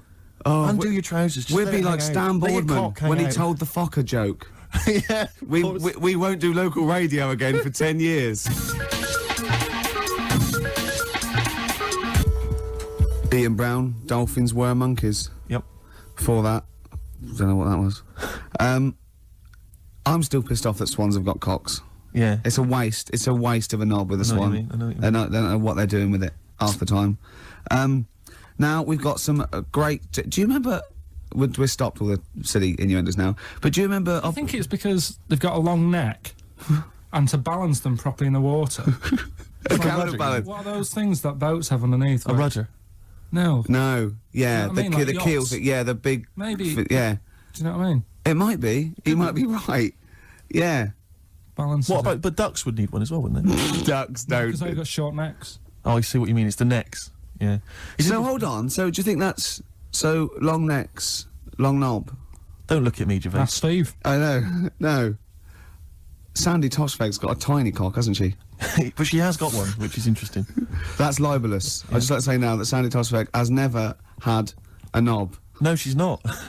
But you're not lying about the neck. No, she's got a little Yeah, neck. tiny That's little fine. neck, That's clear for all to see. I just remember a bloke I saw on Opportunity Knocks once. Opportunity Knocks? Yeah, it was a pianist. Well, it's true, and his name was Wayne King. Do you like Wayne King? Carl, what's your opinion on Wayne King?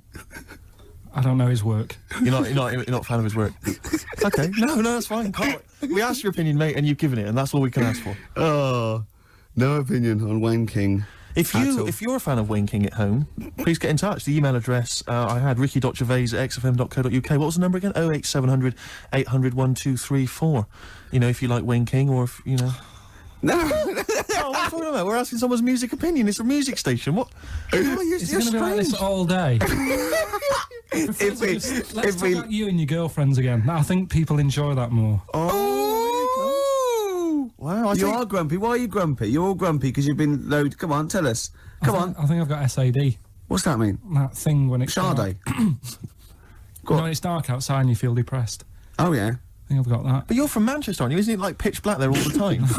Isn't it like which country is it? Is it Iceland where it's like dark all year? The land of the mole people. No, Yeah. I was telling Steve before. In fact, I'm not going to bore you with it. Go on. What were we saying about Wayne? Well, you bored me with it earlier. Can't you bore him with it? Yeah, it's only fair. What were we saying about what? Wayne King. Did you Oh, say Carl, play a record. Oh, that's It's disgusting, Carl. You're a pervert.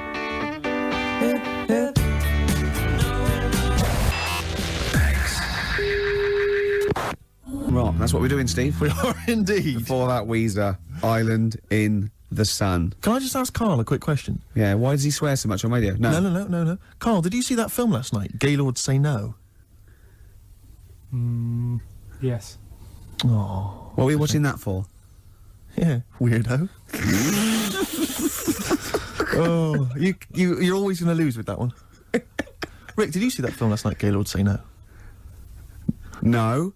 Oh, Oh, yeah, no. Mr. Gaylord. Oh. That is actually the official way of finding out if someone's gay. That's how Oscar Wilde got caught. That's exactly how he got caught. Yeah, they went, well, we got no evidence the arm was okay. Anyway, cheers, my lad. Oh, before you go, Oscar, see that film last night? Gaylord Say No? No. No, take him away. Yeah.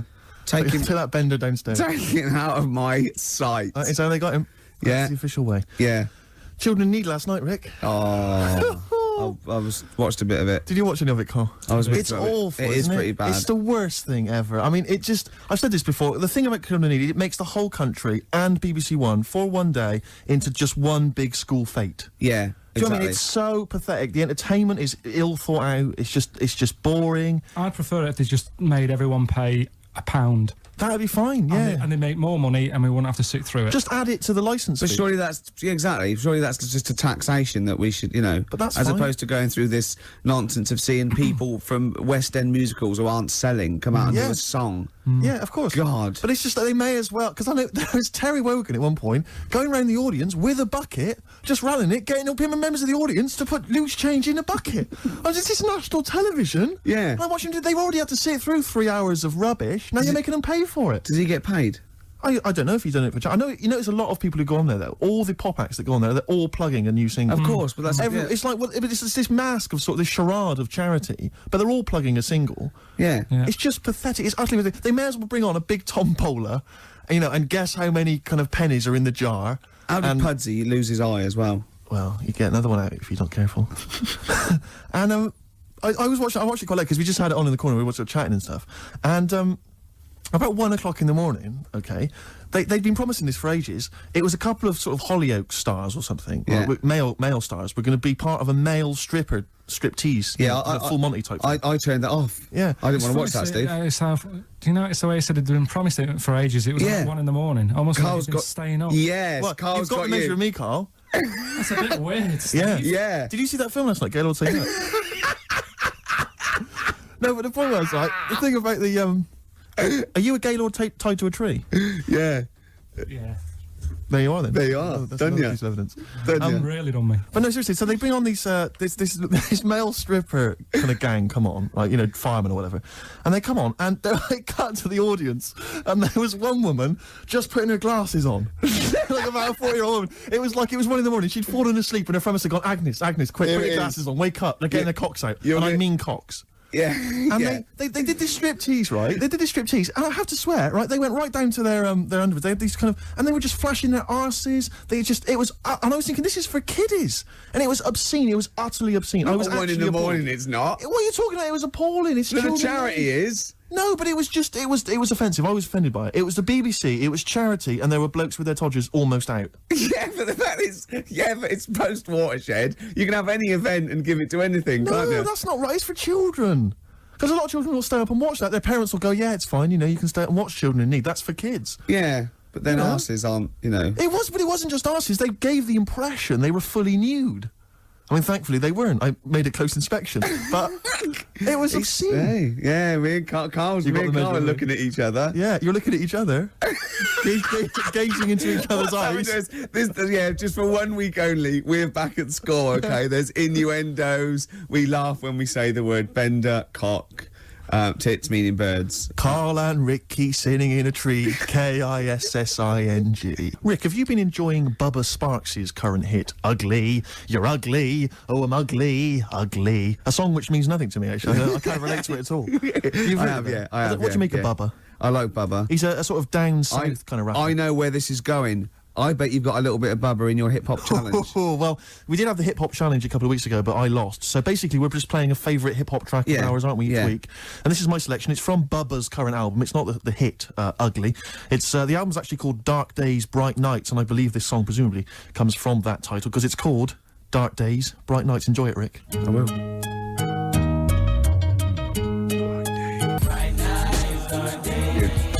Bubba Sparks, Dark Days, Bright Nights, title track of his current album. Rick, what do you make of it? I love it. Do you enjoy it's it? Great. It's hypnotic. The chorus. Is that a song? Sounds like Stevie Wonder? It does sound like Steve. I don't know. I haven't got the inlay sleeve to hand. I can't tell you. Does anyone know? Maybe they could call in. Rick, I'd love to give out the number. In fact, I will.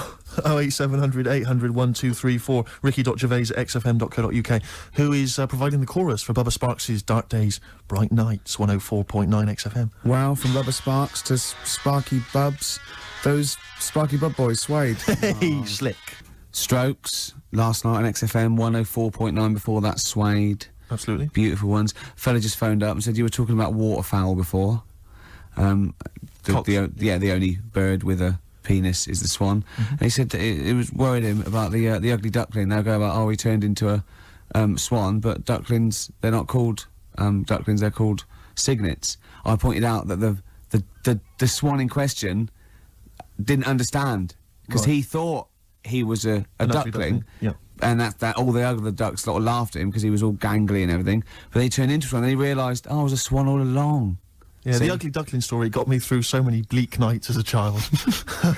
You couldn't wait to one day turn into a swan. Still waiting for it. So you could have a knob, So I can presumably. have it, yeah, cool. Yeah, because, look, Carl, look, don't worry. It's a nice little, no one's going to complain about this. This is lovely, childish, lovely little innuendo. There's nothing nasty or vicious. There's no And anyway, hate. off air, you're a different kettle of fish. You were Yeah. trying to get us with the Gaylord's joke. Yes, just he now. was, and he tried to do this. We'd done the Gaylord. Do you see that film last night, Gaylord Say No? Carl, trying to get his own back, went, did you watch Gaylords last night? Brilliant. It's got to be, did you see that film last night, Gaylord Say No? And then you say no, and we all point and laugh. Oh, I was going to ask you, is it true he's leaving Friday? Robinson Crusoe. Nice one. High five, Rick. Oh, he got you right. He got you the right one there. I don't know what that means, but he did. Anyway, yeah. We're talking about children in need, Rick. Oh, yeah, yeah. And, Carl, what's wrong He's with just you? got it. He's just got it. He's just Go on. got it. Yeah. We were talking about children in need earlier, and as I say, I'm not a fan of it. And this is a couple of years ago. I was working, and I had to drive up to Blackpool. Oh, yeah. And so it was Comic Relief night. It was a Friday night, and we were listening to all the different kind of BBC radio stations because they all cover Comic Relief. They all sort of link up as one big Yeah. thing. And I think this was maybe like sort of, I don't know, BBC Solihull or something. And they've always got they've got this one guy in the studio doing all the DJing, and there's some bloke who's sort of outside the BBC with some kids and whatever else, kind of doing a live link up. And the guy outside was Steve Baxter. I forget the name of the DJ inside. I love the fact you remember this man's name. Well, it's important because we're listening, and the guy in the studio, he's there and he's chatting away, and he's going, got a signed picture here of the Spice Girls. All the girls have signed that, so the highest bidder gets to win that, and you have that. And I seem to have run out of words. He just said, I seem to have run out of words, and we were like listening, like, okay, and he just went, I seem to have run out of words. I wonder if Steve Baxter's got any for me. And Steve Baxter's just outside, like, obviously not ready, just going... Didn't have any words "Do I-" either? Yeah, no words. Well, who's got all the words then? It was wordless. I don't believe it. He's probably used up too many words in the first hour. Exactly. He just used all the words up. And he didn't want to repeat himself. Exactly. So he just thought, that's it. It was a hideous blunder. So we were enjoying that and the work of Steve Baxter, and we were driving along, and then we were driving and we got stuck in this jam on the way up to Blackpool, and I saw this kind of white Mercedes, like a couple of them. I thought, it looks quite swank, you know, and I'm swank. And I drove up. We were driving up behind it, and the number plate was something like, I can't remember exactly, but I think it was something like Orv 1. I'm thinking, interesting, Orv 1, you know. So we're driving alongside. Who is driving? No, actually, it wasn't a driver. There was a guy driving it in the front seat, asleep. Green Duck. Keith Harris. Really? Keith Harris was there. Orville, as I recall, on the back seat. Oh, no. I couldn't believe it, yeah. Was asleep or? I think he was asleep. Just knackered. I didn't see Cuddles, the crazy monkey. I imagine he would have popped up at some point, just kind of annoying the driver's hair, just going a bit crazy. Yeah, you've got. I think Cuddles has to go in the boot. He's got to go in the boot because he caused havoc. Yeah, and knowing Cuddles, he'd put his hands over the driver's eyes, Exactly, looking around. causing all kinds of trouble. But the thing is, he doesn't understand road safety. To be fair. Well, he's a monkey. Yeah, He's a monkey, and he's got a list. And not even not even a real one at that. No. You see, the thing what was about Orville is that argument raged for years between him and Harris, and Orville's right. He can't fly. He can't fly. Yeah. So I'm worried that Harris will lull him to full sense of security. But you can fly. Yeah, and then when Harris is out, Orville will climb onto a chair, onto a windowsill, basically think he can fly, and just plummet. Yeah. To his death. Just a quick point about Orville. I'm surprised he's still not potty trained. Because he's been wearing that nappy of his for years. I know. He can talk. He's mastered the power of speech. Yeah. Still crapping everywhere, I assume. I assume so. Flying around. Yeah. Terrible mess. And as we definitely know, he's a duck, so he hasn't got a cock. He has not got a penis. Penis, sorry. That was a mistake. There, I did say cock. Did you mean penis, though? Yeah. You shouldn't have said that, Rick. I'm really You should have sorry. pretended you meant bird. Oh, I'm really sorry. Oh, we're going to Put your fingers in your mouth like this, Carl. Right? Put it apart like that. Put it apart. Now just say bucket and spade. No, with your fingers in your put mouth. your fingers like that and just say bucket and spade. Bucket and spade. No, don't do keep that. your fingers in your mouth when you say it. Bucket. Oh, Carl, play a that's record. outrageous, Carl. Smashing Pumpkins, Untitled Mix FM 104.9. I just got to tell you something, Steve. Remember, at my birthday party, my girlfriend had bought me one of those arcade games. You put money in a pub. Oh, it's a quiz machine, though. Quiz machine, yeah, touch the screen.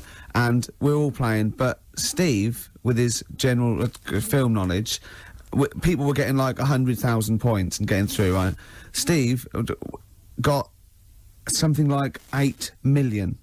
Right, listen, I got the top score on a movie trivia quiz game, right? Who's the geek now? Yeah. All right, Carl? Hello. No, but it was impossible. And I tried it, and I for like months after, I just thought I've just got to knock him off the top. And I did it all the other categories, and I was best at rock. Let's say that. But by no means is the gap between a friend of mine and a friend of yours, Johnny Camden, the lovely Irish comedian, came round last night. Yeah. Had a couple of goes. He got something like 30 million. That's mental. That's madness. Yeah. In fact, you're right, because Johnny bought this comic, right? He loves Doctor Who, and he bought this comic, and Steve, he left it there, and Steve got a post-it note on every page wrote geek. Yeah. Johnny gets it home, reads it on the tube, and there's geek written on every page. That's the sort of vicious man Steve is. He can hand it out. Do you know what I mean? Imagine him calling you a geek. What must that feel like to be called a geek by Steve Merchant? What do you think, Carl? Every week he has a go at me anyway. What are you talking about? A go at you? You're having a go at me every week. 3 weeks. What? You've been having a go at me. I have not had a go. You've always had a go at me. You've always said to me, what do I look like? And what do you expect me to do? Lie? Oh, he's done you again, Steve! No, I'm not getting into this. He's done you again. Some lad called up before and said, have a go at Steve again, these looks. And it's not like a game. I'm not like coming in here every week and wanting to make you look, come across as an ugly bloke. I don't need to do that. He's done you up. I can't. He's done you Is this up. because of the Gaylord stuff? No, it's that you're having a go at me again? Oh. It's just that you had a go at me before. I didn't have a go at you at all. I was talking to Ricky. I haven't spoken a word to you. Your eyes. Is this why you're in an ugly mood? A bad mood? A generally grim mood? Is it because you just think I'm going to have a go at you? I don't know what it is. When I get here, you're all right. And then as soon as you come in here, you change. I haven't done anything. What are you talking about? You're paranoid. I haven't said anything, mate. I've drawn a little picture of you here, but I'll tell you what we need now is a song for the lovers. I want to tell you now, please. this has been one of my favourite songs for about 20 years. It's by David Bowie. Now, David Bowie's had his phases, and I liked his glam stuff, and Tin Machine went off, and he's always sort of there on and off, right? But this song is off Space Oddity, and it's called Letter to Hermione, and I don't know why he stopped writing songs like this, because this is probably one of the most beautiful songs ever recorded, and I know Steve agrees with me on this. I do indeed. Rick, can I just kiss and make up with Carl? No, that is... No, let me just kiss my kiss. Yeah, but it doesn't next week it'll be the same again. It doesn't mean anything. It's like saying sorry. Kiss on the lips. Go on, he's... Carl! Yeah. I've never... Carl has gone a absolute shade of purple, straining not to have Merchant's... There's no point, Steve. No. There's no point. No, just shake and make up. Shake what, Rick? There you go. All friends, sit down. That's lovely. That's a lovely moment. It's XFM 104.9, and this is Letter to Hermione by David Bowie. It's beautiful. Letter to Hermione by David Bowie. Wow. After that, I think you wrote The Laughing Gnome. I know, it's just... the thing about David Bowie, I feel the same way. It's like, he's clearly a great, rock musician, great fun records, I saw him at Glastonbury, absolutely fantastic entertainer. But his songs have never gripped me, they never got me at the heart, Except that one. That's the first one I've ever heard of his, which really got me in the gut. Yeah. Amazing lyrics. Yeah. Brilliant. Yeah. Carl, what were your thoughts? It's alright. Yeah, you're a poet, Carl. Play something else, then. Blur. Coffee and TV. Good to hear that one again. Yes, good. Before that, Radiohead, True Love Waits. Wow. Steve, it's time for my world-famous film review. People love it. Yeah. Yeah. Yeah. How can I just ask, before you crack on with the film review, I notice you often do films that people have already seen. Well, you see, that's what I mean. That's why I think your film review failed, because people didn't know what film you were talking about. They hadn't seen it. Yes. See, there was mine. I picked ones they've seen. Sure. Because a lot of people would say that the benefit of a film review was the fact that they hadn't seen it yet, so they were going to make up their mind based on that review. I don't know who'd say that. I prefer Ricky's. Okay. See? All right, Carl. See, there you are again, being nasty to me. No, he's got a choice. All right. Anyway, so my point is that how would you hope people would use your reviews? However they want. Okay. Really. Okay. So would you hope that they'd maybe seen the film but they hadn't yet made up their mind? Whether they liked it or not. Well, this is up again, up to them. This is for everyone. It's easy. So if someone say because I think you did one of your most famous ones, I think was one for the Cuckoo's Nest. Yeah. Now that came out I think in 1975. Yeah. So maybe some people saw it in 1975, haven't yet made up their mind as to what they thought. Yeah. of it. Now this put them straight and what to look for next time maybe. Okay. Now ready? Ricky Gervais film review. Sure. Review. Right. chosen Rain Man. Rain Man. Okay, now this has been on TV quite a few times, and it was a multiple Oscar winner. Exactly. Okay. So, okay, right. Rain Man, it's got Tom Cruise in it, and he's all right, he's normal, but he finds out he's got a brother who's a bit mad. Dustin Hoffman is doing it, right? And it's meant to be. He's all weird, but he's meant to be, so it's good acting. Now, oh God, he needs to keep his brother, but they don't want him to have a brother, and he doesn't remember a lot, but he dropped him in the bath and burnt him when he was little, clumsy idiot. But then he finds out he can make a bit of money, so they get the same suits, and they go bet 2 for good, well, because he's got special powers. So he can know what the roulette. He wins that, and he drops some toothpicks. He knows how many there are, and he recognises the waitress. He can just throw through the book. He's got all his football cards. Don't put them out of order. Don't go in the telephone box with him. He smells, and get him back in time for Jeopardy or watch it anyway. Then he slap his head and get worried. Qantas don't crash. So he's got all that, and in the end he doesn't. I don't think, but at least they've met each other. Yeah, yeah. Of course, Rain Man, a film about autism, which is strangely appropriate, I think, when you're reviewing it. Anyway. What would you give it out of 10? Oh, 9. Okay. Thanks very much for that. Were useful? Yeah? Have you seen the film before? No, I will now. Okay, jolly good. Well, excellent. New Order. 60 miles an hour on XFM 104.9. Well, quarter of an hour to go. Yep. We've still got your Song for the Ladies. Song for the Ladies coming up. Time now, though, Rick, for Under the Covers. You've got me covered. Cover Me Bad, which is when we play a cover version of a well-known hit. Just see the sort of effort that goes into the show. There's a lot of work. We've learnt something. We've learnt the only bird with a penis is the swan. Swan. We've had an interesting anecdote where he saw Orville. I saw Orville. Yeah. Keith Harrison. We've had a film review, Rain Man. Informative. An award-winning film I reviewed today. Yes. So that was an Oscar winner. Carl. Ants. There's been things about ants. Ants never sleep. Yeah. If you missed the beginning, you won't know that fact. We've had various songs, music, and that. Beautiful. So carry on, Steve. Cover Me Up. The White Stripes. Everyone's raving about them, Rick. Sure. They are an exciting band, and this is their cover of the Dolly Parton classic Jolene. Love it already.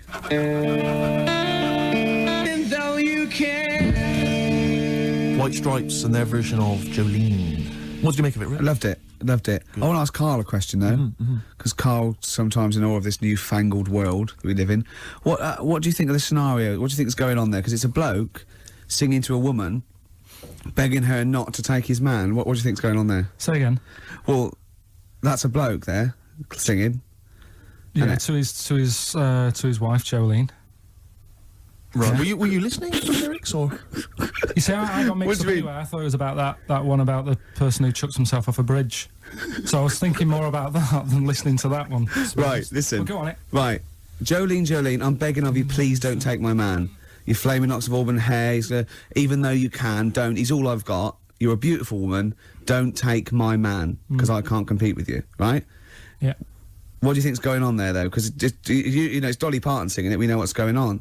They're fighting over the same man, aren't we? Yeah. What do you think's going on when a bloke singing it to Jolene? What do you think of the scenario there? That's one of them names, isn't it? That could be a bloke's name. It's like Leslie. Oh, Christ. Okay, sorry, it was a... I wish you'd not asked him that question. It's so exhausting. I love him. Do ants sleep, Carl? Which bird's got a cock?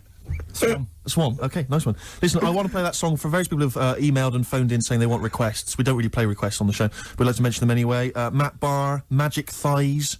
That's not Matt Barr's Magic Thighs, that's Matt Barr and Magic Thighs. Yeah. Kieran in Dublin, Stuart in Hackney, Lisa and Alison in Crouch End, and Glenn in Crystal Palace, who was phoning up with a nice message earlier. All of you, thanks for listening, and thanks for enjoying it. Sorry we didn't play your requests, but tune in next time, it'll be fun. Anyway, I just all I wanted to say, really. Here's Tragic. What's tragic? What did you want me to say about that song? Just your opinion. Your own opinion was fine. In fact, your own opinion is better than anything I could really hope for. Without doubt. Whenever I ask you a question, you constantly surprise us. Yeah, it's wonderful. So only ever carry on telling the truth, carry on saying exactly what's on your mind, and I think this could become a great... You're like a man who was frozen in Victorian era and has been reawoken, and he's kind of discovering the world. Some things make sense, other things don't. It's beautiful. As opposed to one that was made in a castle in Victorian times, like Steve.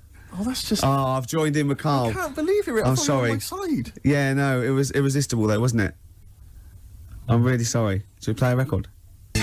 Right. Right, I'm afraid that is about it from us. Absolutely. I always leave the ladies with the song, Rick, as you know. And the song for the ladies this week, again, it comes from the free giveaway CD that comes with this excellent little magazine called Comes With a Smile. And there's always something interesting. How are you spelling that? I've played the Mull Historical Society before. This is a track. It says it's just a demo, which is, I don't know why. If they've been picked up, it's outrageous. They're called Sloan, and this is called Pretty Together. See you next time. Goodbye.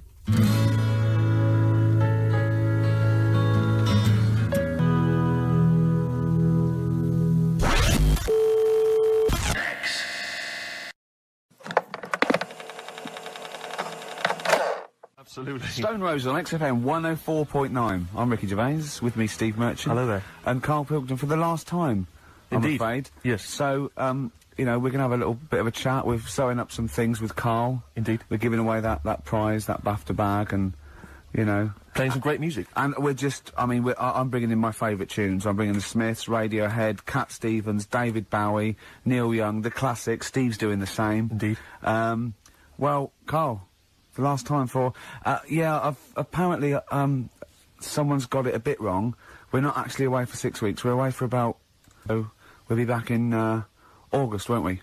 Bloody hell. Yeah. No, don't swear. Yeah, that's outrageous. On the last show, you have to say that.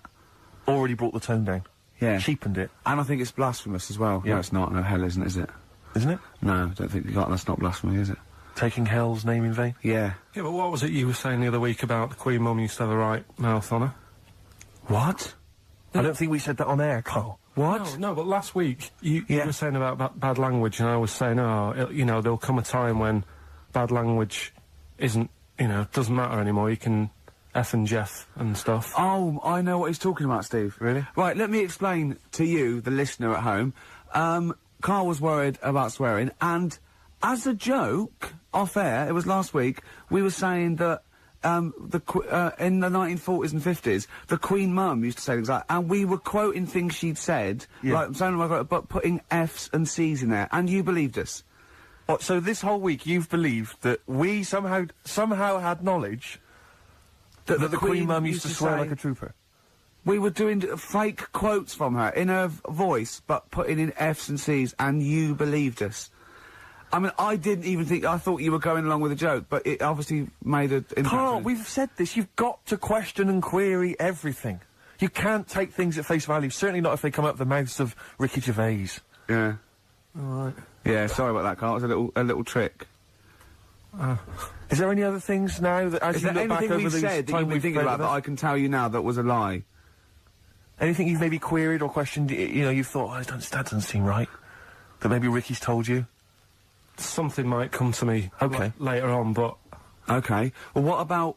Karl, I mean, we love you, right, obviously, we know that. We've got great affection for you. We look forward to this. I'm going to miss you, really, and I'll tell you what, you've got a heart of gold. Now, wait till you see what the record is, Steve, and you'll see what I've done. Is it a heart of gold? Yeah. Brilliant. Brilliant. All right, that's why he's a bronze award winner at the Sonys. I don't get up for bronze. I don't get out of bed for bronze. No, that's a waste of our time.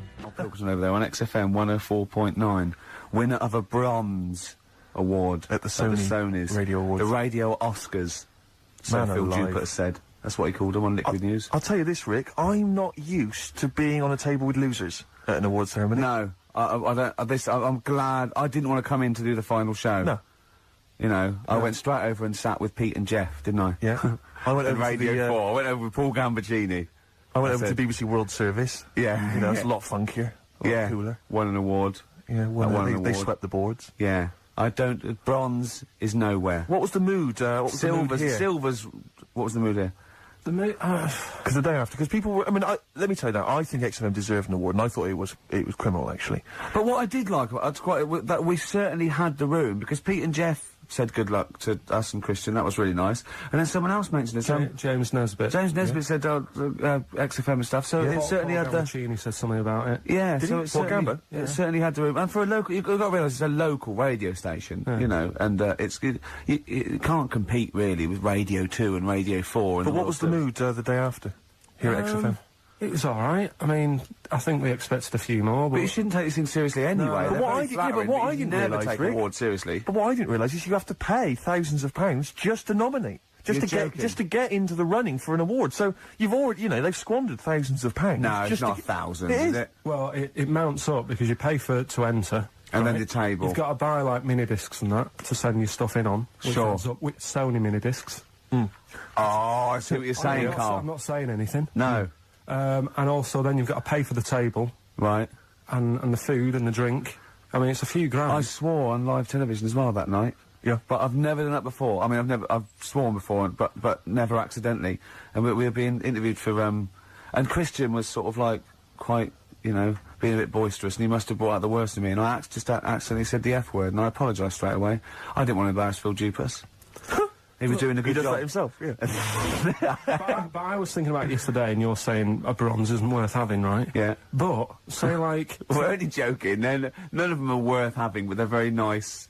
They're very nice to win. No, bronze is and pointless. But you say that, because, like, bronze is, like, coming last, isn't it? Yeah. Yeah. Right. Yeah. Can you tell me the name of the person who won the marathon this year? No? Yeah, but that's because we're not sporty. Well, I'm sure there's listen. lots that can. But Yeah. then, the guy who came last, who was in the swimsuit, people remember him. And No, I don't remember his name either. No, what's his name? No, but he was 6 days late. I mean, he was really Yeah, but bad. what's his name then? You see, no one's remembering either. No, but if someone said who won the marathon, I'd go, I don't know, but there was that guy in the swimsuit. Well, I'd say I don't know. It was a woman. Yeah. She had shorts on and trainers. I'm just trying to make My point is, what they will remember is that we were losers. That's what they remember. They may not remember our names. Yeah. They'll just point and shout losers. We're all winners, aren't we? We're all winners, really. For taking part, sure. Yeah. And it's all subjective as well, isn't it?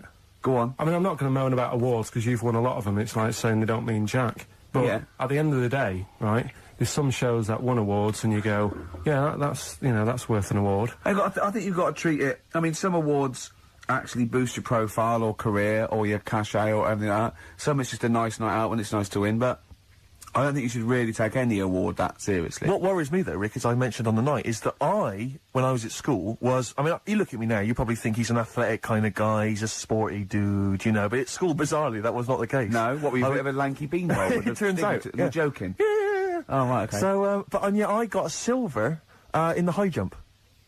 Yeah. And I've done better in the high jump, right? Did no training whatsoever, did no Yeah. practice, just turned up. You were 2.5 foot taller than every other person in your class. Yeah, but wait a minute. People think that if you're tall, that makes you easier. It makes it easier for you to do the high jump. Surely not, because I've got all that leg to get over the pole. That makes it harder for me, surely. Don't talk rubbish. What are you talking about? Well, of course, the taller you are, the more chance you got on the high jump. Well, explain Everything that else to being me. equal. Oh, what? Are you okay then? So, is it harder for a 6-foot man to step over a matchbox or a baby midget? A baby midget? That is tiny, Rick. Hang on. Here's something I've learned, remember? Go on. Back to, like, show 4 or whatever. Go on. What is it? For? The flea can jump over the London Eye? No! No, it can jump the equivalent of if it was a 6-foot man. It can jump about 6 inches high. A flea cannot jump over the London Eye. Yes, it can. Yeah, it can. And Tell your kids that. Carl. Oh, remember. Oh, a flea can jump over the London Eye, and an ant can lift 3 Volvos. But you're talking about fitness people and that. Remember Go when on. we were in the pub, right? Yeah. And your mate Johnny was in there. Yeah. I think it was. Yeah. And he was talking about that guy who got done, right? Because he entered a wheelchair race. Yeah. And and there was nothing wrong with him. His legs were all right. Yeah. Now, he got done because he shouldn't have been involved in it. Yeah. But don't you think that really he's really good for doing that? Because he's not normally in a wheelchair. Sure. So he's not used to how they move about. Yeah. His arms aren't as strong as the other fellas who are always in the wheelchair. Sure. He had his mate pushing him. That was the Surely- problem. Yeah, it was motorised. I'd give him a gold plus. You're taking a bloke who's not used to doing something. He does it the first time and beats the people who are at it. What all the about time. that It's woman, brilliant. though, that was disqualified in the shooting, because she was in a wheelchair, and she was just in the normal, able-bodied Olympics, it was just, she entered, right? But she wasn't allowed to rest her elbow on the arm of her chair, because that was something disadvantage. She was in a wheelchair, and she's shooting, but she was getting unfair advantage, and they said, you cannot put your elbow on the arm of your Sneaky, wheelchair. aren't they? No, they are. You gotta be careful. You gotta be careful. Do you want to play Some of them aren't even disabled, it turns out. Hold on, though. We're talking about athletes, aren't we? What record should we play next? I'd love to hear that single that was out a couple of months Athlete. back by Athlete. Athlete. Let's have Athlete. Man alive. West Side by Athlete, a track that I know you and I have enjoyed. Yeah, it was one of our favourite new over the last tracks of 6 the or year, 7 that months. one. Yeah, absolutely. Very good. More of our favourite tracks to come on XFM 104.9. You know, I With was me, Ricky mentioning Gervais, and you, Steve Merchant, and Karl Pilkington. sure, go on. You know, I was mentioning Shoot. the high jump. That Yeah. high jump. Do you know the reason I didn't get the gold? It's faintly embarrassing because the guy it was just neck and neck, me and another guy. In fact, he was slightly shorter than I was, and I was using the traditional Fosby flop. Is it the Fosby flop? Fosby flop. And he was using a method which I can only describe as the Superman, where he was running at the bar and diving headfirst over it. I've never seen this technique before. It's illegal, that's Absolutely why. incredible. Is it not Yeah. allowed? The Fosby flop only works because his shoulder and that are going over before his head. Right. That's they got around the rule. You weren't allowed to dive over because it was Obviously, too easy. no one monitoring that. Yeah, no. Just the no. games teachers having a quick fag. Yeah. What was his name again? Yeah. The fag. I think his name was Mr. Woodbine. But he anyway, so he's using this method, right? And it gets neck and neck, and I don't know how many chances you get to knock down the bar, but anyway, it got to the point where basically I had to get over the bar, or I was going to come second. Sure. And I decided at that point to use his method. Because he'd seemed to be doing so well with it, I thought, well, I'll try that then. That looks easy. Oh, dear. And ran at the bar, launched, didn't actually get my feet off the ground, just hit the bar like I was someone finishing a race, you know. Did to the finish you line. have... It was so pathetic, just clattered everywhere. I just want to get this picture of you at the age of, what, 15, 16? Yeah. 6'5" already, probably? Yeah, probably, yeah. Probably, what, about 9 stone? Exactly. Yeah. Did you have your glasses on? Of course I did. That you must have looked pretty And probably, sexy. Probably a small bum fluff tash. Yeah. As well. That must have been good. That was was a it good true looking- once, when you were about 16, you decided to wear a dicky bow to school? Yeah. That Yeah. must have been great. That was during my PG Woodhouse phase. It's not. Yeah. You thought you'd be a hit with the ladies if I you were thought- more sophisticated. Well, not only that, I thought it'd make me kind of kooky and eccentric. Yeah. Like I wasn't already. 6'7", goggle-eyed. Yeah.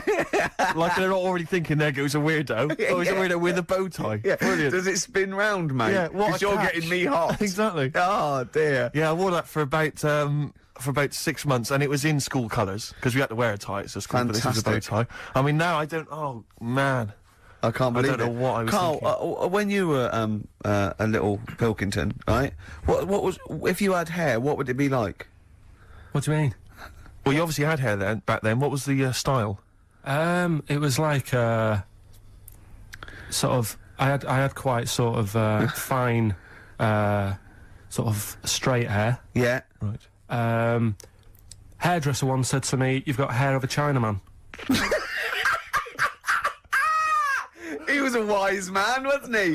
What do you think that meant then? Oh. He just said he just said you've got the same hair as a Chinese man has. Very straight, quite fine. Why is he telling you? I just imagine this pal going, the Arsenal did well, didn't it, sir? Should I have something on that? You got that you have the hair of a Chinaman. I'm sorry, nothing. You're not the spy. No, I'm not. Thank you. Good night. Oh, You're not my contact. yeah, lovely. You have the feet of a fish. I'm sorry, nothing. It's not you. Okay, next. You have the hair of a Chinaman. It was one of those barbers. It was a cheap one, just on a railway bridge. I don't believe that. Go on. On a railway bridge. That's why it was cheap. It was very low rent, so he could charge. That wasn't the 50p. barber. That was a man with some scissors. Yeah. Did you go? Oh, have to move you there, sir. Wow. Okay, back in the chair, sir. I imagine them on one of those things you always see in old films where you've got You to have to press pump it down up on and that down. thing Yeah, so it like a travels along the seesaw. track. Yeah, It wasn't as good as that. It was just a normal chair, little wooden hut, and he did have to stop when a train came past because it used to. Well, because he had to change the signal. just making a few extra Yeah, bucks. exactly. Yeah. Oh, I love That's that. Manchester for you. Oh, God. I always Oh, it remember wasn't him. Bernard Cribbins, was it? I always remember him saying, "Do you want your hair washing?" And I said, "Is it free? You know, does it come with it?" And he said, "Yeah." So I said, "Oh, go on then." He said, "Hang on now, I'll just have to wash these mugs up." He had like a sink full of mugs. Oh, So I'll God. just take these out and then I can wash your head. Oh, no. And that's why. Why did you go to this man? It was cheap. It was How like much was it? About £2. And when was this? God, at 80, 88, 89. All right. Yeah. So what happened to your Chinese hair? When did it start coming out? You have the hair of a bald Chinaman now, don't you? You've got the hair of a Chinaman in a box now.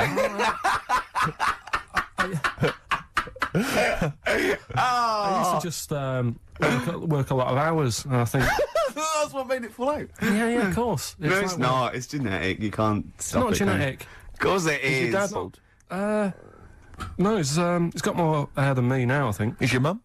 Kojak's got more hair than you, Carl. Anyway, Don't have a go at Carl's hair. That's a bit harsh. Oh, look at his little what did it say before in that book about going bald? It said it had a little tip, didn't it? We'll go over them later. It says if you're going thin, doesn't it say cut your hair short and something like that? So it makes you look thicker. Yeah. Oh yeah, we got people who are offering Carl lots of. We're coming up to that. In Yeah, a well, we'll few go through that. minutes So obviously we to win that BAFTA bag. Shall I remind people what the competition was? Yeah. Last week we were giving away this bag that we got signed by various celebrities at the BAFTAs, and we asked you to email or write in with your suggestions as to what you have that you could swap for the bag, and it has to be something that will enhance Carl's life. We've had quite a lot of suggestions. I'll go through those a bit later, but they're some of them are quite eccentric. Meanwhile, I'm going to play one of my favourite songs off one of my favourite albums. I look forward to hearing it. It's Radiohead, it's the Bends, and this is Black Star. Go for it. Sugar Cubes. Hit. Yeah, on XFM 104.9. Our last show till August. Absolutely. Sorry about that, we'll miss it. We can't avoid it really, we've got to go away and do some filming. And they're only going to miss you anyway, Carl. They can do without us now. Zoe Ball's on. Yeah, Zoe Ball. And who else is after her? She's not doing the whole run, is she? Yeah, I think so. Is she doing the whole 3 months, is she? Yeah. Tell her not to get too comfortable. Alright. Right? Don't let her feet... And don't let Big Boy Slim come in with her, because he mixes up the records, doesn't he?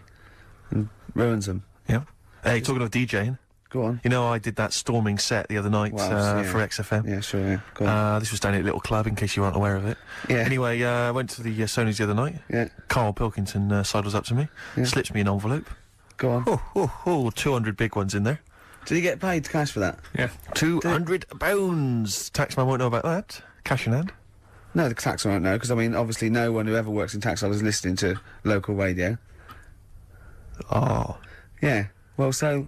No, the taxman will know about it. Yeah. Because I'll declare it. I would. Put it, yeah, it's going straight down. I'll do it when I get home. Do it when I get in later on. And don't write off rubbish that you buy anyway, like, you know...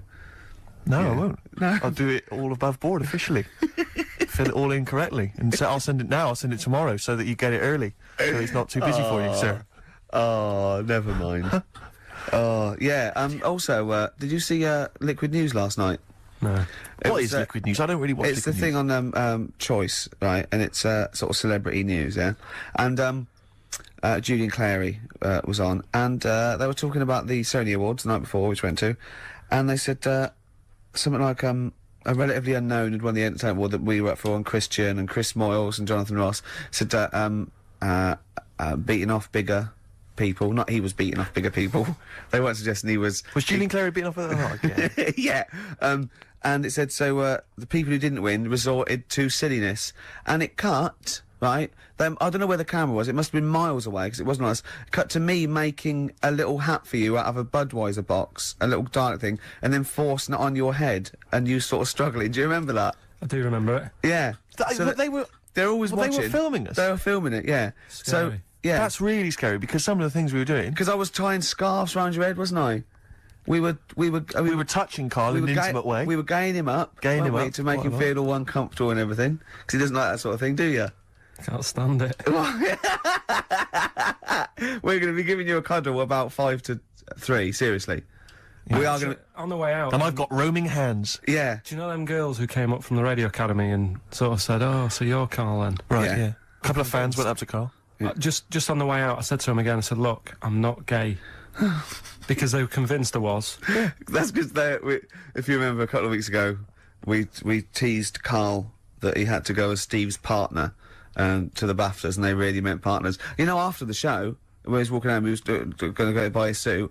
I actually said they will ask you. He went, well, what if they say, and as we walk in, Steve Merchant and his boyfriend Carl. I went, well, they won't say that as you walk in. They might overdub it on the television. So he was going, well, what about my mates in Manchester? And he said, I'm not going. The risk of someone in Manchester thinking that he was going out with you, mind you, it wasn't. It was probably All right, going. calm Wow, down, if he was Rick, going I see where you're going with that. if you were going to be gay, you wouldn't choose Steve, would you? No. Who would you choose if you were gay? If you could go out with any bloke, who would Who would it it be? be? That's a good one. Yeah, That's a good one. He's thought about it before. go on. No, No, of course not. No, No, who would it be? Who, if you know, If you were gay, what bloke would you go out with? God, probably, Jonathan Ross is alright. You gay? You fancy Jonathan Ross, you Bender? Oh, Bender! Rossi! Bender. Oh, you've got his number, haven't you? We should get contact. I love you, Jonathan, you! Rock and roll with me, David Bowie, off Diamond Dogs. Another one of my favourite tracks. Cracking. Great track, isn't it? Well, it's time for Karl's Room 101. Karl was too shy to obviously ever do this for real, but we thought that end the run of this with things that Karl hates. Yeah, we know the thing he likes. We know that. So Karl, okay. We should just point out that we've been inspired by the TV show Room 101. We didn't come up with this ourselves. Yeah, we did. This is Room 102. Yeah, we'll be Paul Merton, and you be Karl Pilkington. Right. You could chance to banish to Room 101 all those things that you dislike. They're never to be seen again. Will you please welcome Karl Pilkington?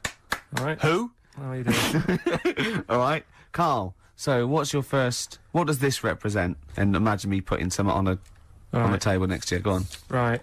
Well, first of all, right, it's dead hard to come up with like 5 things that drive you up the wall. Okay. Right. It's not easy because there's so many things. Yeah.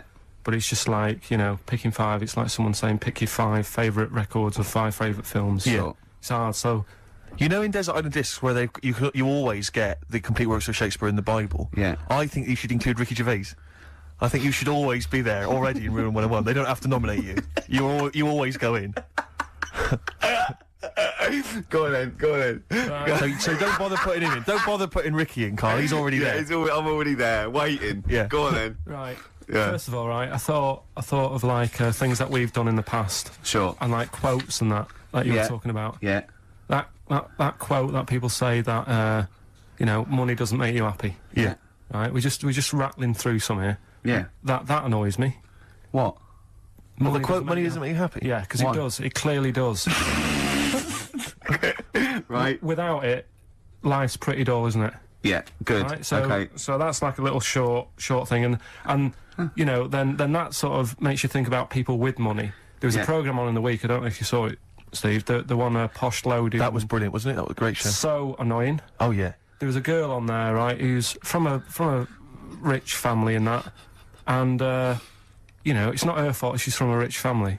No. It's like how posh people annoy people. That doesn't annoy me because the way I sound is because of where I'm brought up and that. Yeah. And at the end of the day, if you sound posh, you sound posh. It's, you know, it doesn't change you as a person or whatever. Yeah, it's quite But this girl, right?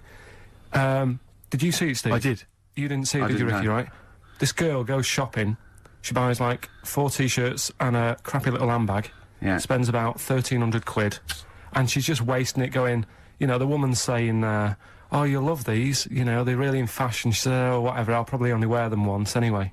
And it's just that sort of thing annoys me. Yeah. You know, people with money, you know, who have grafted for it, are good, but like, you know, people who just get money given to them from the rich parents trying to make the world. There was another point, right, where she's in a shoe shop, right, and she's like got these big boots and stuff, but part of the problem is, right, she's quite odd looking and that, right, but she's got a lot of money, so she makes herself look half decent. Yeah. Problem is, she's got fat ankles. She's got what? Fat ankles. Right. And they drive her up the wall because no matter, I mean, it's one of them things, isn't it? It's almost like God has gone, yeah, you can have all the toffees and stuff you want, you can have like your nice t-shirts, but at the end of the day, love, you're stuck with these ankles, and you can see these. I love the idea of God saying, right, you can have all the toffees you want. Yeah. And you have nice handbags and that, but you're stuck with these ankles. Oh, God. And I really wanted to get a job in that shoe shop where she was going in, blowing her dad's money, and she was calling up her dad saying, "Oh, Daddy, is it all right if, you know, I'm just out shopping, I've just bought some shoes that have cost like $1,000, and I really wanted a job in that shoe shop. Just so I could sit there, and when she comes in, you go, "Oh, hello, love," whatever her name is.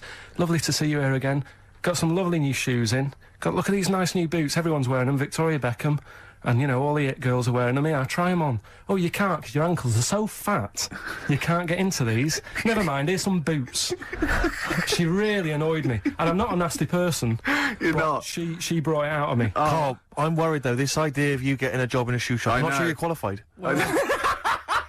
I like all that's the way round it. That some people go, oh, I'd like her to lose all her money or something. He'd like to actually bother go through getting the job in the shop. Yeah. And then just wait in there. You'd be too busy mucking around outside like, on some kind of trolley stuck in a little lake.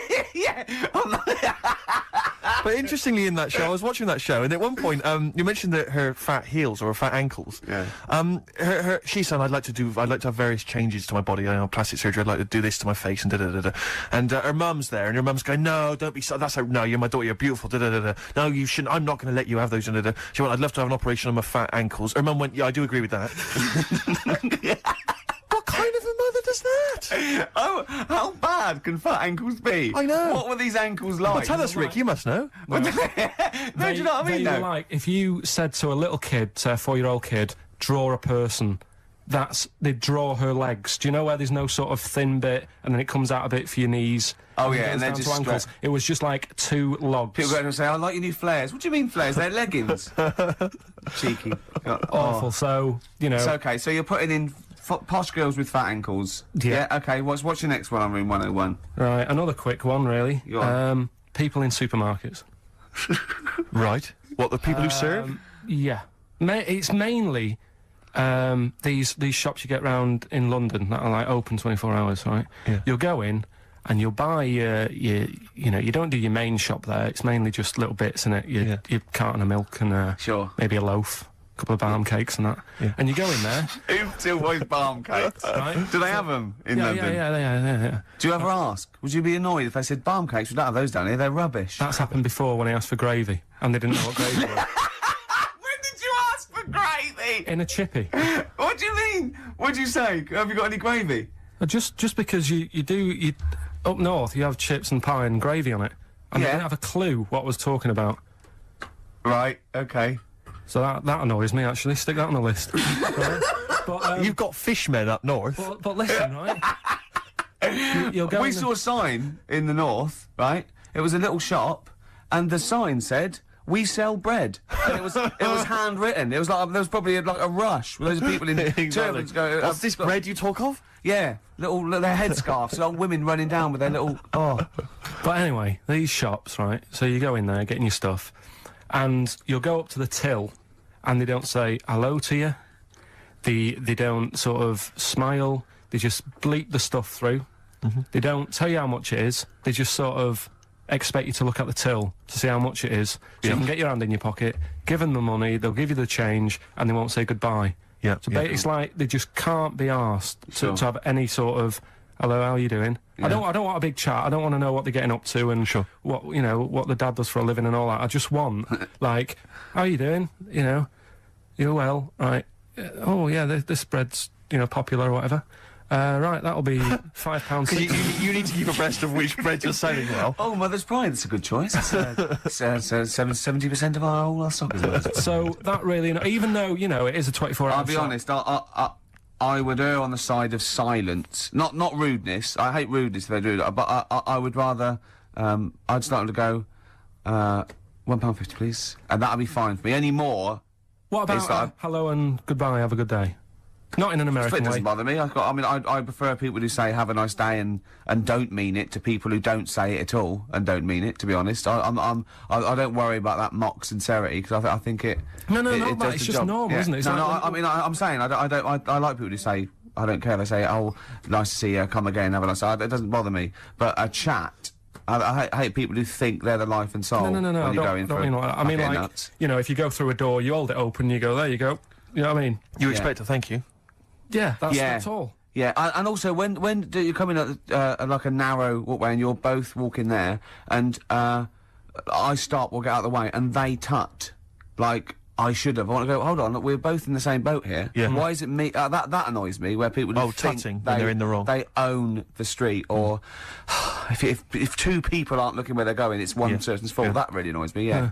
So that's it really. I mean, I know the 24-hour shops and they're knackered and stuff, but politeness, just to say. Well, it costs nothing, does it? No. So those are your little quick ones. Then we get on to your big three, don't we? The big one. Yeah, Should we play a record and come back to that? I know what you want. I'm talking to Karl Pilkington on Room 101 on XFM 104.9. Yeah. We were shouting at you then. How loud are those headphones? pretty loud, but I'm always wearing headphones, so... Yeah, but look what I'm doing. This is an old radio trick. You put one earphone over your ear and the other one off so you can hear people in the room. Hives on XFM what do you 104.9. What did you want to say? Doesn't matter, Carl. It does. The point is, it could have been important. It could have been a fire, anything. When we shout anything, you jump. Yeah. Do you know what I mean? Come on, Carl. Get with the programme, all right? Hey? Right, what other things do you want to put Yes, in sir. 101? Other than us. Spiders. Right, go on. I know Ricky will be agreeing with this. All spiders, yeah? I mean, not all spiders, because there's some spiders that are on the planet that don't do any harm. They clean up stuff, don't they? Well, I got little brushes. Do you mean on that. janitors spiders? yeah. No, there's some that, you know... Hong Kong leggy. Just get on with stuff, but I'm talking about the spiders that are deadly. And spiders that are massive. I mean, Johnny's mate, Ricky's mate, Johnny, I mean. Yeah. He was talking about how he was in Australia. Yeah. And he was sharing a room with a mate or whatever. And his mate was having a shower and said, Johnny, just come in here a minute. And he went in, and there was a spider on the side of the bath that he said was the size of your hand. 2 hands width. It's sort of like a size track, just like 8 inches across. That big, right? And the daft thing with that one is that can't kill you. It's massive. It's got no purpose. It's a huntsman. Yeah, but what? Something you said it does, right? If you sort of walk around it and it thinks you're going to try and trap it, it hisses at you and jumps at you and jumps on you, and sort of clings on. That's terrifying. You'd be sort of running around trying to get it off, and it's just gripping on like the old stag beetle thing again. Yeah. It's clinging onto you. But there is no... What I don't understand is, why is that spider that big? Because no doubt it only eats stuff like normal spiders do, but it needs to eat more of them because it's a bigger lad. Right? Yeah. It doesn't actually do anything. It's not like... I just don't doesn't get track, doesn't paint, doesn't do anything. It's just getting in the way, and it's one of those things that are so big you couldn't kill it. Because can you imagine like the mess that would make something that size if you stamped on it? Yeah. Which I'm not, again, I'm not a fan of. Yeah. But I don't get that. And then there was a programme on a few weeks ago on BBC about spiders, and there was this one, right? It was going, there's so many spiders in the world, and apparently there's so many of them they can't give them all names. Right? What they're saying is, once one dies out, they'll actually introduce another one. Because there's so many different breeds of them that it's impossible to sort of make a book and list them all. Right. Well, It's like the a book would queue. be infinitely long. Well, yeah. Yeah. It's like a queue. They're not trying to name it individually, are they? No. That's their problem. No, seriously. Yeah. Just keep it down to the species. Go on. This is true, this. Go on then, yeah. So they'll sort of go gives a spider, the Black Widow, right? Black Widow, they've all died, so who's next? And they'll say, here's a redback. Yeah. And that's how they introduce them. So this programme was going on about this. Right? That's not how they do it. No, they do it. Okay, your point Okay, being. alright. Right, so anyway, there's this little one, right, in Australia, and it shows you some kids being dead happy and playing around in the sun, loving it, all healthy and that, and, love being in the sun. They're playing around the pool, and, there's a couple of them there playing swing ball and that, dead happy, not a care in the world. And, like, the one of them goes, I'll go swimming, because I've been playing swing ball for an hour, got a bit of a sweat. Sure. Go for a little breaststroke or whatever. And they get in the pool, and they can't wait to have a swim about. And then it pans to the bottom of the pool. Yeah. And there's this little spider just sat there dead still. Right? Sat at the bottom of the pool holding its breath. Holding its breath! Okay. Cheeks going up red, eyes bulging. yeah. Oh, 8 pairs of goggles on. One goes by with a snorkel. You should have thought of this. 4 pairs of flippers. Yeah. Oh. It's sat there in the deep end, right? And and then it pans back to the kids having a good time, chucking a ball to each other. Yeah. I can see what's going to happen here. And it pans back. It's not going to join in the game, is it? No. And what happens is the kid starts bouncing up and down on the floor. Sure. Goes and sticks the kid goes and puts a foot on the spider.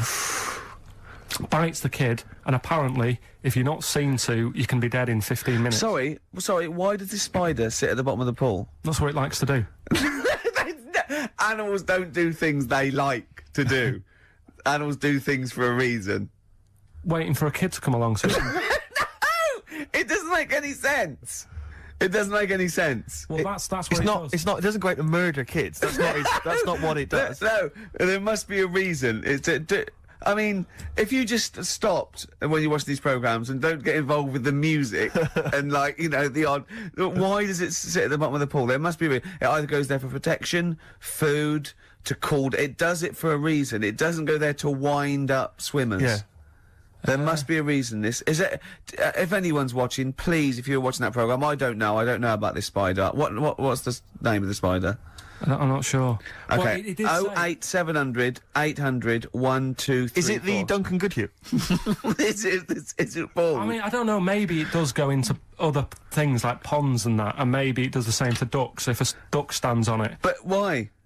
The duck stands on it. Why? Oh, I love your brain. Probably because eventually, you know, a kid can get like saved if it's seen to in 15 minutes, but a duck is just going to like wander around and go, God, I don't feel well and what have you. What good is that to the spider? Because no, I'm saying it might kill it if it might protect itself, but it must be in the pond for a reason in the first place, or the swimming pool. It must be down there for a reason. It must have another agenda, evolutionary wise. It can't just do it. Could it be in training for the Olympics? unless it is just cooling, like those because on one of the other programs that's a bit mental. Oh yeah, that one. Yeah, the one with the lizards. Did I tell you? Well, that? let's not get into lizards. This could take. Okay, no, go on quickly. No, this is a good one. It was a program, BBC program again, on how insects and animals help each other out. Yeah. Right. They were saying how, you know, you might think they're an insect, but they think like humans do, Yeah. and they all help each other out. Right. And there was this lizard that is running about in the desert, right, and it's going, God, it's roasting. And what it does, it makes a little hole in the sand, and it goes under the ground and it cools down, right? Yeah. And then you see one of the locals, I think it was in Egypt or something, and the Egypt bloke comes walking along. Egypt bloke. And Is he walking like an Egypt bloke? Walk like an Egypt bloke. and what he does, right, he's looking out for these holes in the ground. Sure. And he sticks his hand in. Yeah. And he Why does he want the lizard? he makes shoes and stuff out of it. Okay. Right. And you see Cobblers. walking around, and he's got about 12 of these things in a basket on his back, and they're all looking really fed up. Well, yeah. And it's dead hot, and they can't be bothered trying to escape, and they look really fed up. And this bloke's laughing, you know, he's collecting loads. I love how he watches this, like, because they sort of editorialise it and make it into, like, some Exactly. sort of, like, evil play. Yeah. No.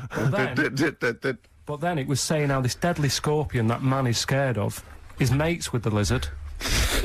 And the reason is that the scorpion goes into the hole, right? It can't dig its own hole because its arms are that big and it's awkward for it to dig a proper hole. Sure. So what it does, it goes into the little den that the lizard's made, right? And whilst the lizard's having a kip, the scorpion says, "Tell you what, I'll do you a deal. You have a kip, I'll walk up and down this hole here and sort of scare away any people." So the lizard's like, "Yeah, all right then, fair enough." Because the scorpion wants a little hole to keep out the sun. The lizard wants a kip. They've done themselves a little deal. The Egyptian bloke comes walking along, sticks his hand in the hole. Yeah. He thinks he's just going to get a lizard. Scorpion stings him. He runs off, drops the basket. All the lizards go running off. I love the fact that that is what always happens. They filmed that just by chance, and that's what always happens. I like the fact that the Egyptian bloke has done this every day. He does it. He goes, "Well, okay, I've got all these lizards. I'll just go to this hole again. Yeah. Because I haven't got that lizard yet. Yeah. This will be fine." No, I just think. And you know, when the lizard and the scorpion make that deal, and he says you have a kip, Yeah. and the other one does it, do they talk in Egypt or? I mean, they talk Egypt how do they discuss? They talk Egypt bloke or this? English bloke? What language do they use, Carl? No, it's the international language of love. But spiders is what you're putting in Rule 101. Spiders. Let's go back to that. That's what- Spiders. So spiders So that. basically, spiders that have got the poison to kill a man. Because Rick, I know, because Okay. but Rick, I know what you're. about the ones that are just too big for their own good? Those I are the- don't understand that either. But Rick, you're scared of all spiders, aren't you? Or Yeah. even the little tiny ones you I find. don't in the like park. any spiders. Yeah. Is your husband afraid of them as well? Or? Oh dear. Playing here. What are we playing here? Oh, this is Cat Stevens, Silent Sunlight. It's beautiful off Catch Bullet 4. Oh, Cat Stevens, Silent Sunlight. Yep. Carl just had a funny phone call, didn't you? From someone who's telling you all about the The Little Brown, it's called, is it? Little Brown, yeah. That's the name of the spider that sits in the bottom of the pool. He said it doesn't hold its breath. It's got an air bubble. I didn't think it did hold its breath, to be honest. And then, as you know, Steve was opening a letter we got, and it's a football song, and it's They Don't Like It Up by the Leatherhead Gimpers. But it's the fact we keep getting sent homemade singles. Wow, that's good, isn't it? Oh, there's another one here. They're both football anthems, though. We don't. Well, do we show any interest in football? Are we? Well, yeah, the World Cup we do, don't we? You're right, Rick. Yeah. Yeah. I've got a bet on as well. Have you? Chelsea to win 2-1. What today? Yeah. And I've got Chelsea to win 2-1, but Henri to score first. And that's something like 30-1 or something. Best So, luck. Yeah. Best luck. Cheers. Brilliant. Right, so spiders. That's the first one we went on, isn't it? So you agree rude with people in supermarkets. Rude people in supermarkets. Spiders that are either have got enough poison to kill a man or are unnecessarily big. Yeah. Yeah. Go on then. Right. Good. Going well. Right. Next one. Yeah. Stars in Their Eyes. Blimey, it's a popular show. You might alienate a lot of people. Stand it. Why? Just, I think, if you've got a talent, right, there's loads of shows now that you can go on and make a killing. Yeah. Like Pop Idol. Yeah. What was the other one? Pop Stars. Yeah. That sort of thing. So, people who will go on Stars in Their Eyes, they want to sort of be famous. Yeah. They want to be a singer. What I don't understand is why go on that show where you do all the hard work, got to do all the graft, Yeah. and yet, even if they win it, you never see him again. The guy who won last year, Christy Berg. Ian Moore. Ian Moore. Before last, but I was now with his own stuff. Yeah, but, alright. How did it sell? I bet that sold well. Exactly. Don't get it. What I like is when someone doing Edith Piaf like wins a heat, and Matthew goes, "Well, I don't think you'll be going back to the cleaning job, will you?" Yeah, yes, you will. Monday, Almost certainly. Monday. She'll be back there Monday. Yeah, And just the way, you know, in like the final last week where the guy who was Elvis won, and they're all I thought he in would there. though. I thought he was very good. No, he was good, but will we see him again? Do you know what I mean? What is his job? I don't know. He'll be carrying on doing that. There's going to be no change to his life whatsoever. He's very good at what he does, but he's wasting his time on Stars in Their Eyes. So I don't understand exactly what your issue is. You clearly like the show because you watched the final last week. He thinks you agree that people are talented. You think it's a waste of talent to go on Stars in Their Eyes because it's not a vehicle to be famous, whereas something like Pop Idol, Yeah. Pop Stars, even Yeah. Big Brother. Do you know what I mean? Go Yeah. on that. Sit in a room all day, have a month off work. because they're all big stars now, aren't they? No, but what I'm saying is, it's less work to sit in the Big Brother house. Now and again, just sing a song, and people go, "Oh, isn't he a good singer?" You come out after having a month's rest or whatever it is you're having there. Yeah. You come out, and there's loads of record companies like waiting for you to come out and give you a deal. And what happens then when you get a deal? When you cut a record, what happens to that record then? Then it's either sells or it doesn't. And actually, what happened to it? It didn't sell. No, none of them did. But what I'm saying is, that is a lot easier to do than all the graft that you have to do on Stars in Their Eyes and the pressure. What would you rather do? Buy Craig's Christmas record Yeah. or Ian Moore's classics? Probably Craig, just because the guy on Stars in Their Eyes really thought he was better than Christy Berg. When he was singing, and I think I'm better than Christy Berg. he was singing, and Christy Berg came walking on. Did he cry? And he didn't stop and go, "Oh, I can't believe it, my big fan." He was sort of carrying on, like, "Don't interrupt me, I'll have a word with you in a bit." You think he should show the man he's actually making a little bit of living off? Yeah. Emulating. A bit of respect. A bit more respect. And the most annoying thing... I imagine them arguing, resting each other's floor, saying, "I'm Christy Berg. No, I'm Christy Berg." Like two ventriloquist dummies, just having a fight in the dressing room afterwards. But the most annoying thing of all with Stars in Their Eyes, people who go on and do people like, say like, I think last year, someone went on and did Lamal. Right? Now, if you wanna, because the whole idea is with Stars in Their Eyes, you get work off the back of that show by like companies, don't you? Saying, Yeah. who will we book? Yeah. You could get the real Lamal for about 30 quid. So why have an imitator? Well, it seems to me though, Carl, the problem is that show's been running so long that all the big names have already been done, so it's going to end up having to be, isn't it, Lamal or some Yeah. old kind of 50s singer you've never heard of? Isn't that the problem? I remember when. I mean, it's just Eddie Reader was on there. You've had Eddie Reader, but it's just a karaoke contest. It's just. I think you're assuming that everyone on there wants to get a recording contract. They do, Steve. Okay. In that bit at the back where they say, and the votes are coming in. Let's have a look at the tension now that's going on. And they sat there and they really think they are Elvis and they are Luther Vandross. Sat there and like, if they were all sat there having a laugh. Woke up this morning, looked at your picture just to get me started. Filth. If they were all sat there, sort of thinking, "Oh God, this is a bit of a laugh, innit?" But they're not. You can see that they all really want it, and it's like. But so what I'm saying is, who are you putting in room 101? Are you putting in the people who are just there to have a bit of fun? Everyone involved in that show, including Kelly. Yeah, he's a talented guy. You don't care. No, he's going in as well. He's in there first, and then everyone else, everyone who enters it, the people who go and sit in the audience. Everything. But what would you do Saturday night? You'd love the show. You watch it every week. It was just on when I was getting ready to go out, and there's nothing else on at that time. Sure. And it was the final on Saturday night as well. Yeah, you got to watch the final, your live final. The final. Yeah. Well, who would you do if you went on the show? Moby. I'd probably do. Ooh. It's not that you look like them though, is it? No, you sound like. They wouldn't let me on as Tracy Chapman. I was furious. That's annoying. Because I sound just like her, but they said no. Bowie. You do Bowie? Yeah. Can I hear your impression? No. Well, come on. No, because you just said if you could go on and what have you. I'm saying that. Well, it's got to be someone you can do. I mean, obviously I'd go on as Will Smith because I can do the rapping. Yeah. I can't do it. I'm not a good singer. I've never really been into singing. I've never done a live singing thing before. Haven't you? No. But if there was a talent show on, what did you do? I did Walk Like an Egyptian by the Bangles, and I mimed, dressed up as a woman. How old were you? It was when I was still going to school, so it was like. Well, I hope so. 12. And what? Sorry, what was the? Why did you do that? What did you mime to, and why were you dressed as a woman? Where's the logic in this? Is what I'm saying, Carl. What sort of act was this? I think I was meant to get hold of some like Egyptian outfit. Couldn't. So I looked in my mum's wardrobe, and I had a dress. Dress in a fez, carrying some lizards. That'd do it, wouldn't it? I had some boots and a wig on. And how did you dance? Look, he looks confused. He's confused by his own act. He's suddenly confused. The best bit was it was like a proper talent show. Do you know where you cover it all? Yeah. So I did like the dancing and the miming, and then I also did a bit of magic, right?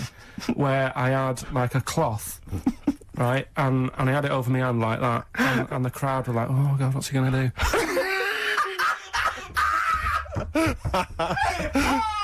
Of course they were. Go on. And what did they? And what was the trick? They weren't saying that. And the crowd going, "Oh, what's the great?" That's one chorus. Ooh, what's he gonna do? Oh, what's the great Pilkington gonna do? So what I did was, I was stood there teasing them, and teasing the audience. Yeah. Yeah. And I pulled. I said, "I'm gonna make a bird appear before your very eyes." Okay. And I pulled the tea towel off, and I just had hold of an egg. And I said, "Oh, it isn't born yet." They loved it. He's so proud of that. Look at his face. Did you come up with that yourself? Yeah. Did you have any help at all? No. So you did Walk Like an Egyptian and Dress as a Woman. Then you did the egg trick. And then I was also playing like a janitor, because when the next person was singing, I'd come on and all the electric went off, and I came on going, "Oh God, has anyone got 50p for the meter?" Oh, you're quite a little showman, weren't you? And then like the Did you win? audience chucked us some money. Yeah. And, Are you sure you weren't actually employed as the janitor? No, did you win? No, I think we came second. This really tarty girl who did Madonna like a virgin, and I thought, yeah, right. Like you are. She was a right ropey little woman.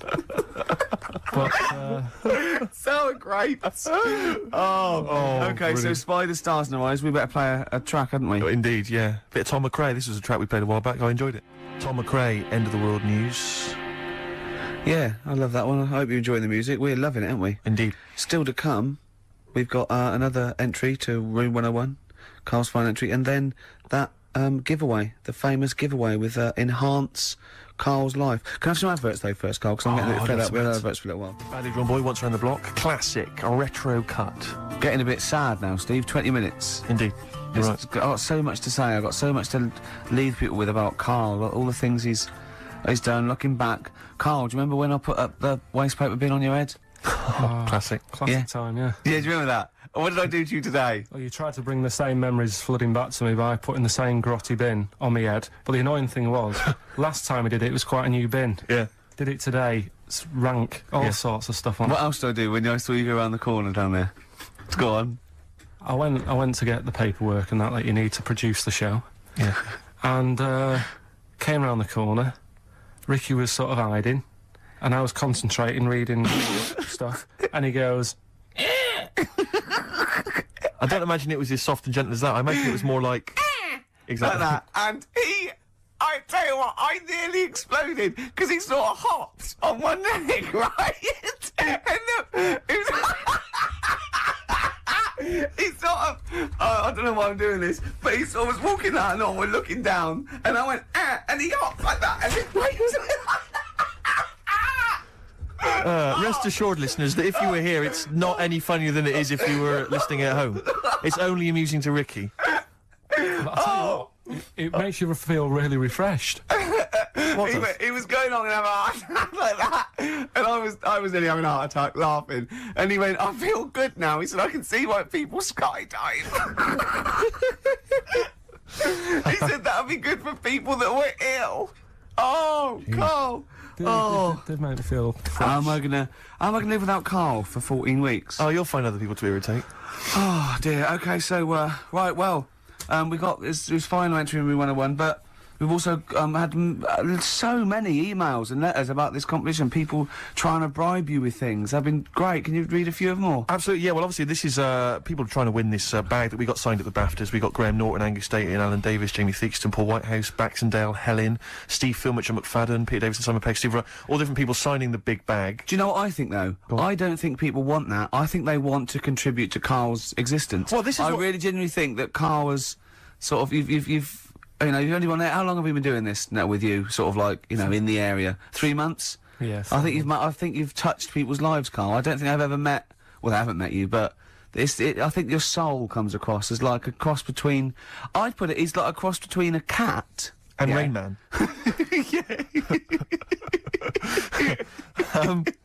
But we've had quite a few which are which obviously want to kind of further your education. Obviously, when we're off air, this is something we're worried that's just going to dry up, and we've tried hard to educate you. So lots of books, lots of people suggesting books. The Giant Book of Mysteries, and I mean, if you chose this one, Carl, it tells you how 3,000 Japanese soldiers literally vanished overnight. Real life accounts of vampires, the man who planned his own crucifixion, the famous Ghostbuster, Harry Price, and lots of things about spontaneous combustion. Is this the one about the woman with the hairball? That's not got the woman with the hairball in there. I'll have to dig that one out for you. These sort of books are the thing that I'm after. This is what I've brought in one as well. It's a friend who works with Jane, my girlfriend, called Liz, and she wants to put this forward. And this is Trade Secrets: everything you will ever need to know about everything. And it's just like little tips. You know what I mean? But there's so many things competing with that. You see, there's another guy who sent in. He wants to give you a video entitled "Making Love: Parts 1 and 2," an instructional guide. I imagine you'd enjoy that, Carl. Nah. No, nothing they can teach you. Nah. Sure. The Reader's Digest book of strange stories and amazing facts again. Other stuff here. Why cats have 9 lives, Carl. Well, hang on a minute. Why meteors are likely to destroy Earth in the next 100 years. You're wasting your time. Okay. In this Trade Secrets book. Yep. Listen to this for a tip. Make a necklace from electrical wire. That's a good idea. But don't plug it in. What about... Doesn't say that. What about this then, Carl? Because obviously we're concerned that you didn't get your GCSEs, or you didn't get as many as you'd have hoped. There's a guy here, this is Victoria, and she's saying she's more than willing to give you all of her awards and certificates. She's got 6 GCSEs, 6 A's and 4... She's got many GCSEs, in fact, 6 A's, 4 B's, 3 A-levels, and a master's degree in philosophy. She's willing to give you those certificates. She says you will be the proud owner of qualifications. As the owner of qualifications, she has found that anything she says is invariably believed, and that she's popular and very happy. She's willing to give you those qualifications. That's pretty impressive. You can claim they're your own. You have to change your name to Victoria, but other than that, I can see no problems. And you have to put a dress on and a fez. It's nice. More like an Egyptian. But you see, there's lots of educational ones. Then there's other things which are perhaps less useful to you.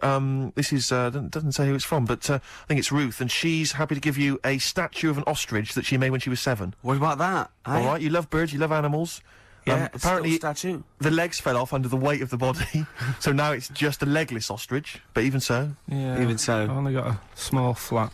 Sure. Another woman here. She. This is, I doubt if it's ostrich size. Yeah, it's just clogging up space, though, isn't it? This is Lauren. She's willing to give you some of her handmade blue tack animals. She makes animals out of blue tack. She can give you an elephant, a seahorse, a tortoise, a pig, a butterfly, fish, snail, even a stegosaurus, or anything you choose. See, I've got my art set on. You've got the books. You're excited by the this books. book. What about this, though? This is a Lego alarm clock with a little Lego man who's got a variety of hats. It says here, including biker's helmet and cap. 2, I think, of the village people. I don't know, Carl, if again people are picking certain things up. A clear stiletto mobile phone holder with pink fur on it, flashes pink and green. I think people know that you are not gay. listening. In this book, listen, right? In this book, little tips and stuff. It's one here about if your dog keeps nicking a remote control. Sure. The way to get it off it, ring the doorbell. Right, so you got to get off your chair, go and ring the doorbell, so the dog goes, what's that? And it drops the remote control, goes running to the door, you run back and pick it up. I love the idea of Carl doing that, and then the doorbell goes, and Carl drops it and goes, and it's the dog pressing the doorbell, and it sits back down, and Carl going, oh no, not again. I mean, I really do want... Can't I just have this? You excited by that, are you? It's brilliant. What about this one, though, that you mentioned? This is, a book which has got all those, urban legends and stories that you've read on the internet, and it tells you whether they're real or not. This has got the one in there. I know you're very excited about the one with the woman who stuck her head in the microwave. Yeah. Eh? Right. It's not... Alright, so basically she's saying here that whenever Ricky says, oh, it's not true, you can dispute that with your book? Yeah. What do you think then, Carl? Do you want to have a think about all these gifts? There's so much stuff, isn't there? Should we play a record and then come back? Can't... Have you found something you like in there? You're so undecided, Carl. I really like this book. Go on, and what is it? What else you found? What tip? God, there's loads of stuff in here. Let's just pick one at random. Don't be too tidy. Leave some areas for helpful garden animals to hide in. So when you're cleaning your garden and that, you know, it might look a bit of a mess, but think about the animals that are walking about at night in the dark and stuff. Yeah. Just little things you don't think about. Yeah, because they're pointless. Yeah. Okay, then we'll just play a record. Oh, there's so many to decide on. Yeah. Alright, what are we playing, Steve? This is something from a little compilation that came free with a magazine called Comes With a Smile. It's a good little magazine. And this is by Matt Pond, PA. It's called Night's End. I suppose there's a little bit of New Country, which we don't play often, but there's some nice tracks floating about, and that's Matt Pond, PA, Night's End. Well, I'm getting very sad now. 10 minutes to go, and so much to cram in. Now, thing is, Carl's fallen in love with that book, but I feel a bit bad letting a friend sort of win when all these lovely people, these regular listeners, so I don't think you can have that. But I'll tell you what, I'll borrow that, or I'll buy it for you, so you can have that anyway. What have you That's found safe, in there? you're going home with that. What have you... Avoid washing up by boiling the bag food. See, I could see why you'd love that. Exactly. Is there anything out? What other things have you caught your eye though? Put that book down. Yeah, go on. Well, one of our regular listeners who actually wants the bag and wants to be part of your life. Come on. Well, Richard emailed in, right? And he's got a book, which is similar to the one I like there. Yeah. Which has got like 180 stories in it. I mean, most of them are like true, I think. Do you know I was telling you that story about the woman who put her head in the oven to dry her hair? Yeah. Because she liked the way... And she boiled her brain. Yeah, she stuck it in a microwave. Avoid washing your hair by boiling the brain bags. So she put her head in the microwave? Yeah. And boiled her brains? And boiled her brains. Sure. She thought she'd get the same result as she did from the oven, but it all went wrong and that. And What do you mean? She used to dry hair in the oven? And she just, like, went modern? Apparently, it's like what punks used to do. You get a different sort of heat off an oven than you do off a hairdryer, right? Sure. So, she thought, well, I'll do it in half the time, use a microwave. Sure. She was busy, I she don't was late. understand how you can get your head in a microwave. It only works when the door closes. Yeah, but you jam the little thing, don't you? Well, don't say that. Don't say that. Don't tell. I don't think it's possible, but don't. Of course it is. Yeah, well, anyway, don't but do that. he remembers that story and said, I've got a book full of stuff like that. And, he sort of sums up a little story that's in the book about this girl who, she had long hair, right? And, she used to always mess around with it. And, she's sucking on it. Do you know, like how girls do with the long hair, they sort of mess around with it and stuff. Yeah. And she's sucking on it all the time. And she was doing this from the age of, like, 10. And then, I don't know, she's probably about 30-odd. And, she's doing this all the time. Guessing. And, she goes, oh, God, my belly's hurting today, mum. And she goes, oh, what's wrong with you? She says, I don't know. You're 30? Yeah. So, so she goes to the doctors, and the doctors do an x-ray, and nothing's coming up, and it's like, I don't know what's wrong with you, you know, you're just being a bit moany about nothing. She's like, no, honestly. He's a very intolerant doctor. Yeah. She said, this is... Piss off. This is really hurting, I don't know what's up with it. So anyway, they found out some sort of system of looking at what was going on. Yeah. And apparently, X-rays. No, it wasn't X-ray because X-ray didn't show it up. Okay. It was something else. So anyway, it's only gone and turned into like she's been sucking her air for so many years Sure. that little bits had come off. And Sure. she's got a giant air ball in her belly. Wow. Right. Yeah. Which was like huge, the size of a rat or something like that. Right, the size of a. It's so interesting what he chose. The size of a rat. No. Well, the funny thing is, when they eventually got it out, Yeah. the mum was like, you know, like, oh god, it was terrible, and that's what she actually said. It looked like a dead rat, Oh. Right. and it was in her belly, and that's like what was causing all the pain. Sure. And apparently, your belly acids don't kill hairs because it's so fine it can't handle it. Yes. Right. So I you reckon go for that book, are you? that's the one I want, Who's the yeah. winner then? Who's the winner of the lovely BAFTA What's his bag? name there? Richard Scholar, is it or something? Yeah, Richard, Scular or Scowler Yeah. or something. So he's the winner. So check it out. You're going to get that book coming to you. I'll borrow this book for you. I need an email within like 5 working days to sort of. So what's your clarify. email? It's carl.pilkington@xfm.co.uk. Okay, lovely. I want an email from this guy, and I won't be sending the bag out until I receive the goods. Okay, right, good. enough. Well, we've only got a few minutes. I want to play Suede and I want to end with the Smiths track. So let's play this. What is it? Suede, Stay Together. Lovely track. That's nearly it, Carl. Right, what's your last Room 101? Oh God, it was holidays. Holidays. You want to put holidays in room 101? People who are sort of annoying on holiday. Oh yeah. Do you know when you go away? Oh yeah. We've sort of touched on this before. Is this going to be the Scouse guy? Yeah. Go on. Oh, it's so long though. I mean, it was a holiday when we went to Tunisia. And the Scouser pissed you off. Surprise, surprise. Yeah. Yeah. But the annoying thing was, you know, when you go on it was a cheap holiday, and like the lesson here is, you know, if you want a good holiday, you gotta like spend some money. Yeah. And we didn't on this one. We spent about, I don't know, 400 quid for 2 of us for like a month or something ridiculous. And we got there, and you know, you get to the hotel and you go, we have made a mistake. You know, it's a ropey hotel. You know, you can tell like the blinds and stuff as you walk in, they're all dirty and stuff. You think, well, let's make the most of it. You know, let's not get down about it. It's a holiday. It's for a rest. And you try and make the most of it. And we had to meet. Do you know, like you have one of those things where you get to your destination and the rep says, right, you know, go and unpack your bags and that. Go and sort yourself out in the room. And tomorrow morning we'll meet up at 10 o'clock. And I'll go through, you know, the best sort of place to go for camel rides and, you know, the best deals I can get you. That sort of thing. Can anyone here walk like an Egyptian? So she says, right, tomorrow morning, meet 10 o'clock in the discotheque. So we get up and we have breakfast, and it wasn't a good breakfast. The kitchen was, like, bit horrible. The food wasn't good. And it was run by sort of midgets. What do you mean it was run? Not there's anything wrong with that. There was little fellas running around, and the annoying thing was one of them sort of started to fancy my girlfriend. How did he manifest his affection for No, it? you're not saying there's anything wrong with midgets, though, are you? Just saying it was not at strange that all. there was Yeah, a but lot- even midgets shouldn't be cutting in on Karl Pilkington's No, territory. I know, no. But it's also that thing of, you know, they've got little fingers, and it Oh, sort of God, I'm ruined- so sorry. No, I'm not. It is a bit of a phobia of mine. Okay. Do you know what I mean? They are nice people and that. Sure. Oh, God. But the annoying thing is... So what was he doing then? How did he... I don't understand how he was chatting up your girlfriend. Was he crawling under the table so you couldn't see? He just kept... Whispering to her from underneath there. Stop it. Just sort of, you know... Wait, I don't want to get a complaint on our last show. There's not many midgets What's listening. going to happen? Can we just finish this and start up again in a couple of months? Oh, yeah. So if you want to know more about the midget theme restaurants, then we'll talk you in 3 months. Yeah. It's just... Oh. It's just... No, that's fair enough, actually. Oh No, you're yeah, absolutely no, right, sorry Karl. about That's your this. producer's Listen, head on. we'll see you in about a really. It's been a pleasure, truly, and thank you for everyone that wrote I've got you a couple letters. of presents. Have you really? Yeah. I've got you both a present, right? Oh, I got Ricky, do you know, like we've done fables and Yeah. stuff? Right? Yeah. This is like Mr. Ben.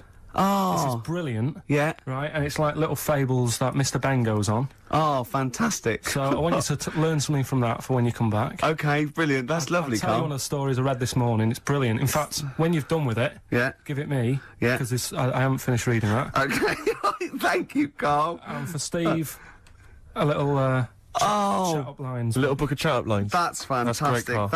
Well, we'll see you in 3 months. But carry on emailing Carl. Cherish Karl Pilkington. He sits in a little room by himself, so keep him in touch. And we'll see you in August. We're going to leave you with something that we all love. This is There Is a Light That Never Goes Out by the Smiths. Very apt, I think. Goodbye.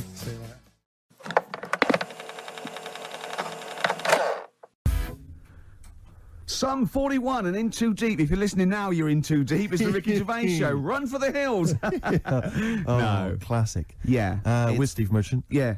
Whose birthday it is today. Yeah. So someone never listened before and they heard that link. They're thinking, great, it's proper radio at last. XFM 104.9, just gone 1:05. Steve, do you want some great music today? I'd love to hear some great music. Well, I've bought in some good stuff. I've bought in Oasis, we've got Radiohead, I've got some Dre, I've got some Alba, I've got some Jimmy Webb. I'm looking forward to that. Yeah. You know, we're keeping it real. Oh, absolutely. Yeah. I've got Charlatans, I've got Nirvana. Any Sade? There's no Sade. No, that's a shame. No, but I've been looking through the library and I have found 4 non-blondes. Brilliant. Looking from yesteryear. Looking forward to that later, Rick. Yeah. It was Carl. It was you that worked out the maths and worked out I was 28 because they just worked out I'm 27. You are 27. No way. Yeah, I asked you, didn't I? And I said because, no, but what I sort of questioned was, I said, well, if you're 27 today, that means last week you were 26. Well done. Yeah, that's irrelevant. So therefore, you assumed that I must be 28 then. Yeah. Whereas I assumed you were using, your knowledge of maths, such as it is. I wouldn't do that. No, sure. Wow. I actually got lost in that conversation because I genuinely didn't know what he meant would mean last week you were 26. I don't know what that meant. I don't know what it meant. Wow. Well, it is Steve's birthday. But he would have been 26 last week. Sometimes you genuinely frighten me because it's those staring eyes. There's nothing behind him. It's this little bald head. Looks like Davros looking at me. Genuine fear on his face when he enters into a conversation with another human being. What bit don't you understand? If he's 27 today, he would have been 26 last week, and he doesn't look 26. He didn't look 26 last week. He looks older than 28 today. You've started on his birthday. You're still having a go at him. Carl, I don't look like the kind of hot stud that I actually am, but face facts, that's the truth, mate. Yeah, live with it. Get with the programme, jeez. Well, let's have a little bit of cake. Okay. Oh, that's appropriate. See the what it birthday. But you mean the band, don't you? Not the cake. You haven't actually bought a cake, have you? Got anything at all? Cake, short skirt, long jacket, sort of fashion, sort of. Sure. Single. Yes. Yes. Yeah. Oh, I got. I just remembered something. Right. Think that like short skirt, long jacket. Once I was watching daytime TV. I was unemployed. It was the early days of it was about mid-80s, and who was hosting? It was sort of like one of those Eamon Holmes and someone, or like like Richard, not as good, not as. Yeah. And then Lindsay went, well, after the break, Leo Sayers popping in, tell us about clothes for the shorter man. I stayed tuned. He came on. He went, Leo Sayer? Yeah, he went, wear a short jacket. Why wear a short jacket? Optical illusion. You're going, well, that jacket, it couldn't be a foot long because that'd be mad. So it's 2 foot long. So he's 6 foot. So I'm looking at him there. Don't get too close. Just look at the jacket. How tall are you, Leo? Well, work it out. Yeah. This jacket's presumably about. Yeah. Isn't it? Yeah. Yeah. Of course it is. Yeah. Yeah. But Leo, you're famously quite a short man. In fact, I saw you on TV talking about clothes for the shorter man. No, but look at the jacket from there. Yeah, you must be about 6 foot. So you had to walk around looking like a bullfighter just for this illusion at like 50 paces. What's the other thing about stripes? Is it? Yeah. Horizontal stripes widen you. Make you look fatter. Yeah. Right. Yeah. So good advice, good fashion advice for anyone listening. On XFM 104.9. Leo Sayer there offering some topic. We should get Leo in, maybe offer some new stuff. For your birthday, a little special Leo Sayer visit for your birthday. Got any presents yet? I've received nothing yet. But then my parents haven't come up, and they're the ones that normally bring gifts. Oh yeah. They are coming up later, and I always look forward to my father's gifts. Yeah. Because they are remarkable. I don't know what he's thinking sometimes. I don't understand the logic. I mean, if I explain some of the gifts he's bought in the past, maybe you could figure out. I once opened, I think I was about 14. Right.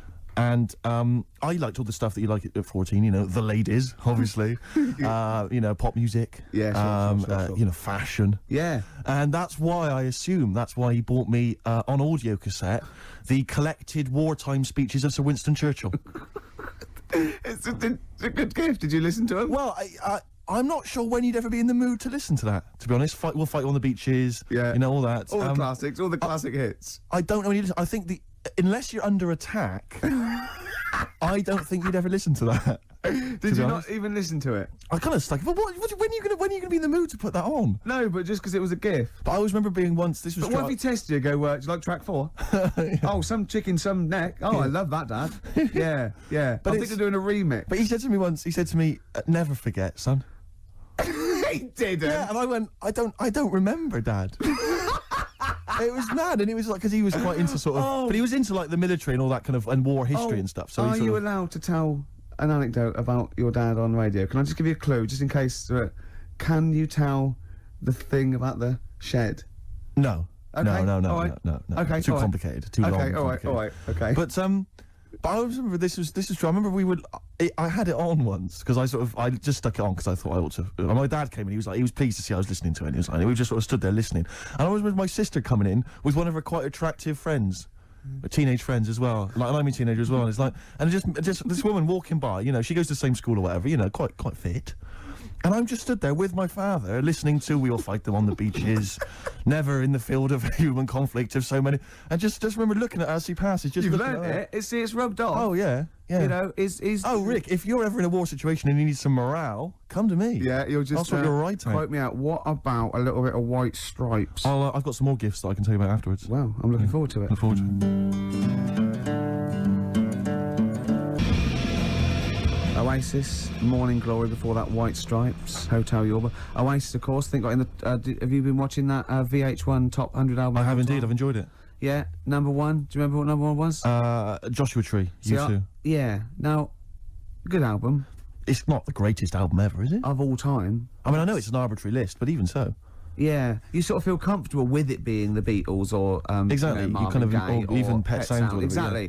And then yeah, maybe I don't it's think the time. I don't maybe remember. it's a generation shift. There's enough people now. But it was sort of, what I found odd in the list was it started off with, I think it was like the Doors. I remember there was Velvet Underground and stuff. You know, these kind of respected album classics. And then there was things like, you know, Stars, Simply Red. I mean, it was a big seller and it's well produced, whatever, but an odd choice for the greatest albums ever. And then I remember there was things like that Texas album. Yeah. Is it White on Blonde or whatever it was?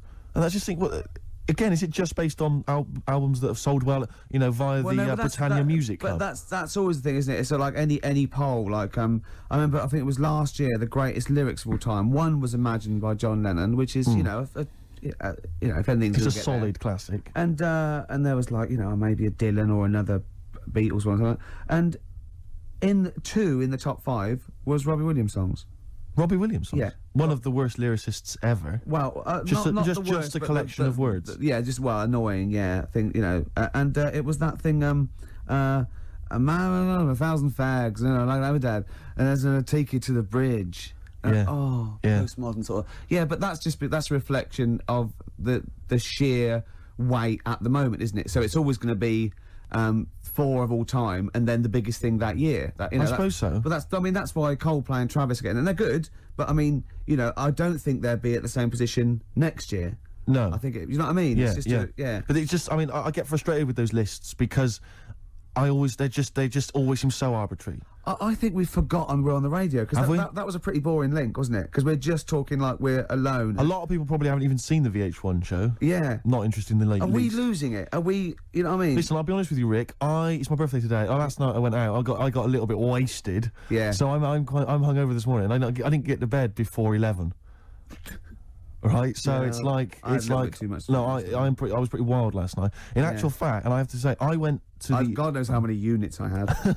I went to the Monarch in the Camden. Monarch, yeah. There was some kind of groovy night on. I went to the door. I got a load of mates with me. I said, any discount for XFM DJs? You didn't really? Yeah, I did. I was a bit drunk. He went, who are you? I went, Steve Merchant, Ricky Gervais. He went, Steve Merchant, brilliant. You can come in for free. No, he didn't. Yes, he did. I swear to God. He said, yes, you did. He said, and I said, what about mates? He went, it's £5. They can have £1 off.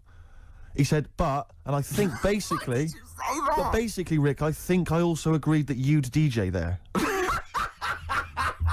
I can't remember, but if the guy is listening, he can maybe let us know if I promised that. I might have signed something, I can't remember. Oh, God. Oh, But anyway, no. it was a good This night. is like one of those 50s sitcoms when, you sold my soul to an angel. Exactly. Oh, how am I going to get out of this? Yeah, exactly. Oh, no. So anyway, if you go down to the Monarch maybe next week, Ricky Gervais playing. That'll be fun. Well, that was Elbow and Red off Asleep in the Back. I love that. It's Great song. Got sort of early Peter Gabriel, and that's wonderful. Well, we were talking about like your birthday and everything, and Yes. presents, and then I found out I'd been signed up to DJ at Yes. a club in Canada. Looking forward to that. To get you in. I got in for free. My friends I got love in that. at £1 off. I was just when the record was playing there, I said, why did you do that? Why did you try and get in free? Right? He goes, impressing my mates. Now, how impressive is it that Steve Merchant can get you in a place for £1 off? Oh. Yeah, you want to save money? Go with Steve. If they recognise him or have heard the show, you get £1 off. That is great. I have a quality discount. I don't know what you like more though, because I know you, and I think it wasn't just the acclaim and the fact it was the £1 off you liked. The money off was exciting to me. That was great. Any discount would have been fine. I imagine you made them all buy you a drink with Several. to the value of £1. It ended up costing them a lot more. Yeah, exactly. Well, have I ever? This is probably the most embarrassing of those entrance stories. Yeah. I was down in South London once. Went down to some party that was taking place in some kind of swanky bar, where there was a doorman on the front and a charge. I think it was something mental, like a tenner to go in. It was crazy. It was ludicrous. I don't know what I was doing down there. And I was in the queue. We'll establish what you mean by swanky later, because that could be. It was a posh place. Was it? And so there's a queue outside, and there was one of these doormen who thought it was like kind of Studio 54. He was like sort of, choosing people who could come in. Yeah, you two come in now. And I've been there for ages, obviously. I was on my own because I got there late. And clogs. Exactly. I've dressed up for this. And there were these two girls next to me. And I'm thinking, if I'm in a queue, I've told you before, if I'm in a queue and if I'm stuck with two girls, I'm thinking, what a great opportunity, use the old merchant charm. Yeah. And so I'm there, and I'm sort of thinking, I kind of sort of give them a nod or whatever, a wink. Yeah. They're loving it. Yeah. They move to the back. They're putty in my hands, Rick, as you can imagine. Yeah. And I thought, well, to really seal this off, I'll get us in. Like, I'll sort of skip the queue. So the guy sort of coming along, he's picking people off, the doorman, and I just grabbed him. I just grabbed him like that. And I said it so everyone could hear. Right? And I thought this was brilliant. I said to him, how much is it? He went, 10 quid. I went, I'll give you 7. That was my bribe. I'll give you 7. That's the whole £3. No, that can't be right. No. He must have said a £5, and I said I'll give you 7. Yeah, that makes more sense, doesn't it? That's giving him a £2 incentive. A £2 incentive. That's it. I'll give you 7. You can make up the 10. Exactly. You can, if you let me in, you can put in 3 yourself, mate. That never works, does it? He said to me. I can't be bothered. I'm just gonna have a kip, I think. I'm so tired. Was it percentages that put you off? That frazzled me initially. I mean, it's a funny anecdote when you're giving him £2. Yeah. It's even funnier when you're getting him when to he's put up paying stuff. me as well. Oh, I love it. Right, we're gonna play a record. Then we're really gonna concentrate. XFM 104.9, Ricky Gervais show. Steve Merchant's also involved. Don't go to bed. Oh no. Cypress Hill, Superstar, still to come. We've got such great bands as New Order, Ash, Nirvana, Radiohead. Song for the Lovers at about 2 o'clock is a beautiful song by Jimmy Webb. Lovely, Steve. looking forward to it. Now, it's Steve's birthday. It's XFM 104.9. He's 27. Yes. We're both a little bit hungover. Yes. Now, every link we've started hasn't really sort of... It's not really come to fruition, if I'm being honest. Nothing's happened. I mean, sometimes they're just all out, there's just blunders in them. Yeah. Or like this one, we've already run aground. Yeah. I think it might be a mixture of us, like we've been on this station for a little while, we're losing the will to live. Bored. But we're going to buck up our ideas. Can I just ask a quick question? I said buck up, by the way, just Can in I case. just ask a quick question though, because listening wants to complain. My birthday today, and therefore last night I went out, and that's my excuse for being a little bit tired and a little bit hungover. Yeah. What's your excuse? Because you didn't come out. No, I know. I mean, you conscious you had the show today. What were you doing? Staying at home, just drinking? Yeah. Having a little couple. Me and Jane went what time to did say you go to goodbye bed? to someone about 1. Well, that's stupid.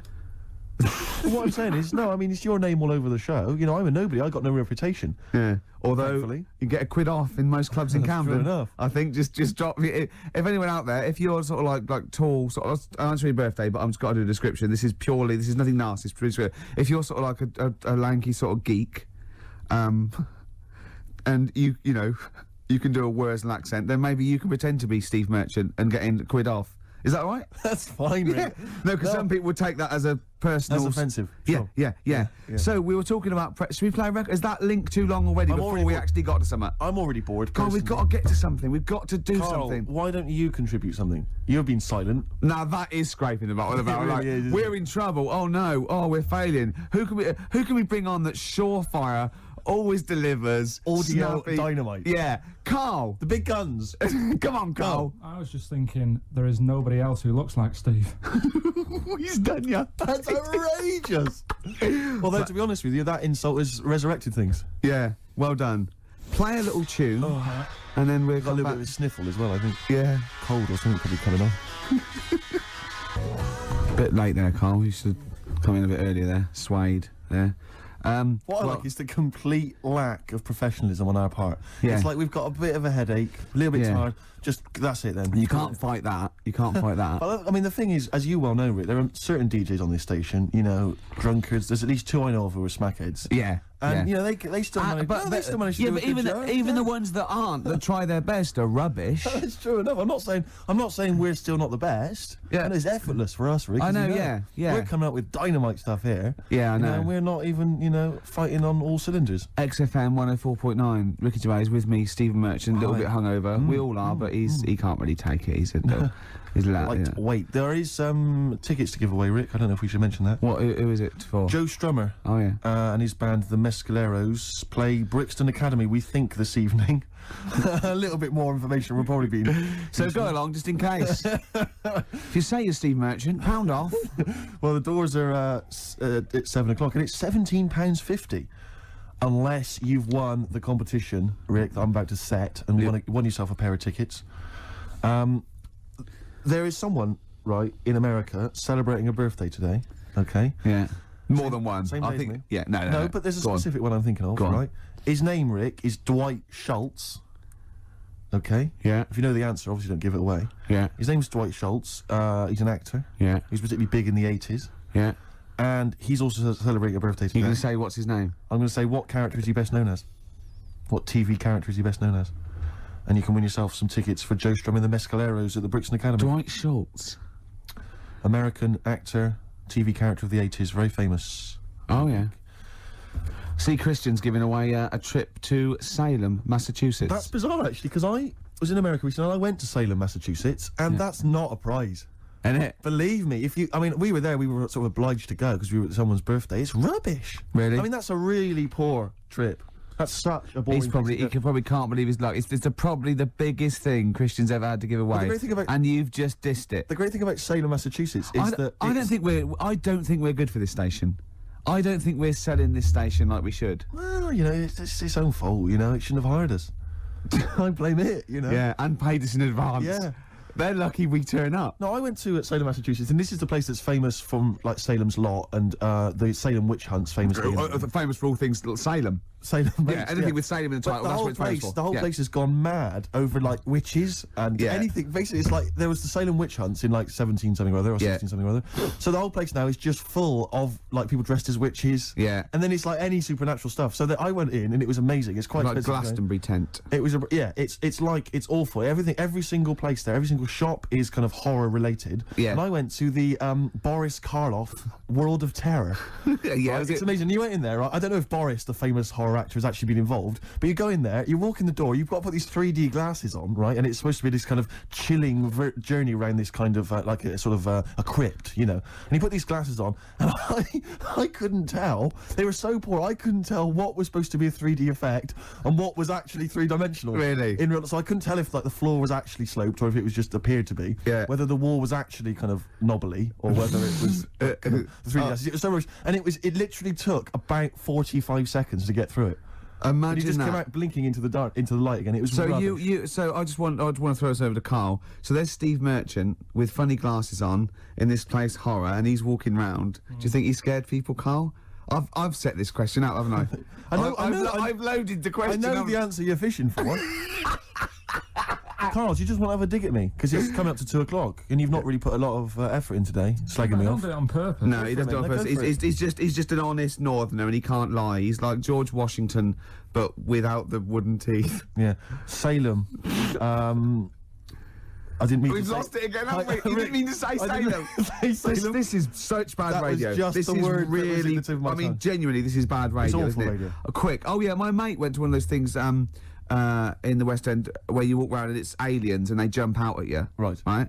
And he was so scared when the alien jumped out, and he ripped a bit of his face off. And What, the bloke- alien's face off? Yeah, it was foam, and the bloke went, "Don't do that, mate." Brilliant.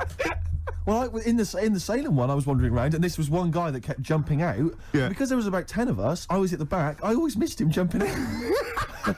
So when I got round, I missed all the frights. It was Oh ludicrous. no! You'd at least you'd have thought he'd like jump out, then double round and jump out again. For Yeah. the people at the end of the Everyone queue. back catch that? Not No, what really, you doing? no. We. All right. Okay. Move on. Oh, if you want to win those tickets, 08700 800 1234. Dwight Schultz, who is he better known as? Yeah, Basement Jack said, keeping it real. Where's your head at? Where is your head at? Yeah, I know what they're saying. They're saying, where's your head at? Where is your head at? Yeah, XFM 104.9. Ricky Gervais. Now, just one thing I would say, Rick, is that I've spoken to a few people who've listened to the show, and a lot of people, this is the highlight of their week. It really is. No, a lot of bedbound people, and yeah. and we're not putting we're not really putting the effort in, are we? We're providing nothing. We're trying, but it's just not coming out right. It's just The words aren't coming out. When I say them in my mind, they're brilliant. But it's sort of like getting old. Your mind. I still want to run upstairs and things, but I just the lift. I'd like to run upstairs. I just can't anymore. And I feel like today. The comedy's in there. There's interesting fun, there's things humour, and there's it's interesting all stuff. in the head, and it has to go via the mouth. Yeah, that's the problem. It's just not working for me. But it is your birthday. You're 27. Happy birthday. Thanks. We're talking about. Can I tell you one of the best presents I ever had? Without doubt, all I ever wanted was a go-kart. This is true. I was like sort of 5, 6, 7, and I eventually for Christmas, I wasn't sort of spoiled in the sense that I got pocket money, but I always got what I wanted at Christmas eventually, because working class mothers they'd get it out the catalogue and pay for it for the rest of the year. So I always got really as many presents as anyone else, and I got this go-kart. It was a little red go-kart, and it was a pedal one, and I'd run home from school and I'd be in it. And I'd get up and down the garden for hours. I had to come in from a tea, and this was fantastic. And this went on for like weeks and weeks and weeks through the summer. The next time, it was fantastic go-kart. I'd show off, and then one day I came home and I went. It was always at the back of the shed, sort of up against the shed.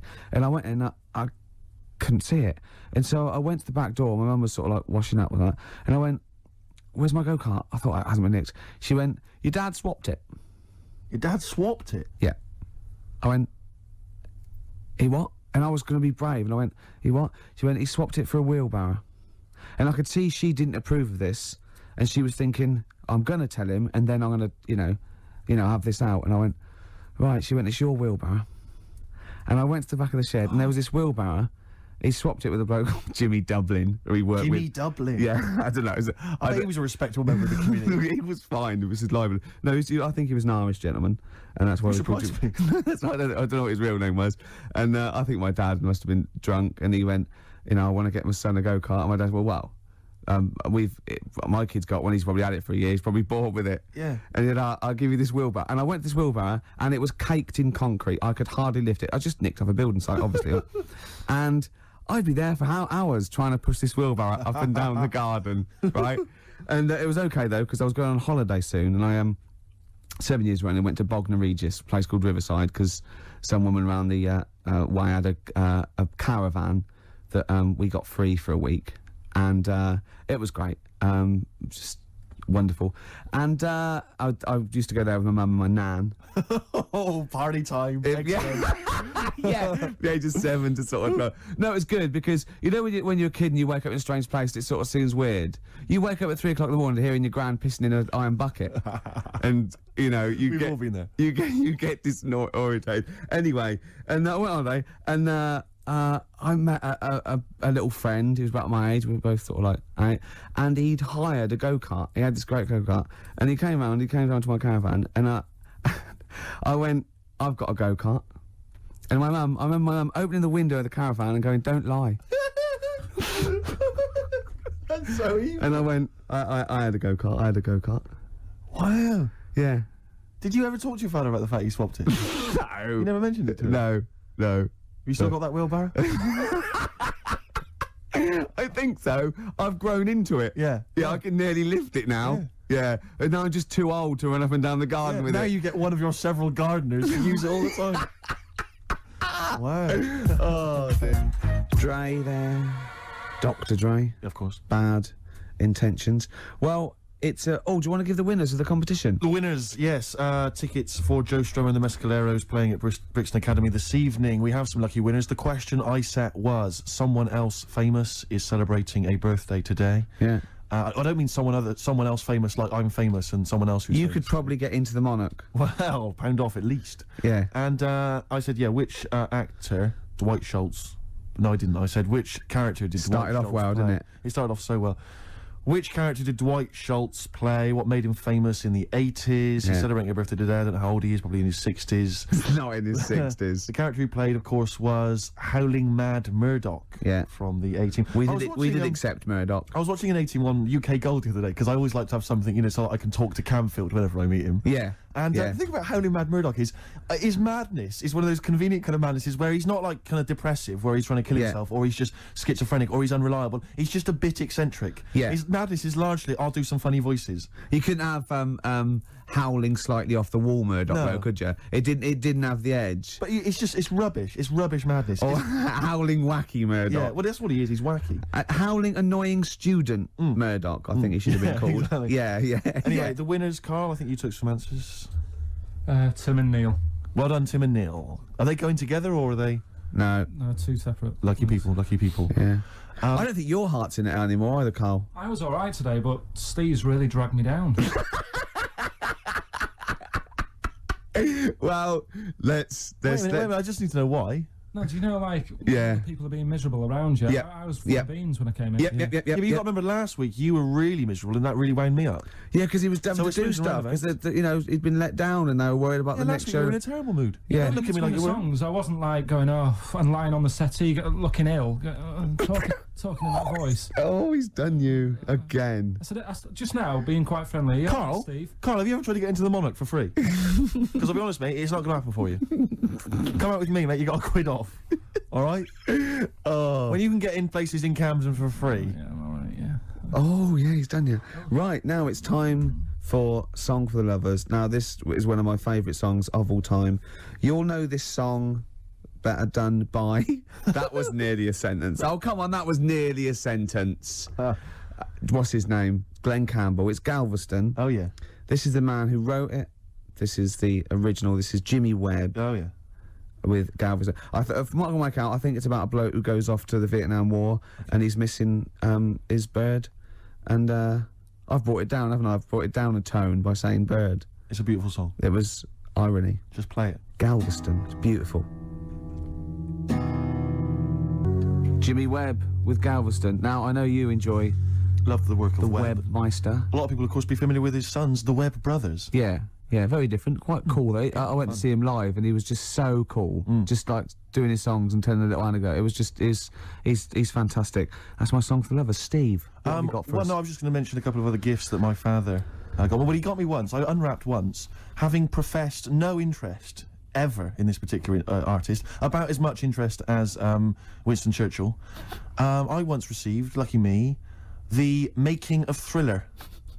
It was a video behind the scenes on Thriller from Michael Jackson. I know what he thinks, though. But he thinks Steve loves to dance. No, he went. You love music and you love films. Yeah, no, that's a film. Yeah. Yeah. But I mean, I've never professed any interest. I mean, I don't think it even had Thriller, the actual film, on it. It was just the making of Thriller. Really? Behind the scenes, Michael Jackson dancing around and John saying, Landis. Yeah, it was rubbish.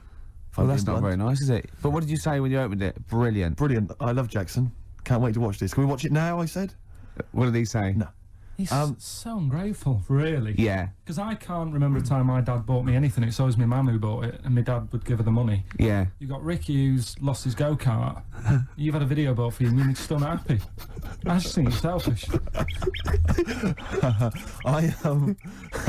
It's not so much that I appreciate the fact that there is a gift. I think it's the fact that the gifts are arbitrary and can be bought in the shop that's opposite the place he works. Tell Carl what you got your mum for this. Well, Listen to this, Carl. You'll love this. Right, it's the thought that counts, right? So I suppose if you say that the thought that counts is the fact that he went and got anything at all, that counts. Okay, fair enough. But he phoned me up. He said, "What shall I get your mother?" Right? It's her 20th wedding anniversary, right? What shall I get her? I said, well, I'll tell you this. This is a great idea I'd heard from somewhere else. Why not get her, pay for her to have a makeover, you know, and all this sort of treatment, you know, and the beauty treatment and that. She'll love that, you know, then take her out, give her a meal and stuff. He went, okay. So he hangs up. I speak to him on the day of my mum's birthday. I say, what'd you get? He said, I got something. I said, do you go for the makeover idea? He went, not exactly. I went, what'd you do? He went, I bought her a trowel. A trowel. I went, a trowel? He went, yeah, for the garden. I went, it's a trowel. You've been married 20 years and you got her a trowel. He went, it's stainless steel. I said to him, it's a trowel, Dad. And he went, do you think I should have got it engraved? It is mental. And I went down to see them, right? And I went in the lounge and literally, imagine it, like, it wasn't this, but imagine, I got in there, he'd bought this trowel, right? And he'd also bought her an industrial-sized tin of coffee. You know those ones, those big-sized ones you have in like hotels. How does he say she loves coffee, Steve? She loves coffee, Steve. He said. I love the fact that that's meant to be like the whole family didn't use it. Like she keeps that by her bed. Yeah. Like she's in Stalag 13 or something. This is my coffee. But imagine walking into the lounge, right? She's there. She's got the presents that my sister's bought and that. A trowel, just holding a trowel and a tin of coffee. And me walking in wondering, I wonder if there's anything sort of that she regrets in her life. Mental. Oh, that's lovely. She loves coffee, Steve. She loves coffee, Steve. Oh. She loves the garden. Carl, what's the worst present you've ever had? You see, we don't really celebrate birthdays in our house, so... What? Where are you from? What planet are you? What do you mean you don't celebrate birthdays? Are you here from another world observing? Like, trying to blend in, but not quite managing to pull it off? Not that fussed about it. Right. You know what I mean? It's... Yeah. My mum and dad's are on the same day. And I think that just was like... That's a bit weird, isn't it? And their anniversary. And... Well, they got married on their mutual birthday. But Carl, can I just... And Christmas. But Carl, there's a difference between you saying... What do you mean their anniversary's on the same day? Of course it's on the same day. Yeah, and the birthday. But, Carl, what I mean is that... you say that you don't really celebrate your birthday, but presumably you have received some presents at some point in your life from your parents. Or anyone. Yeah, Okay, well, we'll come back to you later. Yeah. Thanks. Let's play a record. Carl, have a think about that and we'll come back to you later. Thanks very much. Ash and Sometimes, they've won me over. They have indeed, yeah. They've just got they've got to be the band they always wanted to be, I I'd think. have written them off in the early days, but no. Me too, Steve. Just goes to show. Go on. Carl, any thoughts on what gift you've perhaps once received that you can joke about now, but was tragic at the time?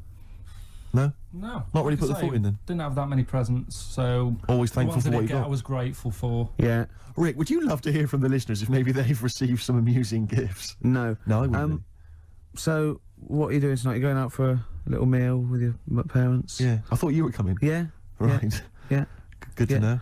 Yeah. Any no. suggestions as to where we could go? I mean, maybe people would like to phone in, because I've got no idea. It's got to be largely meat-based. My family only really eat meat. Do you know the steakhouse near me? It's closed down. Brilliant. That's one. There's lots more to go. Let's not stop there, people. Come on. I used to look across and think, is that a bingo hall? I know. It's Or bright. somewhere to eat? Yeah, neon. There's at the back. Right at the back had cocktails, and you know, just imagine. Who's in there with a cocktail? You know, imagine you going in there with a DJ sitting there. ladies. Hi. Be fantastic. Go on. Carl's got something to say. I can tell. What? Is there a chance that your dad's like on the way into London now and has heard you saying, "Oh, Yeah. he got me this and he got me that," and he could be like nipping to a shop now to buy you a rake and thought, Yeah. Just think of that. Oh, that'd be terrible, wouldn't it? Or the making of the Bends. Yeah, he'll probably turn up and say, I was going to get you a gift, Steve, but then I got high. And we'll all laugh. Cultural reference. Yeah. Right, this link has run out of steam again. Yes, but don't worry, because I can salvage it. Go on. Because it's time for Under the Covers. Cover me up. Oh, you got me Between the covered. covers. Between the covers. I like covers. Cover songs. Yeah. And This was done by someone else. And it was this week I'd like to play I mean, we're all fans of Destiny's Child, Rick, and we're all fans of the song Say My Name. Yeah. But have any of us heard the Scottish band Spare Snare doing their version of it? I suspect not. Let's hear it now. Spare Snare doing their version of Say My Name by Destiny's Child. Rick, what did you make of it? Do you remember Raw Sex that used to be in French and Saunders? Was Roller River on as well? Yeah. Is that basically what it's like? It's a bit like that. Do you think maybe the cover version section's running out of steam? If that's what we're playing. I think we should only ever do sort of 6 weeks a year on radio. Right. And then, you know... and people will kind of remember that. It'll be beautifully preserved in their memories. Yeah. You know, like Benny Hill used to do one show a year. Right. You know what I mean? Imagine how awful it would be if he'd like do it every week for 2 hours. I don't think he'd have been so successful, to be honest, Steve. I think he'd run out of ideas. Rick, I know that you are tired of coming in every Saturday and doing the show. I know I am, and I suspect many of the listeners are. But maybe we should leave it to the listeners. You know, if they want us off the air, maybe they should just email, fax, phone in. That'd be... I think everything should be like that, though. Vote whether you want to, you know, like a binary sort, like, you know, up against someone knocks... Like winner stays on in pool. Yeah. I hate that, winner stays on in pool, in pubs. It's just horrible, fascist, isn't it? You want to play with your mates. You don't have to beat a bloke with one tooth who just plays pool all day. Yeah. Costs him nothing, and he has 93 games. Of course you're not going to beat him. He's a professional by the end of the evening. Okay. XFM 104.9. Oh, Merry Christmas. For Hero by Les Fleur. Great bloke, Les. Yeah. Worked with him in Blackpool. Weird. Had very high voice. Can't grow a beard. Yes. But, yeah. I'm joshing. Probably pronounced Les Fleur, innit? Les Fleur. Yeah. We know all that. Oh, we know that. We know that. You noticed all those huge posters advertising Christian O'Connell's breakfast show? They're all over the place now. They're mainly on the tube. You wouldn't know, Gervais. No. What with your driver and everything. Imagine if they'd spent the kind of money they must have spent on those advertising our show. I know. And those people were tuning in, and today's show is what they heard. I was actually thinking, right, because we do care in a way. Yeah. We couldn't get over it today, you know. Just to word to the kids, this is what alcohol can do to you. Yeah. It's a sobering lesson. Yeah, it is. Yeah. But I thought, what if this was our first ever attempt at radio? Think how gutted we'd be. We'd go, we're not What right. worries me is it's like, I don't know, it's like in my sort of hangover state, it's like I've kind of woken from a dream, and I've sort of thought to myself, all the stuff we're saying today is what we normally say week in, week out, and we think is brilliant. And it's today we've done it, and it's rubbish, and it's like we've seen the truth. Oh, yeah, it might be. See, so an alcohol can just not as interesting or entertaining as we thought. So yours could be BSE as well, though, because I know you're worried about that. In, I think. Yeah, because you just ate beef, didn't you, for the first 15 years? Largely just beef, yeah. Beef and milk. Yeah. Mainly uncooked. It was just, you know, they just wheel a cow in. from the cow. Yeah, just suckle it from the cow. Now we get complaints about that. We will indeed. I always wondered if Bruno Brooks ever got complaints, actually. When he once played Rage Against the Machine, Killing in the Name of, and he must have dozed off or something because he didn't realise all the swearing, you know, F you, I won't do what you tell me, and he just left it playing.